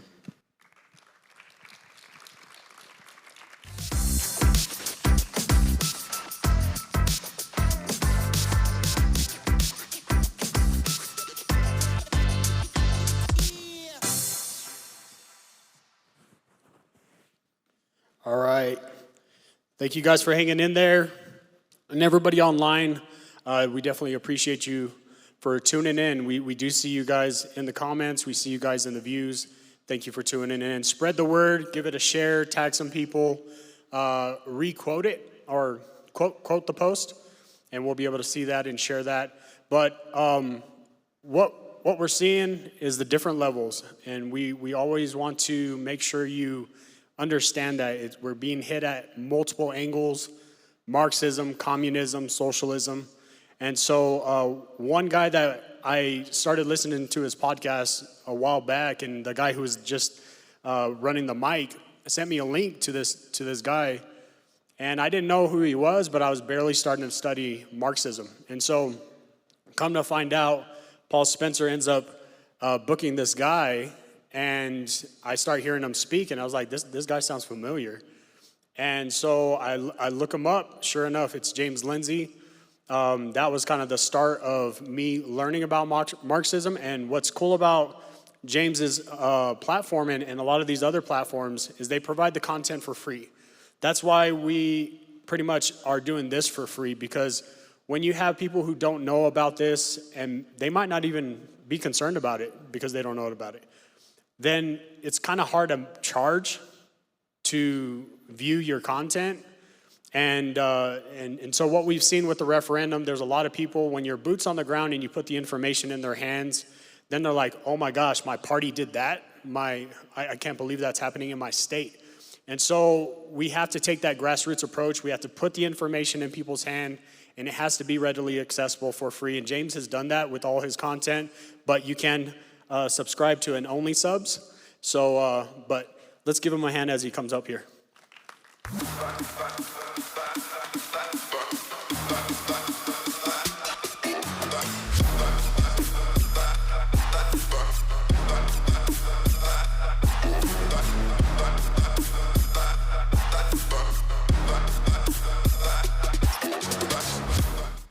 I love when I get a musical intro. I love that. It's fun.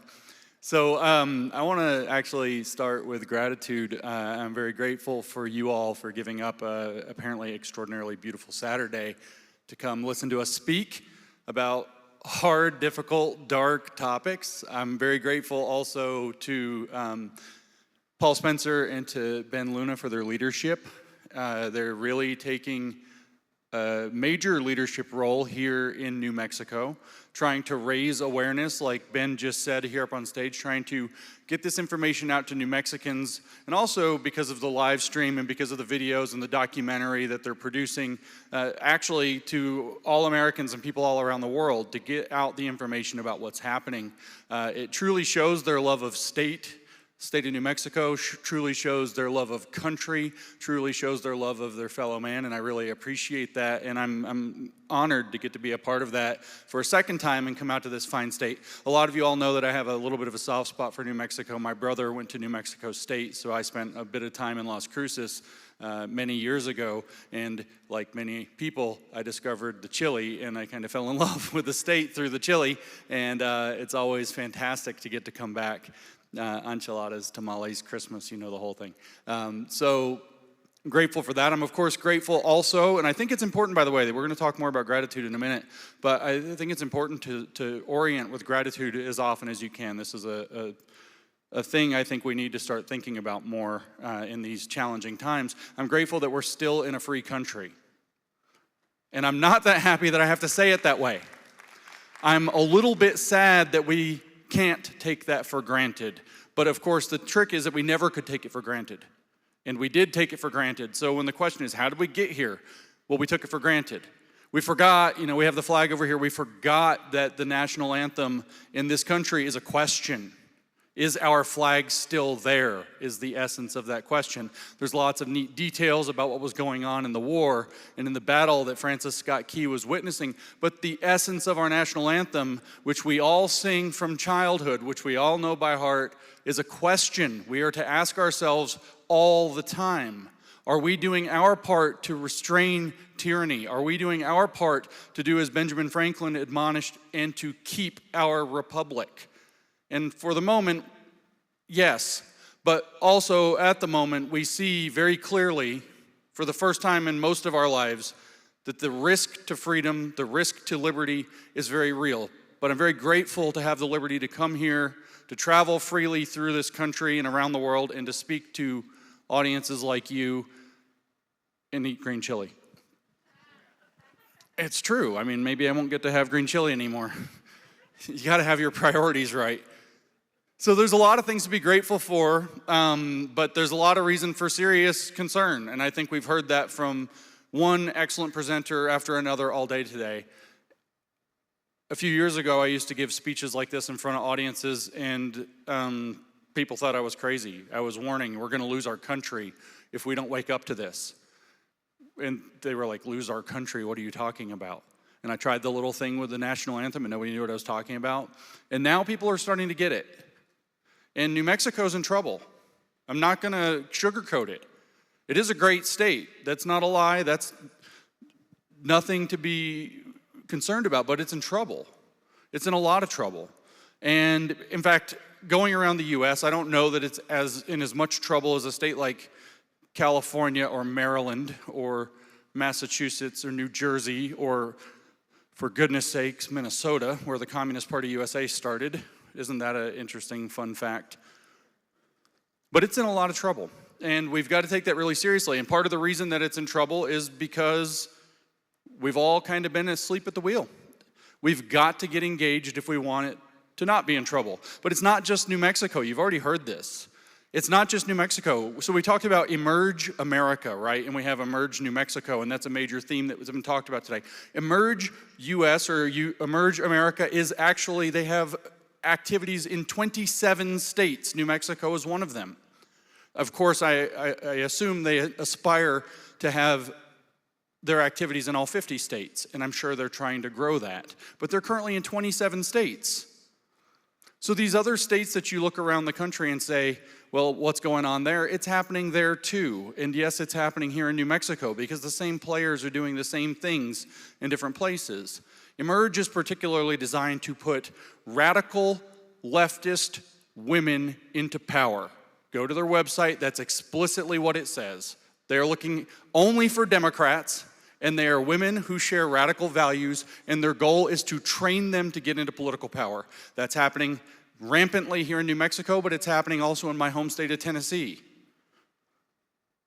It's happening, like I said, in 27 states. But more than that, this is happening all across all 50 states, not just through Emerge America, but through all kinds of organizations. And you've heard that already. I won't repeat other people's arguments. It's actually bigger than that, though. It's not just the U.S. Department of Education. It's not just, I guess, our nuclear weapons that we are now having to, I guess, queer nuclear weapons.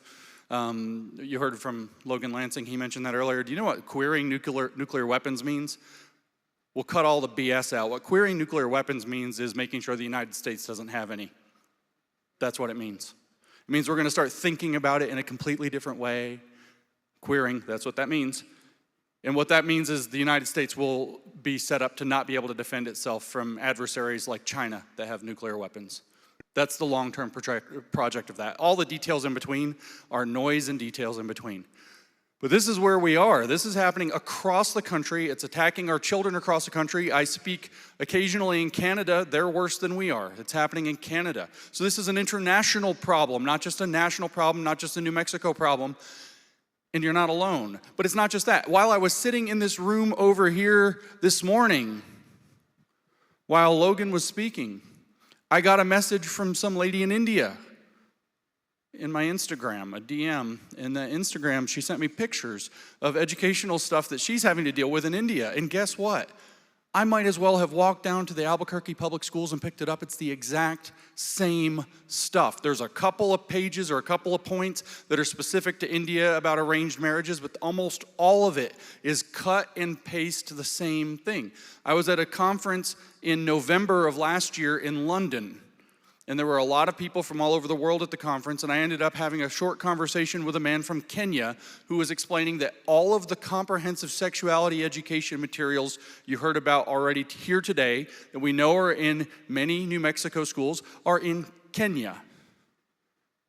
This is a global problem. It's happening everywhere, all at once, very quickly. And this is actually how big the stakes are. This isn't a rogue teacher that went wrong in, an Albuquerque or a Santa Fe or a Las Cruces school. This isn't one or two bad teachers or one or two bad administrators or, well, I was going to say one or two bad colleges, but we all know that's funny. That's all the colleges. This is a global agenda. It's being pushed identically in New Mexico, all across the United States, in Canada, in Japan, they're having this fight. In Korea, I just spoke in Korea, they're having similar fights. It's a little bit different there, a little bit lighter still. Across Europe, I was invited to speak at the European Parliament last year because they want to stop this problem as early as they can as it's starting to creep into Europe. We're starting to see it all over in the UK, and like I said, India, Kenya, so across Africa, across Asia. There are only really two countries that I can think of that aren't doing this: China and Russia. And neither of those are our friends. Both of those are very involved, not just in global politics that try to squeeze and damage the United States, but in influence operations that are undermining the United States from within. We just heard in the news about a Russian information operation that may have been going on in conservative media.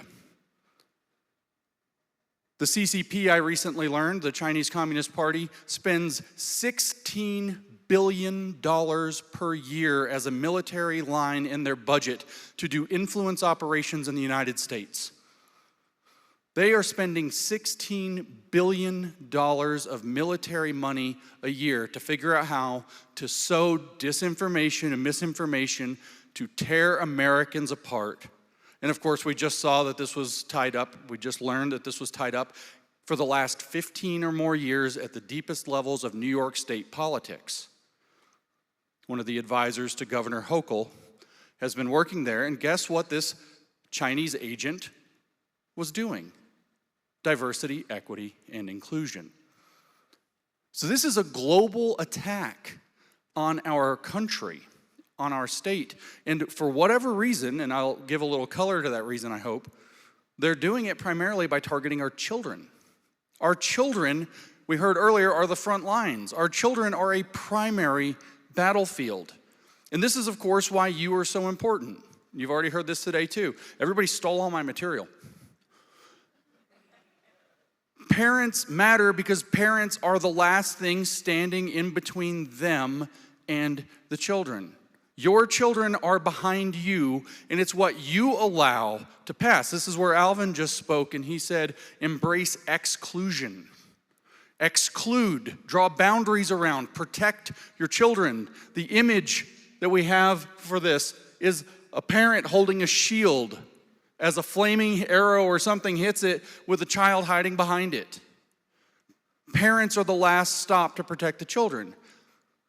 And the reason that they're going after the children is because something that people all over the world, good and bad, have known all along. So we'll start with a really bad example. Here's a really bad example.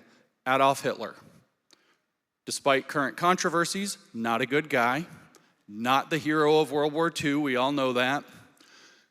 Adolf Hitler said, and there was a great controversy and attack on the Moms for Liberty organization last year because they pointed this out. A very nasty smear attack was laid against Moms for Liberty for telling people that Hitler said this. He said, "He who owns the youth gains the future."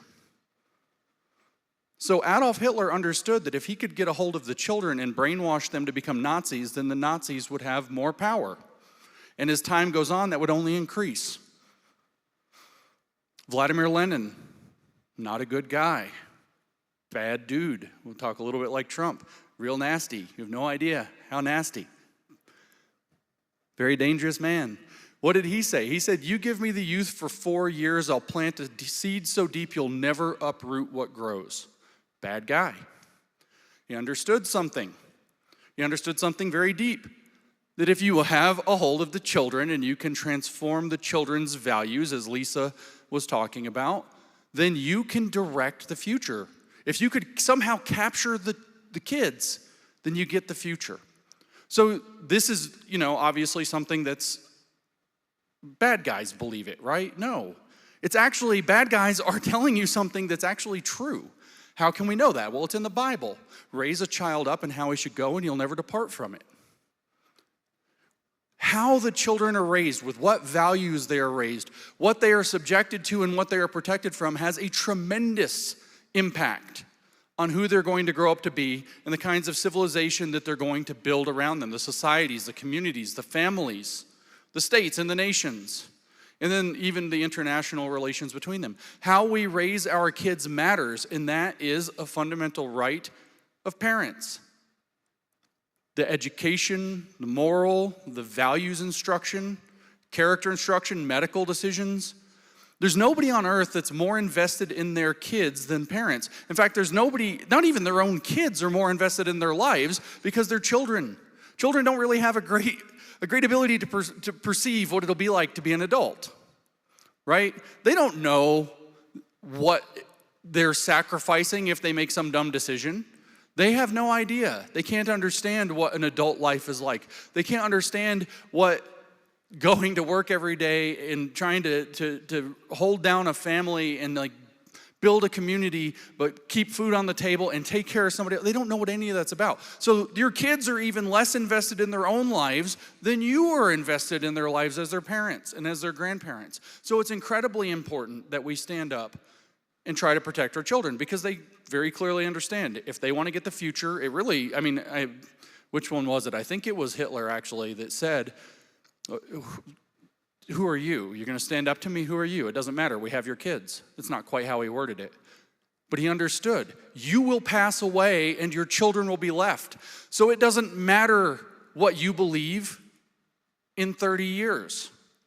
Because if they can transform your kids, then it doesn't matter. You're gone. They're not. And they run the world now. We already see what that's done in the working world, where they indoctrinated generations through the 90s and through the early 2000s who then went out into the real world, which was going to straighten them out, right? No, it didn't. They transformed the working world to match the stuff they were brainwashed with in school. They went to college, they became radicals, and they went off just like the Long March through the institution said they should do, and they brought their ideology, their belief, their fragility with them and demanded that HR transform the corporations from within, the institutions from within, the universities from within to accommodate their ideology. So they understand this. This is why it's so important for us to do the right thing and to stand up to protect and save our children. That's why this documentary that's being produced is so important, and I hope that it will reach a lot of people. SaveOurChildrenDocumentary.com. Did I get that right? Did I say that right? Okay, good. Sometimes I get my words mixed up. So I'm going to hit you with another Bible verse. This is James chapter 4, verse 17. If you know your Bible, you know what I'm about to say. For he who knows the right thing to do but does not do it, it is a sin. So we know that protecting the children from this radical ideology is the right thing to do.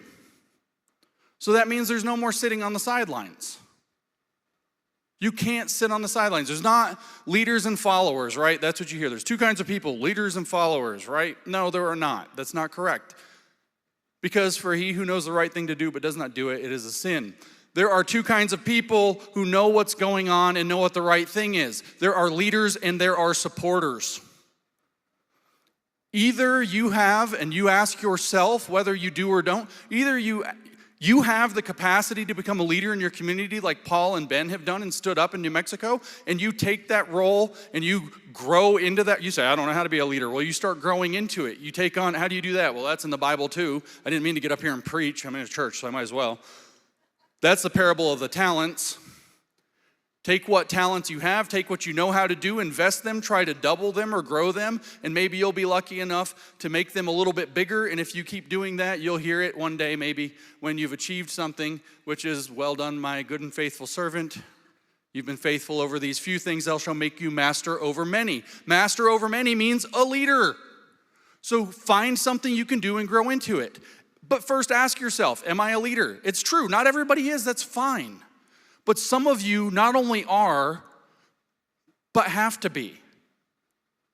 Some of you are being called to be a leader in this. Paul and Ben are doing this day in and day out to the stress of their lives, to the stress of their families, in order to try to make a difference in a state that is in deep trouble. That I'm not going to BS you guys. New Mexico is the worst that I've been to in terms of people on the ground getting up, taking leadership, and changing the state. And it's not a flaw in the state, and it's not a flaw in the people. It's just that the leaders haven't woken up and started to go. But leaders can't achieve anything on their own. Leaders have to have supporters. So some of you are going to look yourself in the mirror, or you're going to pray about it, or you're going to think about it, or whatever you do to make a hard decision, and you're going to say, self, am I a leader? No. Don't think I have it in me. Or you're going to try to grow into it, and you're not going to grow into it. That's fine. That's fine, because then you say to yourself, well, what do I do now? People ask me all the time, what do I do? Find somebody who's a leader, who's doing the right thing, use your discernment, make sure they're doing the right thing, and support them. They need help. They need people sharing their materials. They need people, if it's down to the brassest of brass tacks, giving them money. They need people showing up. They need people bringing a friend. We heard, go to the school board meeting and ask for the smallest possible favor. Will you come with me and just support me? You don't have to say a thing, and bring a friend. And supporters can do something very easily that if you have a leader, it really helps them out, and the leaders sometimes can't even do very well, which is they can find more supporters. They can say, hey, there's these meetings. Maybe it's Moms for Liberty. Maybe it's something more, naturally New Mexico specific. Maybe it's what Paul and Ben are doing. Maybe it's something else. I'm going to this thing. Come with me. Come check it out. Because if you want to change the state, what you're going to need is a brush fire across the state. I don't mean a real one. Calm down, EPA. Bureau of Land Management. The other BLM doesn't need to come down on me here. I don't mean a real one. You guys are actually already cinders. You're here, you're watching, you're listening. You're already cinders in the brush fire that will change New Mexico and help change America and help save not just America, but the world. Because if we lose America, we lose everything. But if you want a brush fire, you can't just have a coal here or a coal there. You got a little pile of coals down in Las Cruces. You got a little pile of coals over in Gallup. That's not going to set the state on fire to make a change. And let me tell you, I keep hearing the rumors this state is far closer to a change than people here probably think. They want you to think you can't make any change here. There are a lot of conservative people in this state who they're to the point where they're having enough of it. And so what you have to do is you have to find kindling. You have to find other people and you have to bring them together. If you were going to build a fire, you're going to get a coal. That's where the fire is going to come from. And then you're going to have to gather kindling. You're going to have to gather small stuff to start burning. And then when that starts to burn, then you're going to add bigger stuff. You want to cover this state in kindling. You want a growing, active group in all of these cities, Santa Fe, Albuquerque, Las Cruces, Gallup, you name it. Ruidoso, Cloudcroft. I've been to some of these places. Maybe not Roswell. I'm just kidding. I got a speeding ticket there. I've never forgiven them. I know it's a joke. Everybody's got a speeding ticket there. Don't go 4 miles an hour over the speed limit at 7 in the morning in Roswell. They'll think you're running drugs and pull you out of your car. So Roswell doesn't, I'm just kidding. They really need a fire. But what you've got to do is you've got to get this energy going. You've got to look to build two things. People are always saying, well, let's go down and let's change everything. Let's blast Emerge New Mexico out of the water. Let's vote all these people out of office. And I hope you can do that. I think you actually have the numbers if you get the information to actually do that here in this state. But you're going to have to organize the people. But what you have to do is you have to start with those kindling fires. You got to start with small wins and say, hey, look, if we had 30 people in this community, just 30 people, we could make a difference on this point that matters. Maybe we could get some more money to fix some of the water issues. Maybe we could get some people together to be able to stand up at a school board and get rid of some of the books or whatever the other issues are. 30 people showing up to a school board meeting in support of you is a lot different than no people showing up. So if you get some numbers and you say, if we had 30 people, we could change this. And then if you do that, that's the kindling catching fire, and now you have a bigger flame, and you say, if we had 100 people, we could change that. And what you're building are numbers and momentum. And if you focus not on changing policy in a state like this that's got a Democrat leadership, we'll talk about that in talent in a second, since I mentioned the parable of the talents. If you can do that, you can get that brush fire going. But that takes leaders and it takes supporters. Nobody going home and sitting on the couch. Leaders are going to go out and they're going to lead their community. They're going to be the ones that go and show up. And then the supporters are going to make sure that they're able to do it, that they have a crowd cheering for them, standing behind them, giving them hugs and going out for green chili afterwards. This is important. This matters. This is positive bonding to make good change in your communities. And it will change this state like it changes every other state. You think, well, no, I don't know. New Mexico, everything's so remote. Everything's so far apart. I learned this tactic from a group in Alberta, Canada, which, believe it or not, is probably even more sparse than New Mexico. The population is similar, but the land area is about double.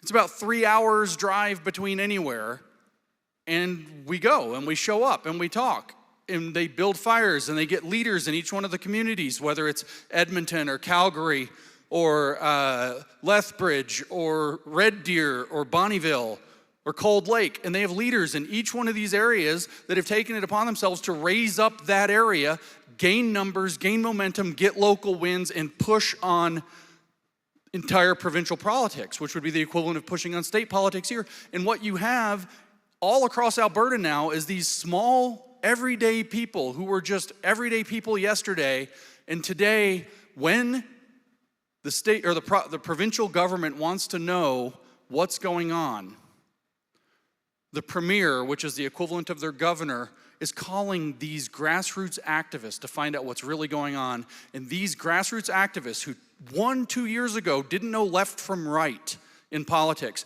are now leading the government when they need to know what's really going on in the province. That can happen in a place like New Mexico very quickly. It just takes a little bit of leadership and a little bit of, not followers, but supporters who come along and make sure that the people who do rise to leadership have the ability to do what they do and do it well. And everybody in this room has the capacity to be one or the other of those things, or to mentor somebody toward being a leader that doesn't realize that that's what they have in them, or to bring 1 or 2 or 3 or 5 friends to something that could make a difference just by asking. Of course, it's election season. It's time to knock doors. I'm not going to stand up here and tell you who to vote for because I don't know if I'm at a C3, so I'm not going to do that. But it's important to get out and get active. This state could be in play. I know you have 2/3 Democratic leadership. And then speaking of Democrats in leadership, right? How are things going? Is the state getting better? Has the state been getting better? I was here in the early 2000s when my brother was in grad school, roughly plus or minus a few years around 2010. And I can tell you that coming back, I don't think the state's getting better. I don't feel like that's what's been happening. Well, there's a reason for that. We talked about the parable of the talents, and what are you supposed to do? You're supposed to take your talents. Now, I know in the Bible, talents represents a kind of money, and it's a nice pun for me because I get to use it in terms of your abilities. And you're supposed to take your talents and you're supposed to invest them so that you capitalize upon them and make more out of them, right? Well, the problem is like with leaders and supporters, we have this thing where not everybody's of equal talents, and we recognize that. So here's how the talents break down. Some of you guys are naturally going to grow to be leaders. You're people of high talent because there are people of high talent, but not everybody's of high talent. Then you have people of middle talent, and those are going to be your supporters, and then there's Democrats. That's the joke. I owe that to Trevor Loudon. I don't steal people's material when I can avoid it, but it's a good joke. Okay, so what's going on? I mean, I was supposed to come out and talk about Marxism, and I've taken 25 minutes of your time not talking about Marxism. Marxism is what's going on. I'm not going to go into all the details of Marxism. You've heard a little bit. I don't want to give you a heavy-duty nuts and bolts talk. I want to figure out how we're going to change New Mexico so the next time I come back, you've got a wildfire burning that I get to speak to, and it's so exciting. That inspiring energy, that growth, that momentum. I want to talk more in those directions, but we've got to understand the enemy because the Chinese general, the famous Chinese general Sun Tzu, who wrote The Art of War, said very plainly, he said that if you know yourself and you know your enemy, then you need not fear enter any battle. But if you only know yourself and you do not know your enemy, for every battle you win, you'll also lose a battle. But if you know neither yourself nor your enemy, you're never going to win a single battle. If you don't understand who your leaders are and how to support, you don't even know yourself. That's the danger that I think New Mexico has been in. But if you don't know your enemy, in this case, which is Marxism, and a global movement of Marxism that's happening everywhere except Russia and China. Weird. I think that's the word, the political word right now, right? Weird. If you don't know your enemy, you're not going to be able to fight it well. That's why we listen to people talk about the contamination of the language, the contamination of the schools, the social and emotional learning that we're hearing about, the weird cult religious origins of social emotional learning at the Fetzer Institute that Lisa presented, the depths of depravity that Logan did such a great job presenting and actually did it without having to say a single gross thing, which is always impressive that you can talk about queer theory without mentioning how explicitly gross they are all the time in everything they write. It's very important to know these things. To understand, in fact, what Logan said, that queer theory is in fact a cult. And here's how it works. And that it believes that the social constructions, are like a demonic presence that has to be purged out of you through radical transformation. This is actually important because this is ultimately, in a very real sense, a spiritual battle. Because what Marxism is actually after is souls. It's after souls. That's why everybody says, we heard it this morning in the panel, that there are three things that Marxists are always targeting, which are property, family, and faith.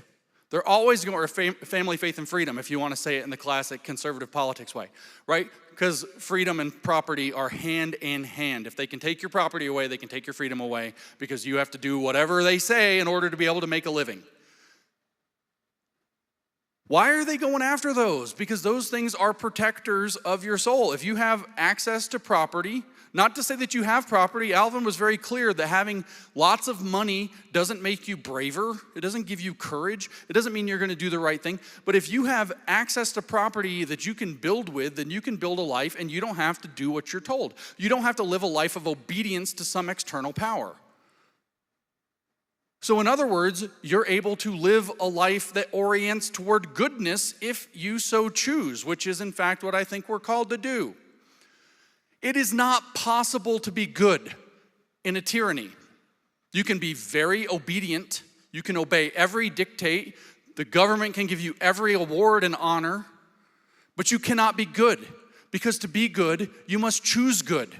This is why, although that the first and second commandments are given as that you will have no other God before God, that free will is a higher principle in Christianity and in Judaism before it. It's not about submission to God. It's actually about choosing to pursue the good. Because only by choosing to pursue the good can you do good. Otherwise, you're just obeying. And maybe you're obeying today and it's good, and maybe tomorrow you have a problem with what they're telling you to do, but you have to do it anyway, and now you're doing evil. But at any rate, you're not doing good by yourself unless you're choosing to do good.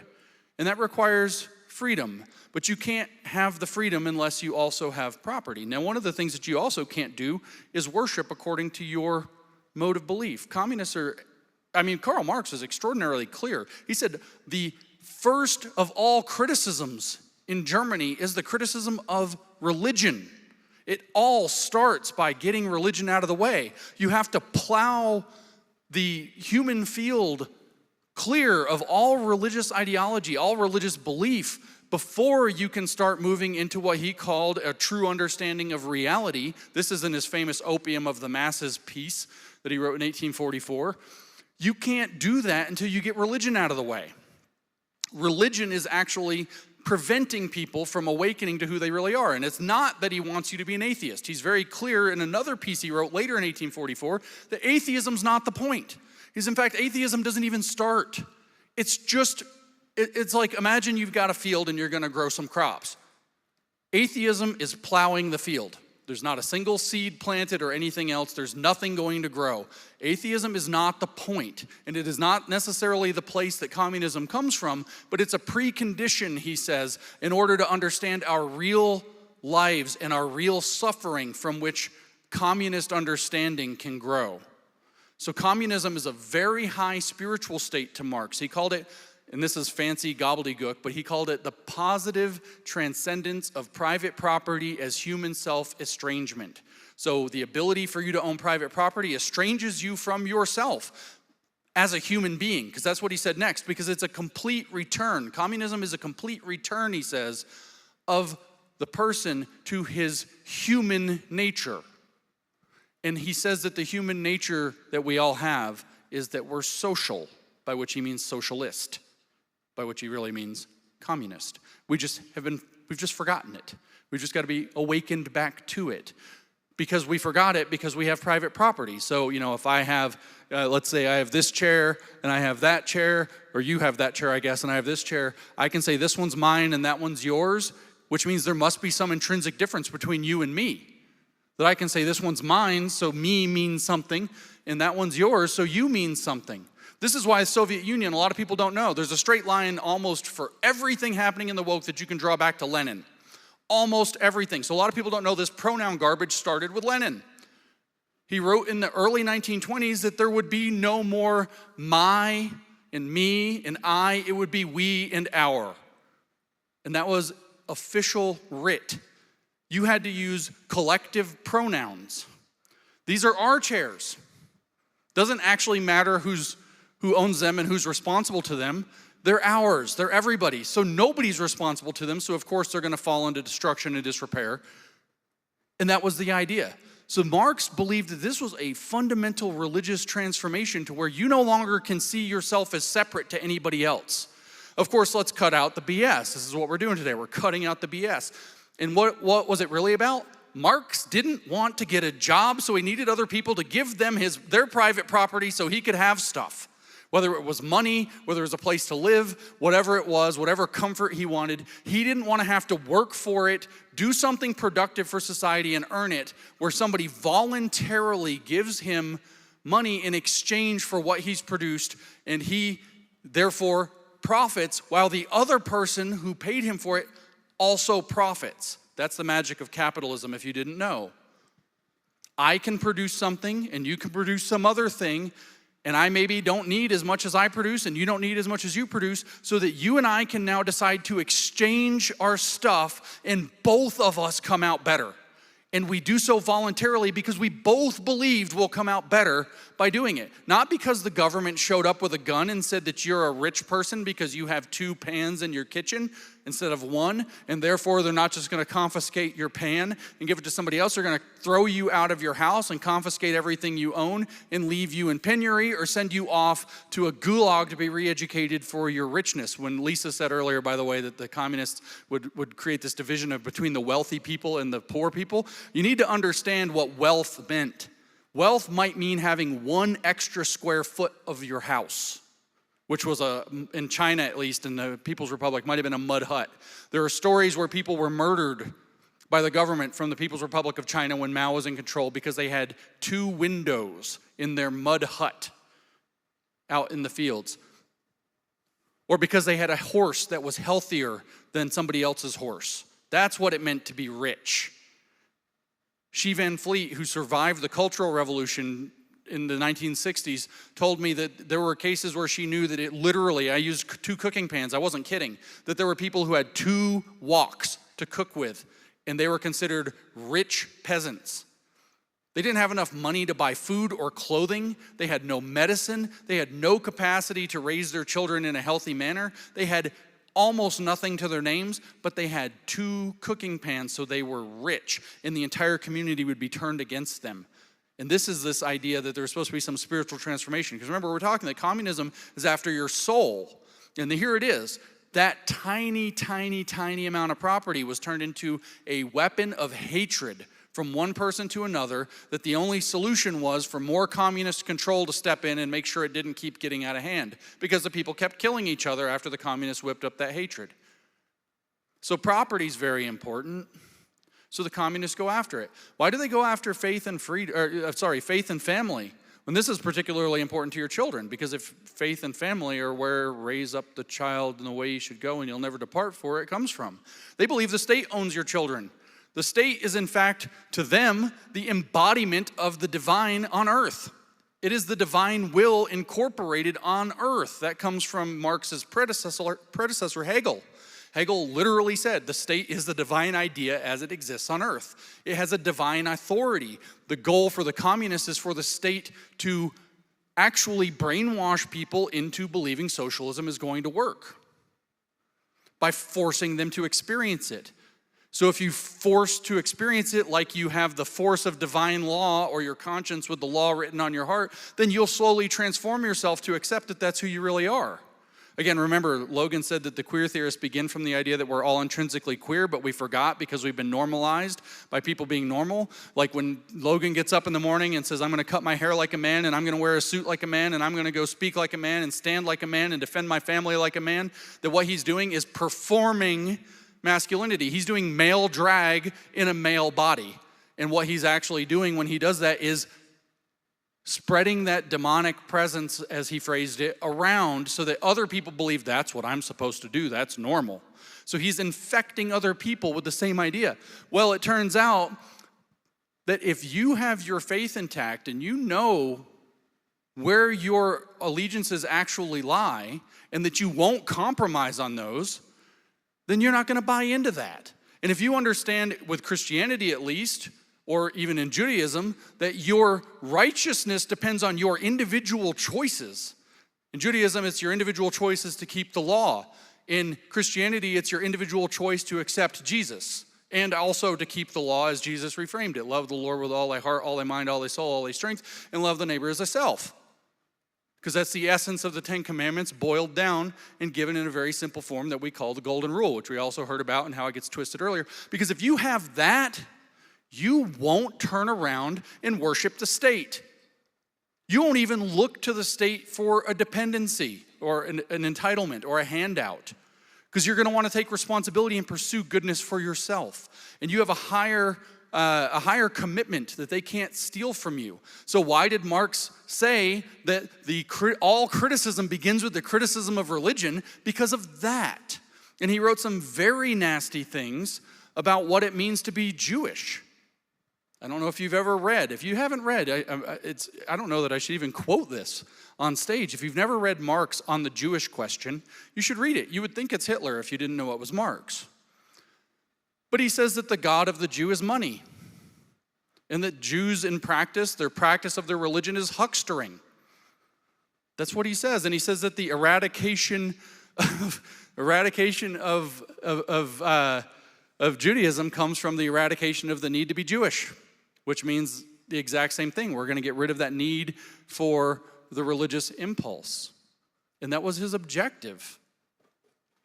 That was Marx. That wasn't Hitler.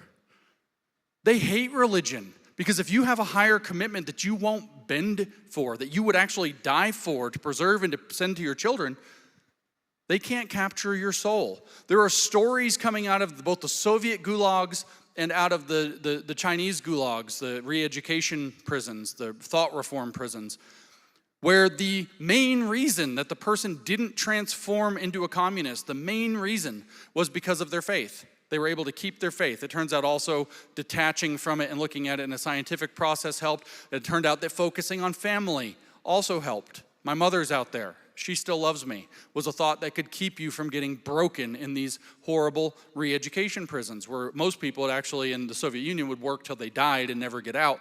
Mao wasn't as vicious in that regard all the time. There were labor camps that were that bad, but in the re-education prisons themselves, most people just got thrown out after 3 to 5 years and frequently kicked out of the country if they weren't able to be re-educated adequately. But that's what they were after. Faith, family. I can't even tell you some of the horrors. The Soviet Union did the most gruesome experiments in the history of mankind on trying to figure out if they can break human beings from their religion. If you've never heard of the Petersen prison experiments, which took place in Petersen, Romania, I'll just warn you, it's something you cannot unread. If you find out what happened there, you cannot unknow it.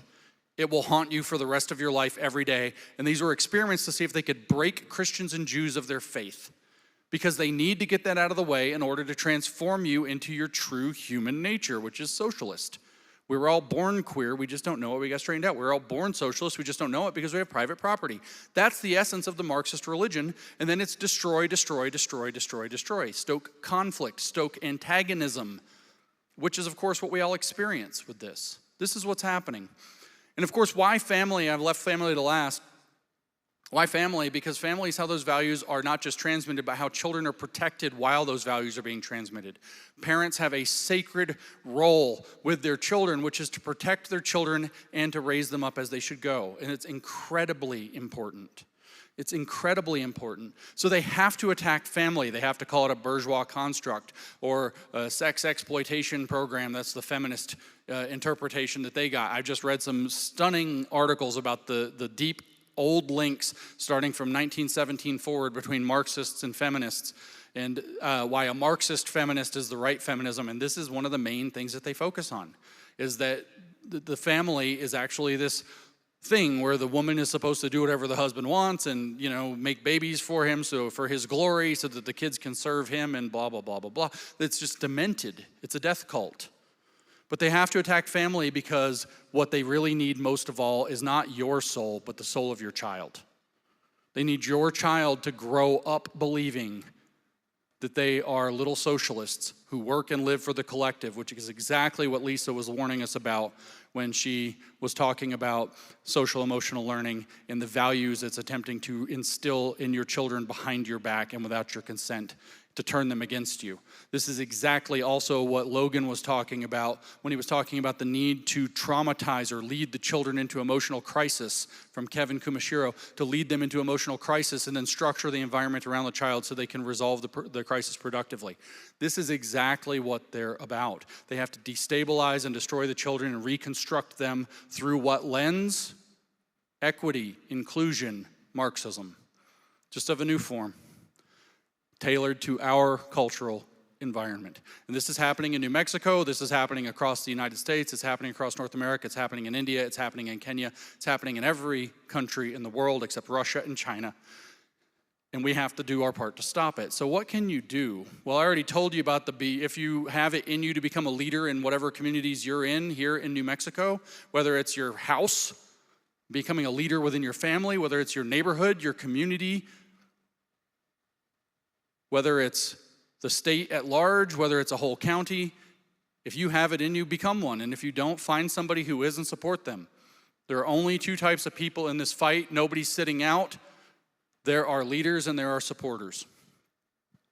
But if you're going to get involved in this, you've got a lot to do. If you're going to be a leader, you've got a lot to learn, unfortunately, and you're going to find that it's not a very pleasant role. Of course, the Bible warns about that too. The truth isn't a popular thing, y'all. You've got to love the truth because it's not popular. Because I'll tell you why the truth's not popular, and I'm stealing from my friend Bob McEwen, former congressman who stood on the front lines of fighting communism back in the late 1980s and early 1990s, a congressman from Ohio, and who went to Red Square when the Soviet Union was collapsing, who was there in the underground in Czechoslovakia with Václav Havel, helping them figure out how they might free what's now the Czech Republic from the grips of Soviet communism. This man was on the front lines, and he talks about freedom a lot, and he talks about the truth a lot, because the truth is, in fact, bedrock to freedom. If all you live in is confusion and lies, you'll be led around by people who are not letting you be free, and you have no choice but to be obedient. You don't know what a woman is. You're not a biologist.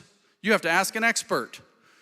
And so here's something Bob says. I don't know how big this church is. I don't know how far across it is, right? So maybe I say it's 100 feet, right? And so, okay, the church is 100 feet across. And you look at me and you point at me and you say, no, it's not. It's 150 feet, right? Maybe you point at me and say, no, it's only 80. It's 80 feet. And you and I, we get chairs, we have couches. We can sit up here and we can have our academic debates. No, I think it's 100. I'm sure it's 150.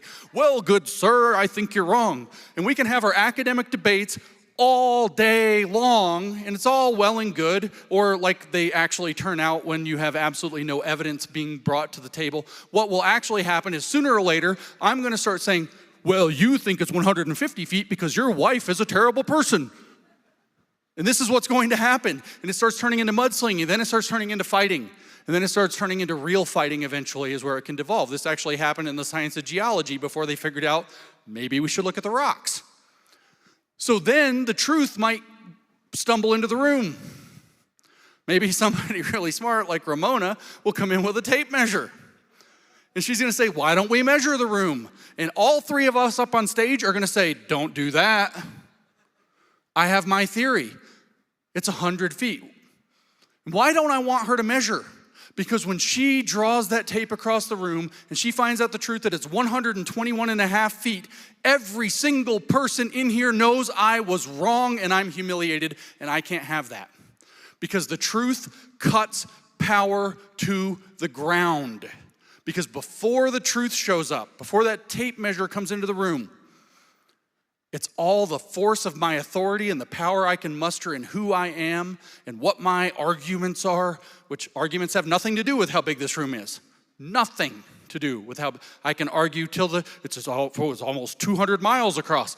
I could give you the best argument. Well, because when you understand a mile from the perspective of a little tiny Lilliputian person from Jonathan Swift's Gulliver's Travel, well, it's very big. BS. And when the truth shows up, everybody who is in error is humiliated.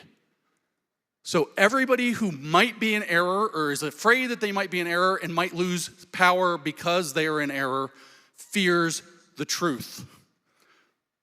So loving the truth requires humility. You have to be humble, and you're gonna find humility in gratitude. That's why I wanted to start with gratitude today. If you're grateful for what you have, you realize that your part in it has been small, not nothing. This isn't an Obama moment. I'm not saying you didn't build that. Your talents matter. But your part has been small. There are other things that we should be grateful to in the process of getting where we are. And then you can love the truth. But loving the truth is not the same as telling the truth or caring about the truth or respecting the truth. Like I already said, most people don't even like the truth, which is why they attack people who tell the truth, because it humiliates them, it exposes them. Imagine some of our elected leaders, what positions they would be in if the truth came out. So what do? They say we have to stop all misinformation and disinformation that's gonna end up sending me to prison for treason. Because that's what it is in a lot of cases. And they know it. So you have to love the truth. And I mean love the truth. In the same way that Jesus said, love the Lord. I mean it. Because if you love it, you'll pursue it. You'll look for it. You'll look for it when it's hard to achieve it, to find it. You'll stand up for it when it comes under attack. And it doesn't matter if you're the one looking for it or that you're the one that's under attack. You're not just doing it in self-interest because you love the truth. So if Ramona comes in with the tape measure and I love the truth, I'm glad she has it. And it doesn't matter, oh, I'm embarrassed, I'm sorry, I thought it was 100, it was the best guess I could do given what I had. And that's a humble position rather than an arrogant position that you have to listen to my authority and my brilliant arguments. So you have to love the truth because you won't give up on it and you'll stand up for people. You have to love other virtues as well. We often hear true, good, beautiful. You've got to love good. If If you want to be a leader or a supporter in this, you've got to love good. Why? Because it's hard to tell the difference between right and wrong. Not always. There are some easy ones, like don't put drag queens in school. But there are some hard ones. Charles Spurgeon very famously said that discernment isn't the difference between knowing right and wrong, it's the difference between knowing right and almost right. And that's hard. So if you love good, you're much more likely to orient yourself toward right and away from wrong. And because you love it and want to see that in the world, you will help others orient themselves toward right and away from wrong. You will raise your children up the way that they should go. You will tell your neighbor when he's in error or when you think he's making a mistake. As they say in the South, and a little uncouth, a friend is a person who will tell you when you have shit on your face. Not everybody will. And I mean, that's a pretty graphic example. I know it used a bad word, but think about it for 2 seconds. How often have you been in a situation, a meeting at a lunch or whatever, and you know that lady sitting across the table from you has got a great big old piece of green something between her teeth, and you're like, well, that would be awkward. I'm not going to tell her. A real friend is going to tell her, and she's going to, and take it out, and it's going to be fine. So you've got to love good, and you've got to love good by helping other people find good, and you've got to do the work to understand what is good and what is wrong, and that's discernment. It's also gentleness.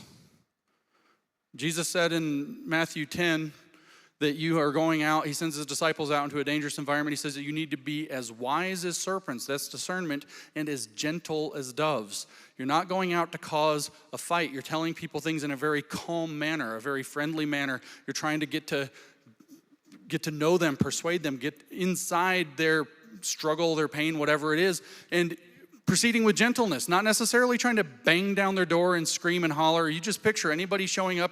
We all love a good moment of passion on the video, but somebody showing up and screaming their head off and sounding like a fool at a school board meeting does more damage than it does good. Somebody who comes in calm and collected with a passionate plea or a logical argument is going to do far more good, and they're going to rally more support, and they're being a good leader, and the whole thing comes together. You've got to also love the beautiful.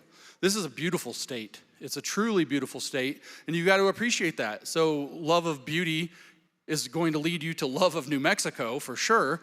You got beautiful green chili. I'll just point that out one more time. Funny, I keep saying green. I actually like red a little bit better, but I digress. Whatever. But you have to love the beautiful too, because you'll want to bring the beautiful into the world. I heard, in the last question, or one of the last questions in the panel before this, I heard, there's nothing for the young people to do. Well, that sounds like a leadership problem. That sounds like a somebody should do something, I'm somebody, kind of moment. Maybe the youth need things to do. Maybe somebody needs to take some leadership and organize something for the youth to do. And what should it be? Well, wouldn't it be great if it was something that led them toward truth, good, and beauty? Wouldn't it be something if it helped them understand and appreciate the beautiful aspects of their life, their opportunities in the United States, their opportunities in the state of New Mexico, the natural beauty around, and the beauty of community and family and friends and maybe faith? Wouldn't that be fantastic? And wouldn't that not be being on drugs? There's a lot. It's hard to be a parent today. There's a lot going on. So you've got to love those things. I told you already, you got to love the place you live. You got to love where you come from. So that means you got to love your family. You got to love your community. You got to love your city. You got to love your state. You got to love your nation. These are important things.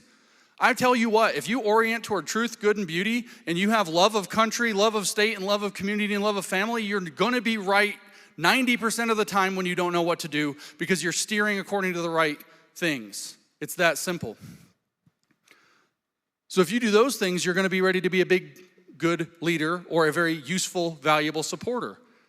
You're going to be able to recruit more people to come. You're going to have positive momentum, positive energy that people want to come around, not fake joy.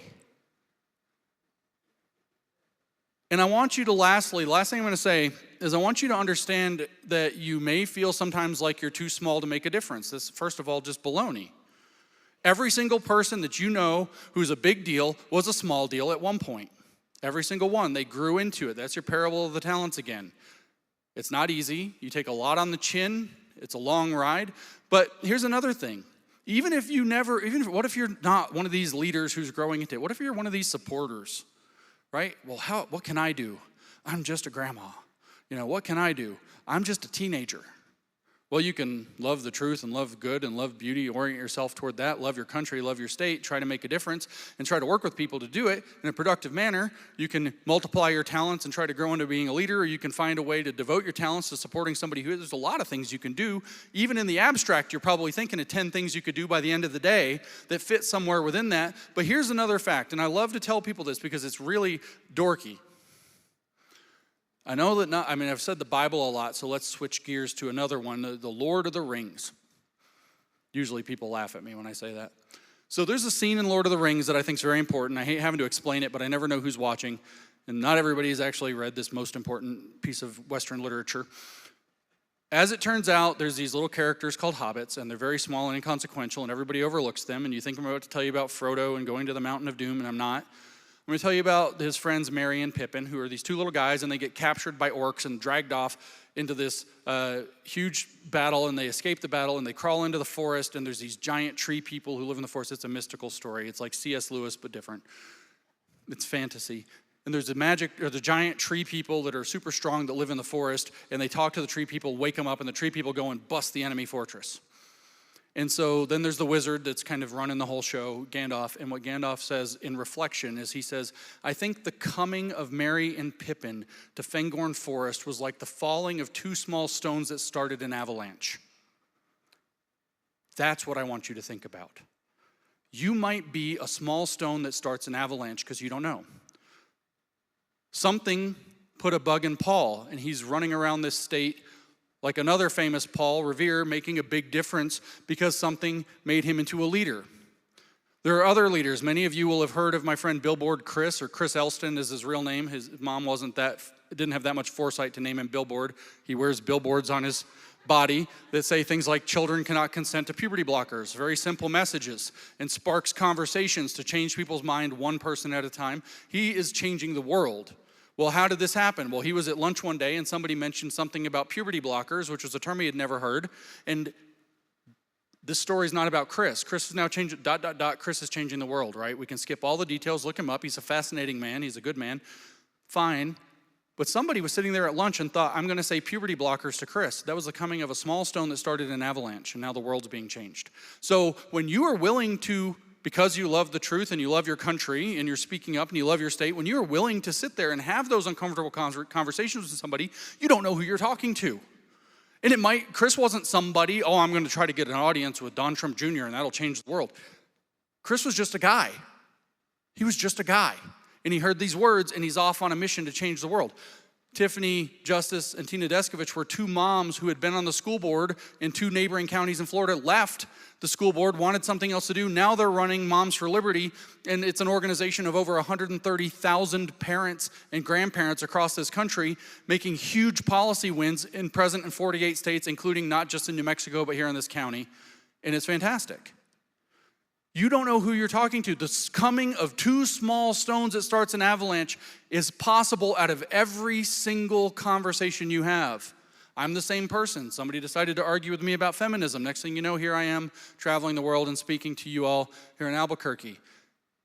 So don't think you're too small to make a difference. And don't think that New Mexico is too small or too far gone. It's not.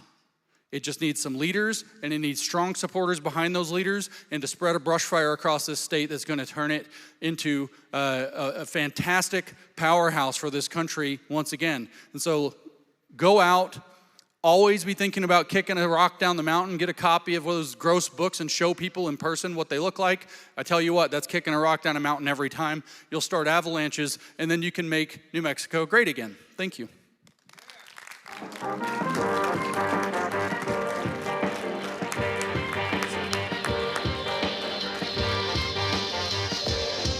Check. So we actually have some green and red tamales for Mr. James Lindsay. So every time he's in New Mexico, we try to break his diet every time. So, but again, thank you guys in the live stream.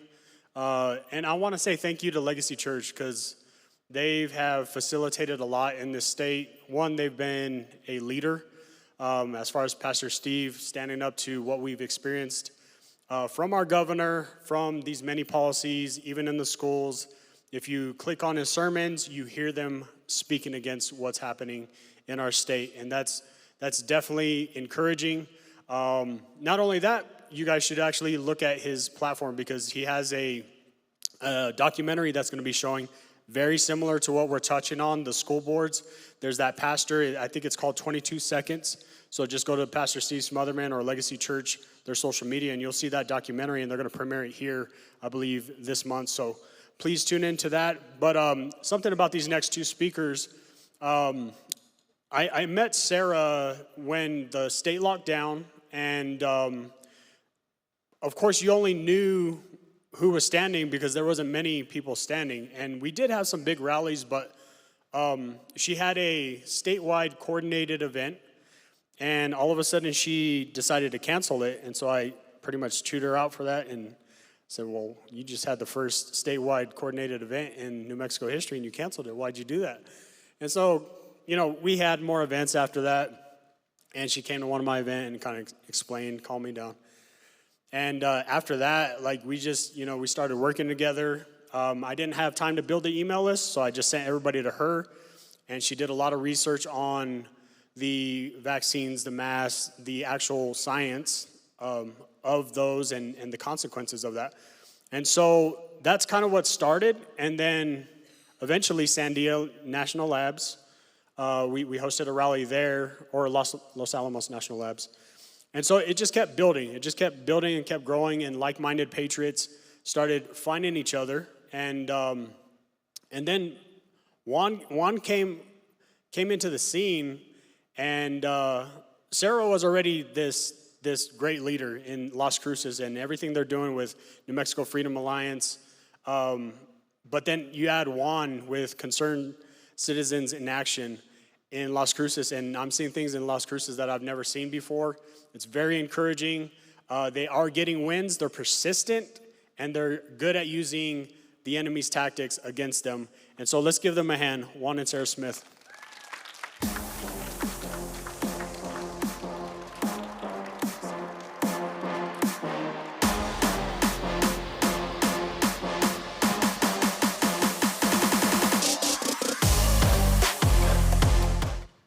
Feels like I'm supposed to be dancing or something.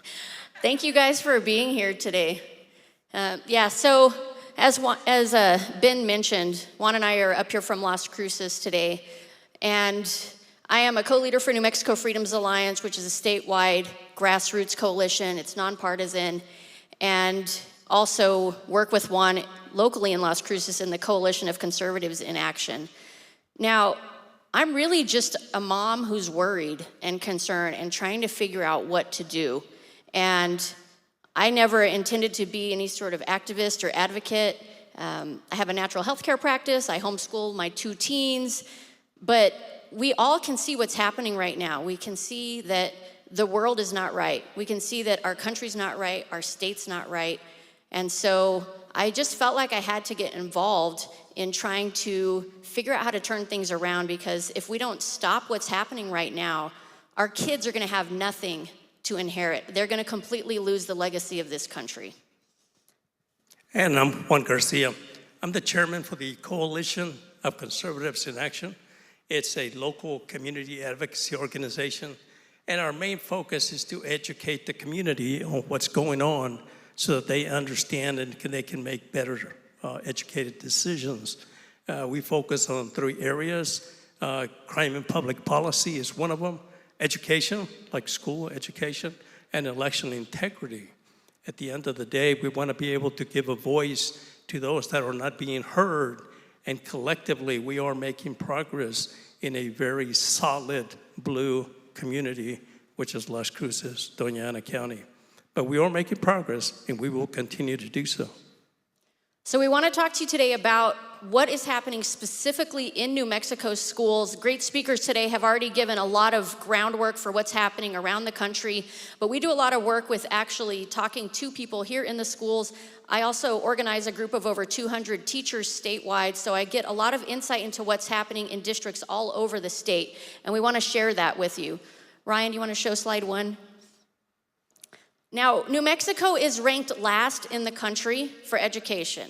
We're number 50. We used to be vying for last place with Mississippi. They've got it together now. And here we are, solidly number 50. We are the last. Next slide. What does this look like? So here we have academic proficiencies for some high schools. 2 high schools in Albuquerque, 2 high schools in Las Cruces. And Ryan can zoom in here. So Del Norte High School, look at what we've got going on here. Reading proficiency from last year of 25%. Math proficiency of 12%. And if we can slide down, I believe you have the Organ Mountain High School, which is where my son goes to school. And you can see the proficiency in math is a whopping 8%. Okay, so my son, who's a junior at that school, is in that percentile. So what does that tell you? What kind of confidence does that give you when your kids, our kids, graduate from high school? So the schools are really not preparing the kids with what they need to know to go forward and be successful in life. Mayfield High School shown on here, that's the school that I'm in that district. 6% math proficiency. Think about that for a second. Not 16, not 26, 6%. But then we still have a graduation rate of close to 80%. So kids are graduating and they can't read and they can't do math. And when you talk to business owners in our community, it's apparent that this is exactly what is happening because the students come out, they get jobs, and they can't do the most basic things. So this is really a travesty. But our elected officials, they don't focus on the proficiency, they focus on the graduation rate. So they try to let everybody think that kids are doing great. Hey, look at how many kids are graduating. We should feel very proud. And of course we should be proud of our kids. But is this what we want to give small businesses, the business industry? Is this the type of talent that we want to join them?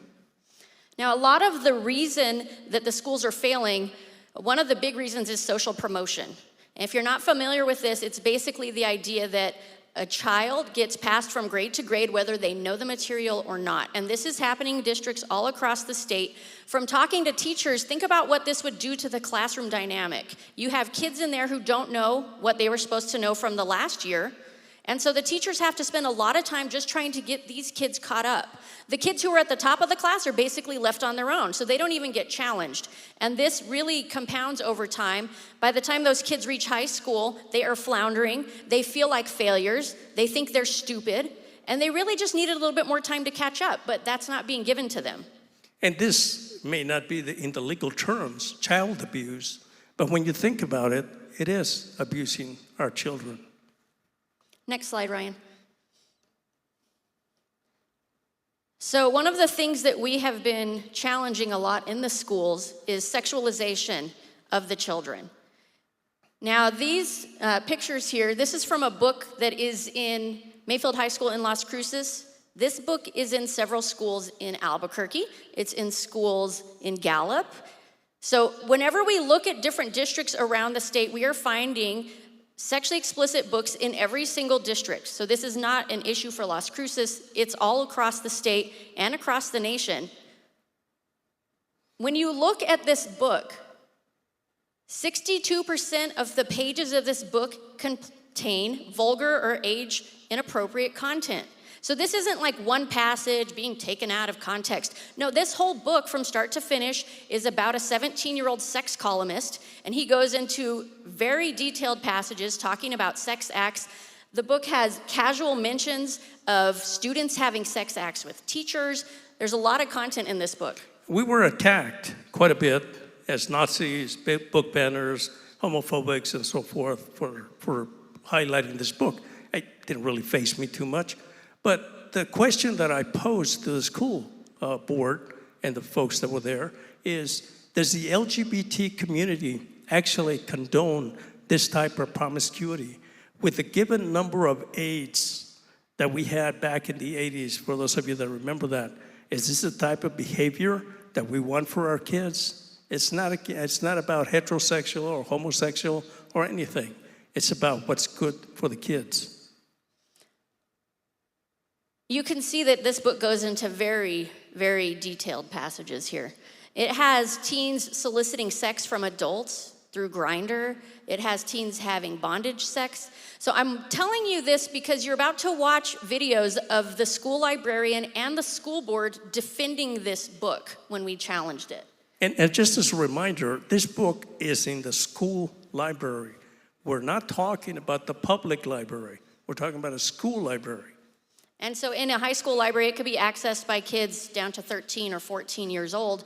And while they try to say we're trying to be book banners, no, we're using common sense. Every single book in a school should be associated with its age appropriateness. That's just common sense. That is what needs to happen with everything being used in schools. All right, so this is going to be the school librarian, and then you're going to hear two of our school board members talking about this book, and then you're going to see how they voted for it. Jack of Hearts is age appropriate for the 14 to 18-year-olds served by our library. Not only do they have the cognitive skills to understand and process this material, but most have already seen similar things elsewhere, and many have related life experiences themselves. The idea that a public school should gatekeep materials from students who most rely on it for resources is inappropriate and offensive. It also helps support New Mexico's 9th through 12th grade health curriculum course standards. And when I read the book, I felt like it may not be for me, but this is not written for a 44-year-old woman, right? This is written for young adults.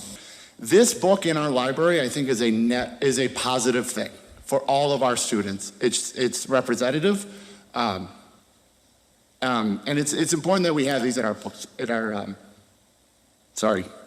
in our libraries, right? It's important that people see themselves in the books that we have available, and I think that's really important. We also have expert opinion. I think there's a disturbing trend of us not following experts in the fields that they are experts in. They are experts in them because that is what they're supposed to be, right? Health standards, learning standards, this book matches up with what we have identified here in New Mexico as appropriate for students in high school. And at the end of the day, as a father of a 15-year-old girl, would I allow her to read this book? And I would allow her to read this book and not feel bad about that. And I think that's what guides my decision here today. Thank you. That motion passes 5-0, and the book remains at Mayfield Library. So you can hear what they're saying. Trust the experts. It's okay for my kid. It should be fine for everybody. Does this make sense to any of you? So this is Mr. Patrick Nolan, who is the spouse of one of our most progressive, radical counselors in Les Cruces, for those of you that are familiar. But this is what we have to fight against.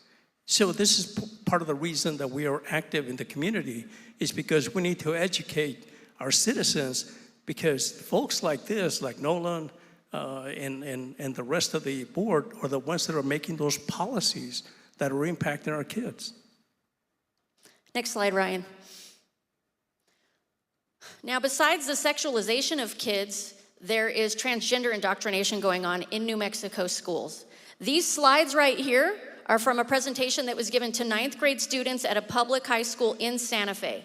And you can see the whole premise of this is ungendering language. They are teaching students that it is discriminatory to use words like boy, girl, mom, dad, brother, sister. This is nuts. They are teaching the kids, don't use those words. Don't call your mom, mom. Go ahead, next slide, Ryan. Oh, sorry, go back one. They even tell them, avoid gendering all objects. You should just say parent. You should just say sibling. You should say nibbling. Would they make up a word? So for those of you that speak Spanish, particularly at the home, can you imagine trying to use those Spanish words that are up there? I mean, they make absolutely no sense. They make no sense in English, and they certainly make no sense in Spanish. So this is happening right in the schools. Go ahead, Ryan. They're also teaching the teachers that gender is just a social construct. And then they are telling the teachers to routinely ask students what pronouns they want to be called by. This is happening in elementary school. There was a mother of a 5th grader, and she didn't think this was happening. And she asked her daughter, oh, what do you go by at school? And her daughter thought for a second, oh, I go by she, her. Why would a fifth grader know to say that? They are teaching this in the classroom, and you can also see on here, they are telling the parents they're telling the teachers not to inform the parents if the child wants to be addressed by different pronouns. At one time, teachers used to teach proper English. Anybody here want to tell me that this is proper English? And then you wonder why kids are confused when they hear this type of terminology. And to be clear, there are transgender teachers in this school district. There are transgender teachers in many different school districts. I just had a parent contact me from Rio Rancho last week and said, what do I do? My kid just came back to school, and over the summer, this teacher has changed their gender, and I don't want my kid at school having to address somebody by the wrong pronouns all day. Go ahead, Ryan.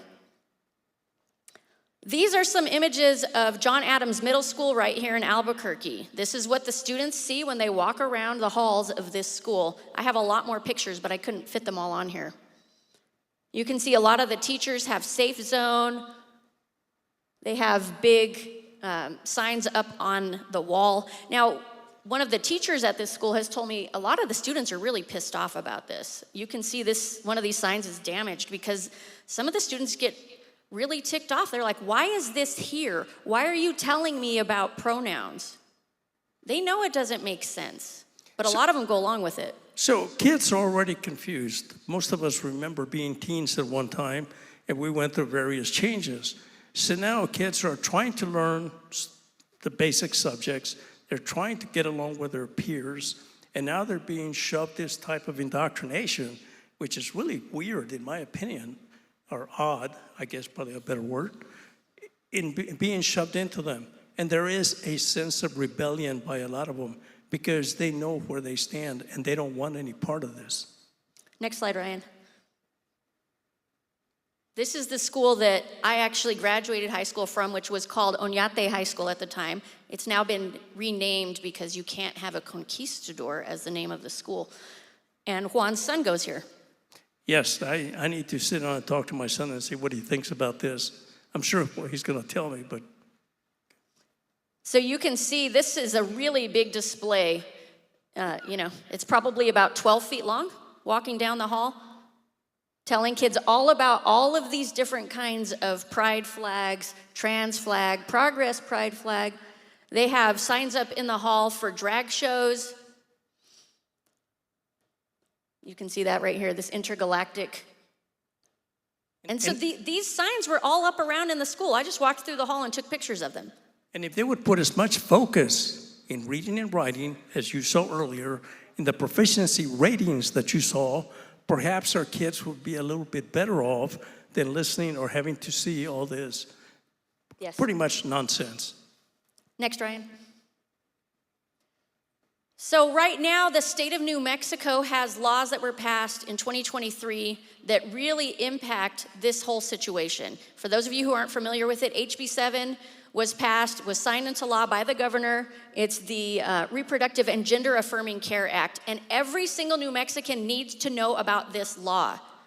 Because what this law does is it says teachers and school nurses have to facilitate access to transgender care and abortion care, and they cannot tell the parents about it because there's no interference. They're not allowed to interfere in any way with access to care.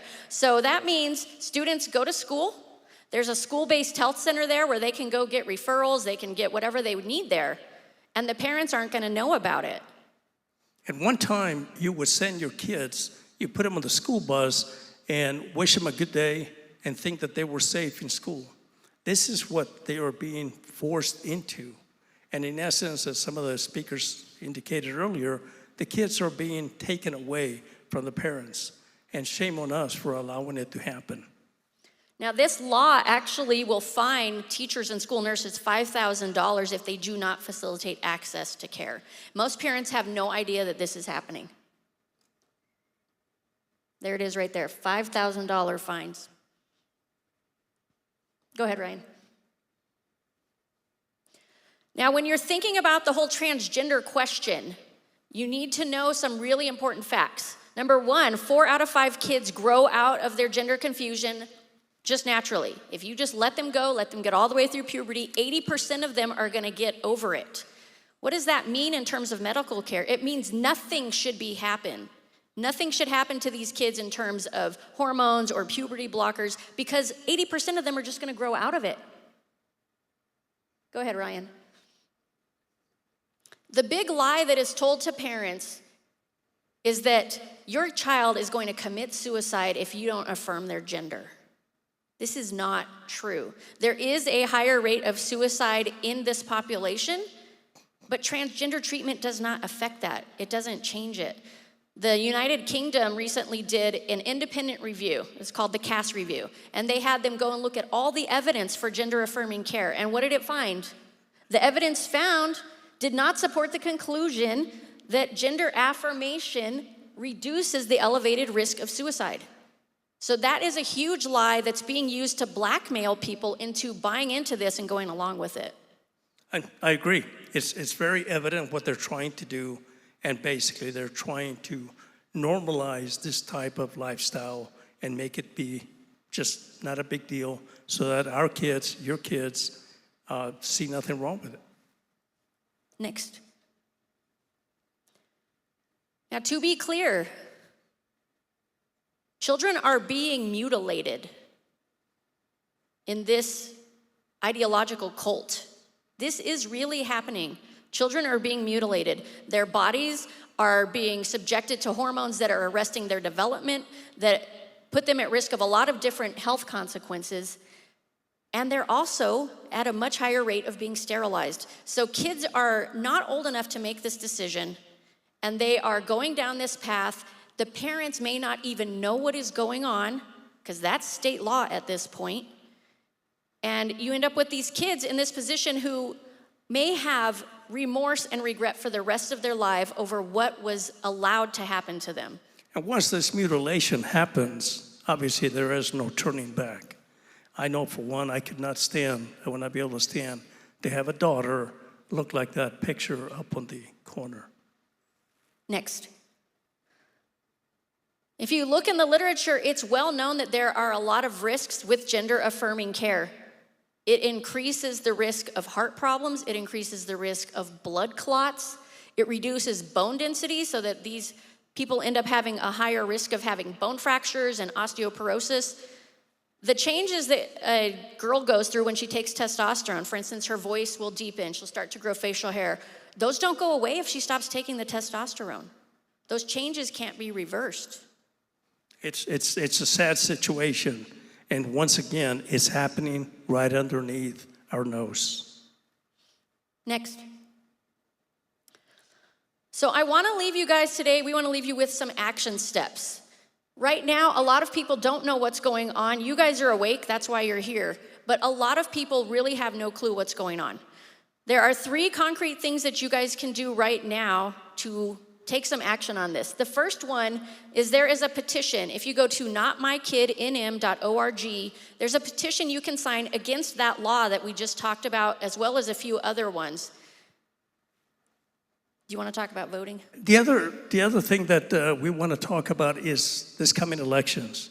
For those of you that live in LeAnna County, I'm not sure if anybody here does, it is a solid blue county. And it's going to get worse if we have the incumbents remain, which they probably will, obviously, and if we get new candidates that are in there. You need to get involved. Our organization is grassroots. We're not a nonprofit. We're not a PAC. We're just regular people that are sick and tired of seeing what's happening. It's tough. I'm not going to sit here and lie to you. It is time-consuming, but at the end of the day, it's worth the effort. If your kids are worth it, then it's worth it for you to get involved. Every single state legislator is on the ballot in November this year. Most people don't realize that. All the senators, all the representatives, every single one. So voting this year is hugely important. And I don't just mean you, I mean everybody you know. They need to realize what's at stake right now during this election. They need to know how to vote and who to vote for, because the Democrats who are running the state right now, and I'm actually still registered as a Democrat. This isn't about Democrat or Republican. This is about far left progressive destroying children's health in this country. So if we don't see change in who is in office in our legislature, we're just going to see more of this. It's just gonna keep going, it's gonna keep getting worse. So we have to try to flip as many seats as we possibly can so that we can actually take that petition and go to the legislature and say, we want you to repeal these laws. We want to turn this back. And if you want to get involved in organizations like ours, just give us a holler and let us know that you're interested. Because again, believe it or not, we can make a difference. You can make a difference. Ryan, can you go back one time? So I brought something else for you guys to do today as far as getting involved. And Yvette is gonna go around and pass some of these out to you. So these are some miniature flyers. On one side it says, New Mexico parents, beware of the trans agenda in schools. It's being hidden from you. The back side, and what I'm asking you guys to do is to take a stack of these cards. Now, these cards are giving people general information. The backside talks about those new state laws. It talks about the fact that 4 out of 5 kids are going to grow out of their gender confusion. It also has a website and QR code where more people can learn about this. And we know that when a lot of people start putting these cards out in communities, people do start looking at them and trying to learn more about it, because we will see the web traffic go up in every community when we see these cards getting out. I am not asking you to talk to anybody about this. Just leave these cards places where people will find them. You can leave them on windshields in a parking lot. You could go door to door and leave them in neighborhoods. Please do not put them in mailboxes because that is illegal. But leave them other places where people will find them. I have some volunteers in Las Cruces who like to just leave them in shopping carts or in the cereal aisle at the store or by the toys. So there are a lot of different ways to get this out. And this is something concrete you can do right now to help more parents in the state understand what's going on. Remember, get into action. Sitting, watching, flipping channels is not going to do it. That's why we call ourselves Coalition of Conservatives in Action. Thank you. Thank you.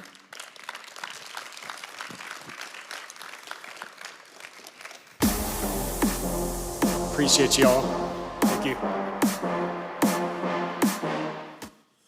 Well, a lot of dark material, but when you have people like that leading the way in their city and county, just know that you're not alone. You could always call us. We'll show up. That's one thing that we were known for when we first started and to present, like people that need help. If you need sound equipment, you need cameras, you need whatever you need, we'll show up, we'll film, we'll put your voice on whatever platform we have, and hopefully we change the state. But we have a pretty awesome guest that made it from Oklahoma. If you've watched Yellowstone, I haven't yet, but if you've watched Yellowstone, I've seen the trailers and the promo videos, but Mr. Forrie Smith is in there, and he's here today. Let's give him a hand.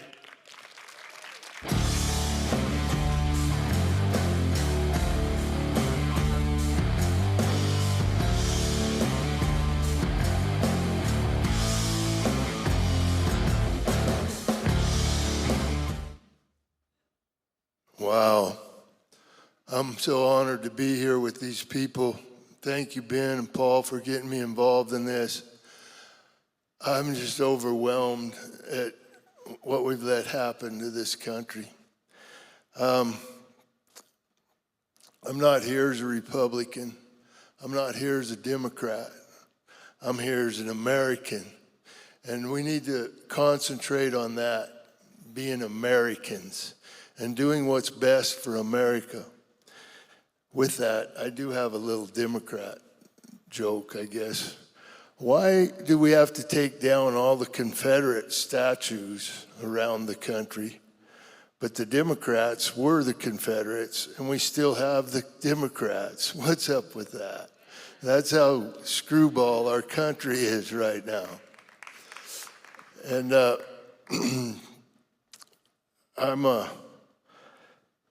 I'm an illegitimate child born in Montana, Helena, Montana in 1959. Half-breed, Indian. There was people that tried to talk my mom into getting an abortion. There was people that tried to adopt me. Thank God they didn't. All their kids were redheaded and freckle-faced, about 5'6". I would have known right off the bat that I didn't belong to that family.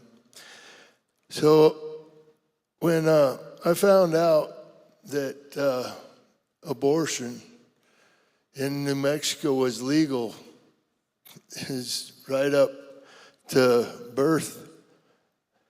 I was fixing to leave the state. I was like, you know what? That's baby killing.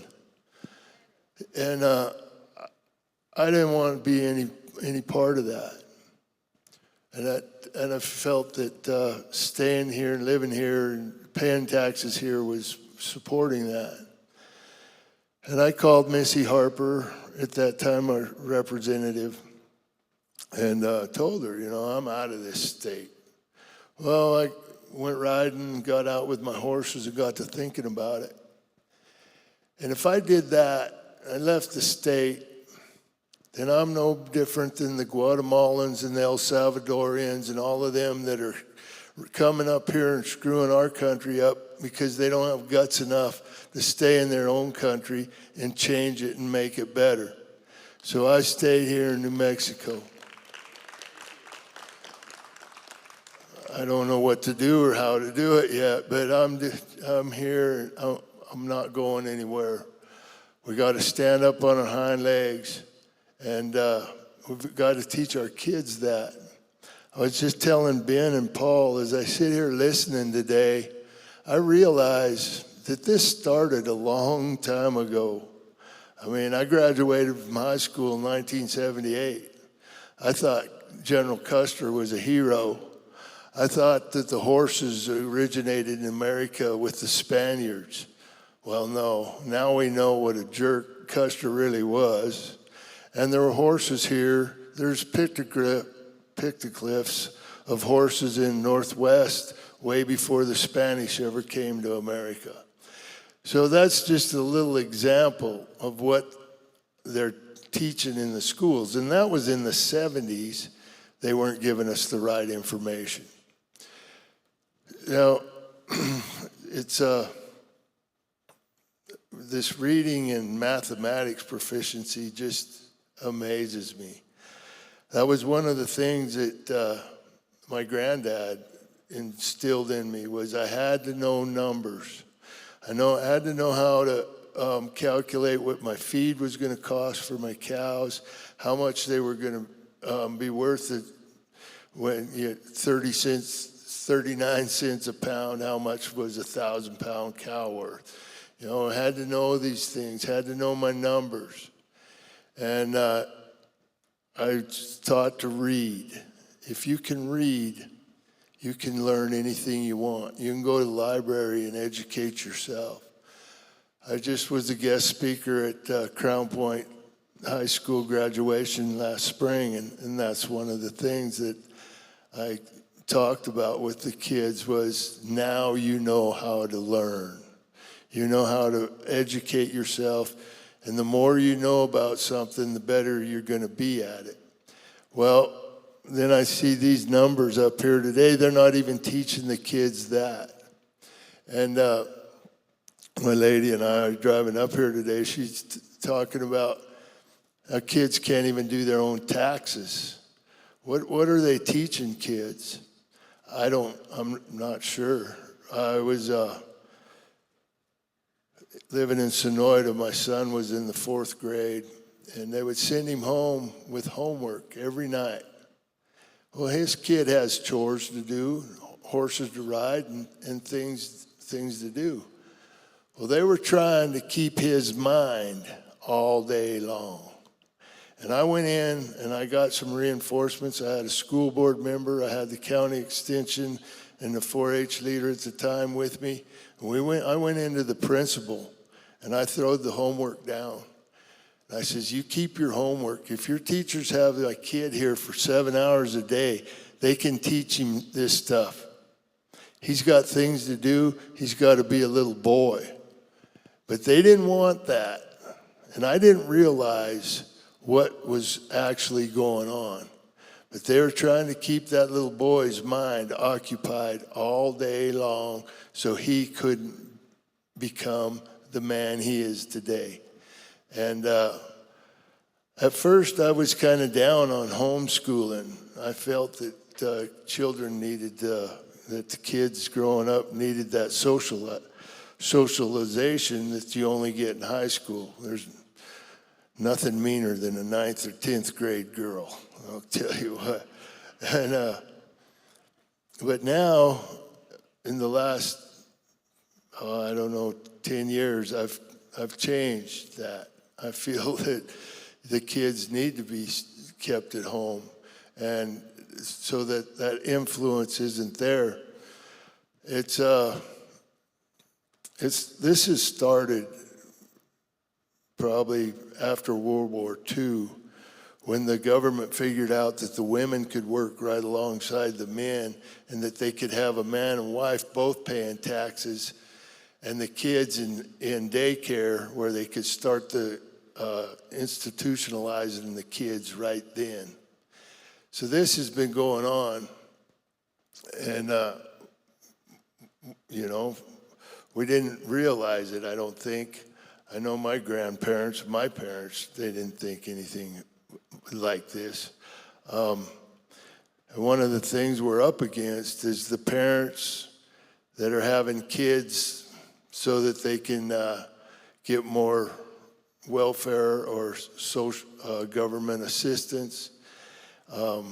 They don't care what schools are teaching them kids. They're just a dividend. And then we have a lot of parents that, you know, school is basically a daycare for them. They aren't worried about what's being taught or what's being done at the schools. So we go right back to the house. That's where everything starts, is good parenting. You be a good neighbor, and that spreads. If you're a good neighbor to your neighbor and your neighbor's a good neighbor to their neighbor, pretty soon you're taking care of the whole community. You're taking care of the whole town, the whole community. It's trickle-up effect. And what amazes me is 7 years ago when this Yellowstone Odyssey started and I was asked to speak, I've told people, the children, the kids are our future. We have to look forward. When they call me for the help with scholarships and different children's charities, that's what yes, I'm on. Count me in, because the kids are our future.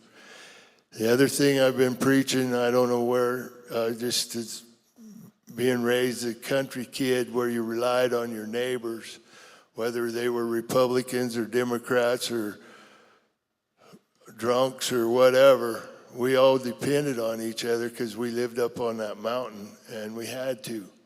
The Wings plowed our roads. My granddad, he castrated their colts. We took care of each other. And I had an incident in Socorro County where they wouldn't take care of my road. So I went into the county commissioners meeting and I says, we'll take care of our own road. Even though it's supposed to be county maintained, it's right here in the documents. The one neighbor had got on the computer and found out all the stuff that I needed to know to go to the county commissioner with. My other neighbor, he had all kinds of heavy equipment, and I had some money. I was paid for the diesel, and we all just came together and we got our road fixed. And when I went into that county commissioner meeting, I told him, I said, I'm not here to ask you for anything. I'm here to tell you what I'm doing. That me and my neighbors are coming together and we're going to fix this road. Whoa, wait, we're waiting for federal funding. I told them, no, I'm not waiting for federal funding. We are going to come together and fix our road like Americans have in the past, like they've been doing for hundreds of years. We've been taking care of ourselves and our neighbors. Well, they thought that's quite a deal. I said, you might come up with a culvert for Johnny. He can't afford his own culvert. And I said, I haven't been able to really find any. Well, here they came a couple days later, all the county commissioners, the road guy that keeps lying to me and telling me he's gonna fix it, and that it wasn't supposedly at first it wasn't a county maintained road, and then he'd tell me how he was gonna come fix it after we showed him that it was. And they just kind of stepped back and said, have at it. And we fixed our own road. And America needs more of that right now. We need to step up and take care of ourselves. I had 2 different grandfathers. On my grandfather's side, I had one tore up his wife's papers because she was a Sioux Indian. He didn't want any government assistance because of that. I had one on my grandmother's side. He was an Irishman, come over from Ireland, and was conscripted. The Union Army conscripted him as soon as he got off the boat, made him mad, so he became a spy for the Confederacy. And after the Civil War was over, he married a Cherokee, and he tore up those papers. He did not want any government assistance. But now they have us relying on them. Even the farmers and ranchers have fallen into it. And we have to start standing on our hind legs and taking care of ourselves, taking care of our neighbor. Your neighbor will take care of his neighbor, and boom, pretty soon we don't need Uncle Sam. Uncle Sam's just supposed to be here for an infrastructure and to take care of our borders. Well, what's happened with the borders? We've got people coming in here killing Americans. We've got terrorists coming in here. Just the other day, my lady sent me a website on where the Venezuelans had taken over 2 different apartment complexes in Aurora, Colorado. This ain't on the East Coast. This ain't in Hollywood. This is in the heartland of America. And there's more of this to come. And it's really worrisome. I was working on a deal with a guy in Hollywood, and he's telling me how it could make me all this money down the road. And I told him, I said, no, I don't care about down the road. He says, well, what are you wanting to do? I says, I'm wanting to get some money now. I need to buy gold, silver, and bullets before the next election. He, what? I said, look, Pard, I'm serious as a heartbeat. I need gold, silver, and bullets before the next election. He says, well, what do you think is going to happen with the next election? I says, it doesn't matter which way it goes, there's going to be trouble. And I says, that first off, if it doesn't, if they do what they've done in the past, even here, right here in New Mexico with the gubernatorial election, the good guys winning when we go to bed and the bad guys wins in the morning when we wake up. I don't like that. We know I've got people that won't vote in this coming election because of that. Well, so I says, no matter what happens, Pard, there's going to be a battle. I says, whichever side wins, there's going to be people upset. George Soros, he'll call in his rioters again, or the Americans are going to be fed up and stand up and say, we've had enough.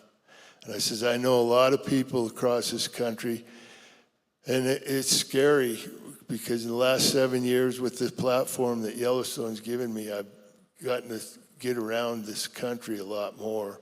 And there's a lot of guys out there that are just buying bullets. They're not going to vote anymore. They're convinced that this country's not going to change until there's a civil war. And that scares me, and I don't want to see a civil war at all. I don't want to see any kind of war. But I don't understand how we could have let it get this bad. And it's all coming to a head right now. And we're going to have to step up and do something. I don't know what, but if this is what I have to get up and drive down here talk to people. I'm doing radio shows. I got a Glenn Beck interview coming up. And one of the things that gives me hope is just the change I've seen in the attitudes of the people on the cast and crew of Yellowstone since 2017 when we started. And, you know, I'm going to end this on a positive note. This country was formed by people from all different religions, all different countries, all different codes. They all came together and they formed America, this great country that it is. And on Yellowstone, there's people there of all different nationalities, all different sexualities, all across the board. They're all there on Yellowstone. And we all come together and make this beautiful TV show. And we can do that with America. Let's all come together and fix it. We can do it. We've done it before. 1973, Merle Haggard released a song called The Fight Inside of Me. We've been here before, and we can fix it, and we can change it. And all we got to do is be Americans, not a Republican, not a Democrat. Be an American. Vote for Rule America feeds America. And, you know, there's a lot of people in this country that 70% of America doesn't know where their food comes from after the grocery store. They don't realize who's feeding them. So education and awareness is one of the biggest things we need to do right now. And I feel that where I'm at, that's kind of my responsibility. But I have to walk a fine line because the people that gave me the platform I have to spread the word and throw out innuendos for better things and for America, they're kind of on the other side.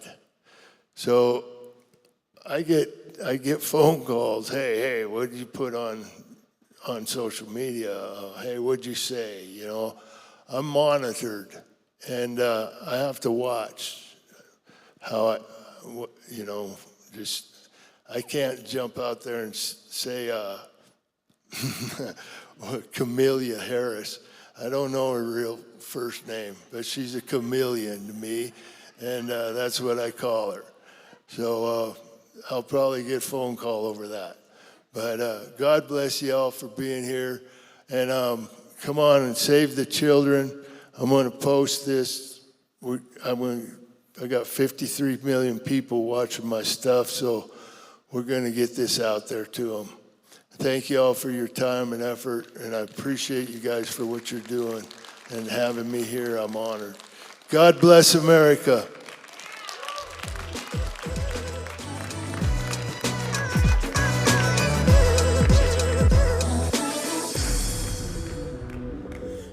All right, so we're going to give Paul some time. We are going to close this down. We are a little early, but I want to thank all of you for being here, everybody online tuning in.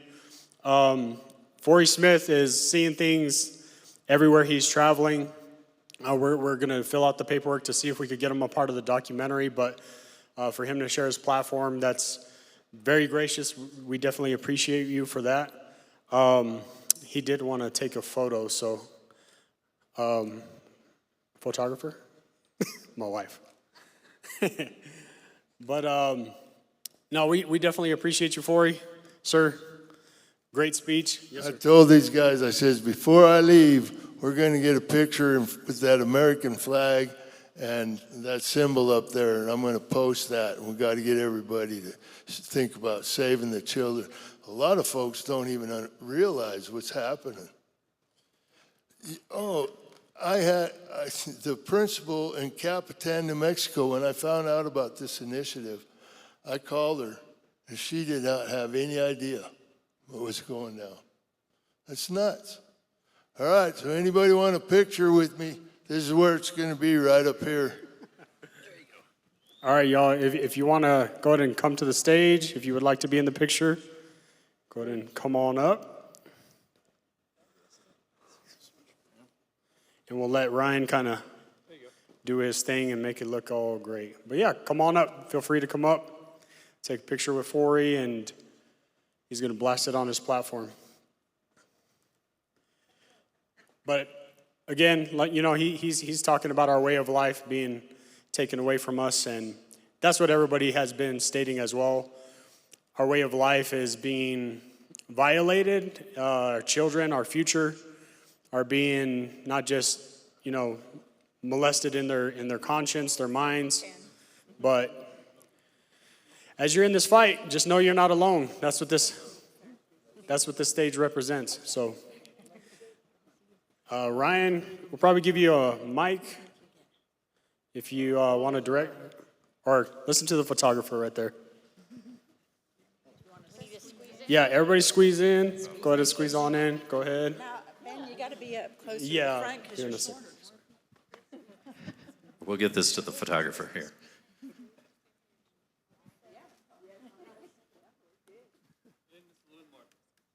Squeeze in a little more. Squeeze in a little more.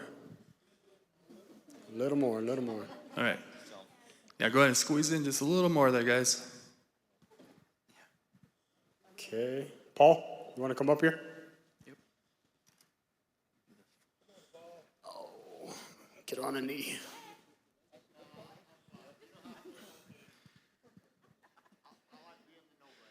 All right, let's give Paul a chance. Definitely appreciate y'all sticking around. Everybody online, the main purpose for this was to reproduce the content. So I was in a band, and you always perform as if there's thousands, because thousands could hear you afterwards. And that's exactly what we did today. So we want to multiply our effects, and I think we're ready. Let's go to smile for the camera.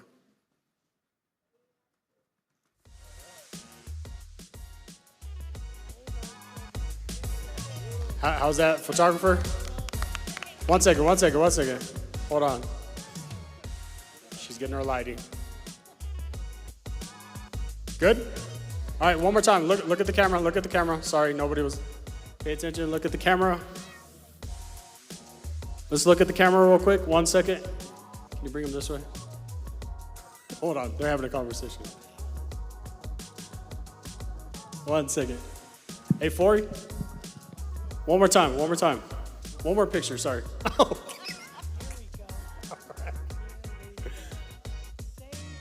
right, appreciate you. Thank you, sir. Come on up. Well, that concludes the event. We appreciate all our guest speakers, everybody that was involved. Thank you for being a part of this event. Thank you. God bless.